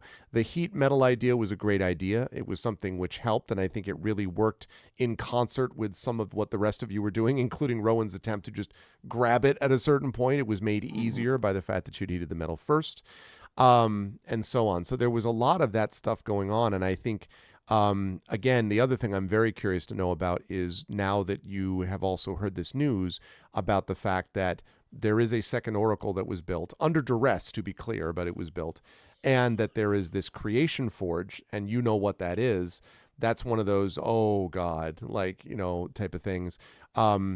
That all is going to be hugely important coming up going forward in terms of what pushes this as we move into the second half of the campaign. And Tantan will know intimately the impact of what that could theoretically mean based upon his own work. So there's a lot of stuff that I'm going to be curious to see how Tantan deals with things. How did you feel about today's session, Tantan, by which I mean Tren playing Tantan? And where will the fun folks see you next? It was good. It was good. It was very, very, very excellent. Yeah. When I first approached you about how an elemental would react to seeing a House Cannith dragon mark tattoo, just waiting for that moment to come up, and then the initial hope was that it was going to be one of the elementals from earlier. Yeah. Which we could have killed probably with all of us working together. And this time I was like, ooh, no wait. All right. And so as it's coming forward and it just bowls over the ladies, and I'm like, no, Tantan's focused on what he's doing. He has no idea it's coming. Just keep it going. And then Rowan banishes, and yeah, Tantan has no idea it happened, and we'll see how he reacts to it. But I was just like, oh, thank God. Oh, that would be so bad. So bad. He probably wouldn't have survived it. It would have torn him apart. Yeah, it's going to be awesome. It's going to be great. It's going to be wonderful. And as everybody else has said, the impending conversations are just they're just going to be just so fantastic. Maybe that's why I was thinking about the gambler when I woke up, because a lot of our deep emotional conversations seem to take place on the lightning rail. So since the gambler takes place on a train, yeah, maybe that's what it was. I don't know. But yeah, as for where people will see me next, it will be here. Let me see. Yeah, it'll be here. And in the midst of next week, the link I'm putting into chat right now is the link where you can get the JPL and Caltech anthology on pre-order, but it goes on sale publicly, openly, beautifully, whateverly, on the 2nd. So you can get it then, even if you don't want to pre-order it. And yeah, I feel like there was something else, but I can't think of what it was. So one of the things that Tantan picks up at level 11 is the ability to create a spell storing item. So he can create another item that can store a spell in it, but only goes to 1st or 2nd level. Doesn't go to 3rd, like the ring he made for Nisiana. But he could put... That ring has saved everybody's life at least once. He could put, like, a cure wounds into Rowan's gun if he wanted to, and Rowan could cast Cure Wounds on somebody. That's what you're going to say. That Shoots would himself be in the foot to amazing. heal. You know, Yeah. that's great. That would actually be hilarious, and I want it very badly. He shot that somebody to honestly banish would them. be- Why not? You know? Yeah, that's true. That That's would true. be so amazing as Rowan turns his gun on someone and heals them. Just stand still. You know? Yeah. Do me a favor. Don't move. Yeah. Whoa, Exactly. whoa. Trust me. No. Yeah, Tanton can do that now. Let's see.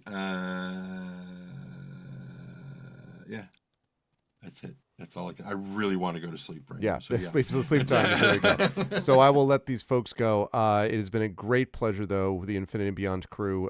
We've come a long way this past year, and we're up to level 11, so we've made some serious progress in Season 4. Looks promising. I know there were a lot of feels. We'll talk through some of them next year, but also, again, you'll have a chance to... you will have your chance for vengeance against the Lord of Blades. This will not stand in its way, I have no doubt.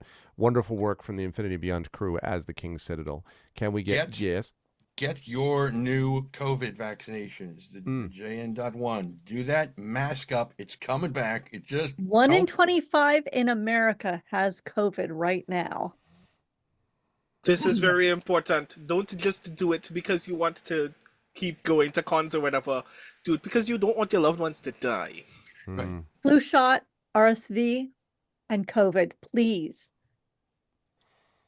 Because if you like people like me who are high-risk individuals and basically homebound because we dare not go out where people who don't give a shit about doing just And we're desperately trying to get the whole group together in person Yeah. to play a live play. Yeah. Right? Wouldn't that be Desperately. rad? It'll be pretty Like rad. maybe Gen Con. So, yes, concur. Can we get some love, chat, for the amazing Infinity Beyond crew of Trendane Sparks, of Marie Bilodeau, of Brandon O'Brien, of Jennifer Brozek, and John Helfer's crew? Happy New Year. Thank you. Congratulations on the conclusion of Season 3. I will see you in 2024 for Season 4. Bye for now. Okay. And that, folks, is going to do it for us for today. We did run over from when we normally do. That's probably, I wasn't surprised that might happen a little bit because I had a feeling we were going to finish up with Season 3. Whether we were going to go into, sort of the interlude for between Season 3 or Season 4 or actual Season 4, we don't know, but we will see. But Season 4 in 2024 does have a nice ring to it. And yeah, the Drums of War, they have finished Season 3, which is the Dogs of War. The Drums of War, beginning with what did I say? Where did I find this thing? My something heart. I don't remember. I have to look at it again. But anyway, but that is going to be happening. I think it's, My Undying Heart. That's what it is. So we'll see. Things have gotten super intense for the Infinity and Beyond crew, but I have no doubt they will be able to handle it. And hopefully, you'll have a chance to see it with us and see it unfold. I hope you folks enjoyed this today. And if you did, I hope you will consider following the channel. I hope you'll check out our YouTube at !ArvTube. Please subscribe to me over there. And if you were watching on the YouTube, as I know Prince Justin was, thank you so much. And please consider subbing over there and jumping over to our Twitch as well. The Discord is !ArvCord. Please join us. You can hang out with the Arvanauts in between streams. The Twitter is !ArvTweets. Blue Sky, !ArvSky.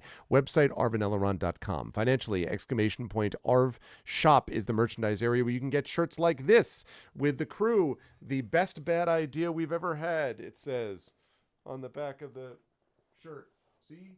That's what it says. The best bad idea that we've ever had. You can get that shirt in many different colors. You can get it on a mug. You can get all kinds of things there. And it also, of course, supports the channel. So please consider doing that. The Patreon is !ArvTreon. That really is the financial backbone of the channel. Makes it possible for us to make these new videos, intros and outros, and pay for the music and do all that kind of good stuff so we can do more of that when we have the support to do so. So please consider doing that.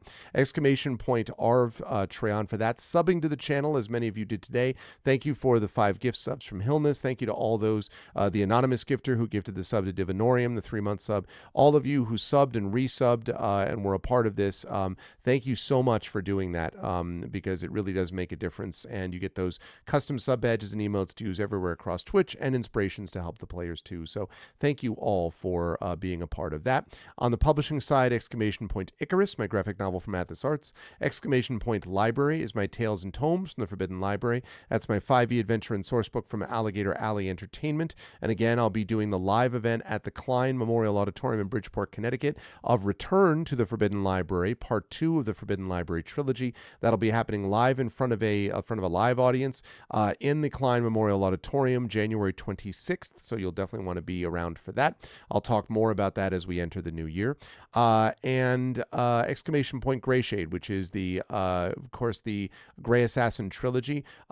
Book 1 and Book 2, Greyshade and Renegade, are both out and available now from Athos Arts. You can get those at that link. You can also get the audiobook from our very own Trent Sparks, who you just saw, of Greyshade. You can get that at that link as well. And you can pre-order the tabletop role-playing game of Greyshade, being designed by Brandon O'Brien and Alligator Alley Entertainment releasing it. That will be coming out next year. You can pre-order that. And you can pre-order Heretic, which is the final book in the Grey Assassin trilogy, which is also coming out next year. I won't be able to say next year for too much longer, only a couple days, but it will be coming out next year. I am working on it as we speak, coming out from Athos Arts.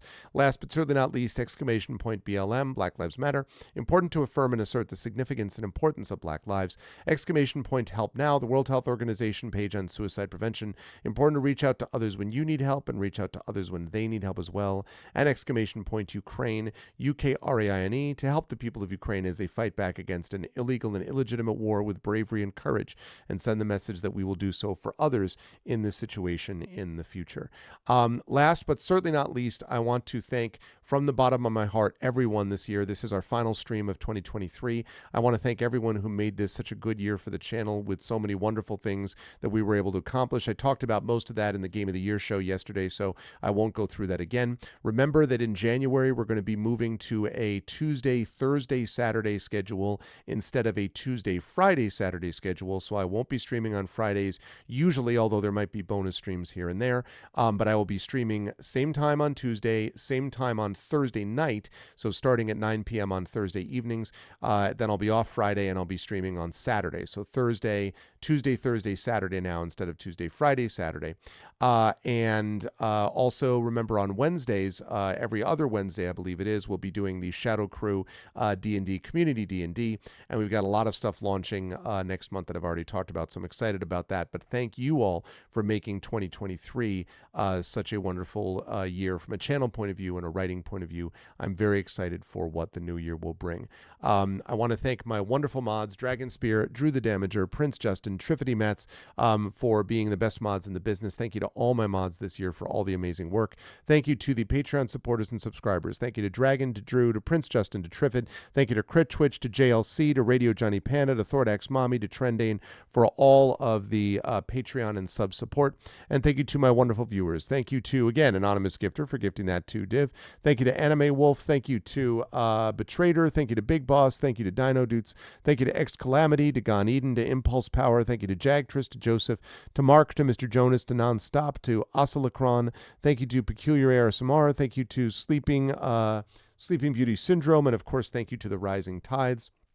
Special thanks to my Infinity and Beyond crew. Thank you so much to Tren, to Marie, to Brandon, to Jen, and to John for being amazing. And one last time, thank you so much for being with me during this year. Can't wait for the year to come.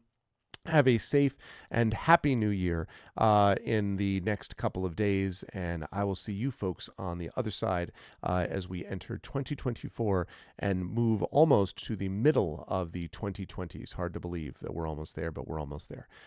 Thanks, everyone. No raid tonight. It's late, so let's head to bed. Everyone get some rest. I'll see you folks in a few days, and until then, as I always say, please be good to each other, and much love. Bye for now.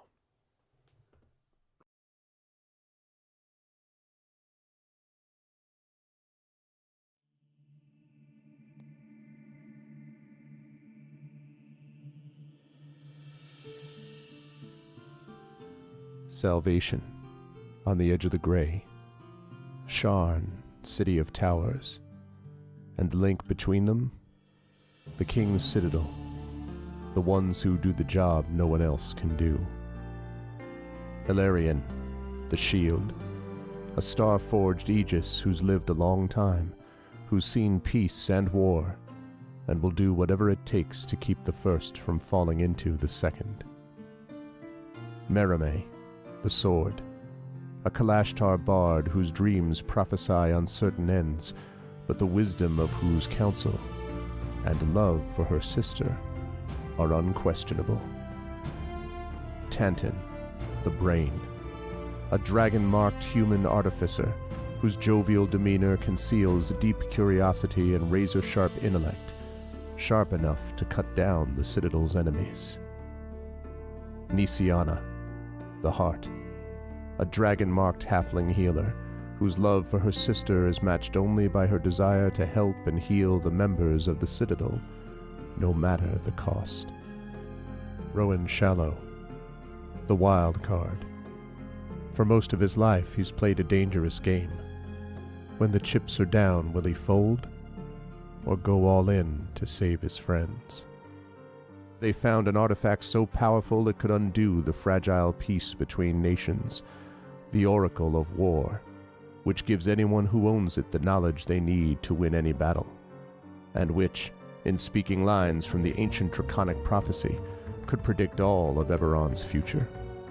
They traveled to Sharn, city of towers, where experts like the Gynosphinx Flamewind began to unravel the Oracle's mysteries as the King's Citadel thwarted assassination attempts from the Emerald Claw, and the nation of Thrain tracked down the daring thief Sky Blue and defeated the salvage broker and claw operative Erulin Karnak. Apparently. But there can be no rest while the dogs of war howl. And despite the Citadel's best efforts, Thrain and Brayland have inched ever closer to all-out conflict, just as the Oracle predicted. Now the adventurers must return to Salvation, to find the secrets of the Oracle of War before it's too late. But how have things changed since they left? And will those who've sworn to die before they give up their freedom, the servants of the enigmatic Lord of Blades, threaten Salvation's uneasy peace? They've survived the Grey, saved Salvation, and navigated the intrigue and deception of Sharn. But can they stop a war? Only if they remember that in the end, all they have is each other and the King's Citadel. Long live the King. Welcome to Eberron. Welcome to Corvair. Welcome back to Salvation.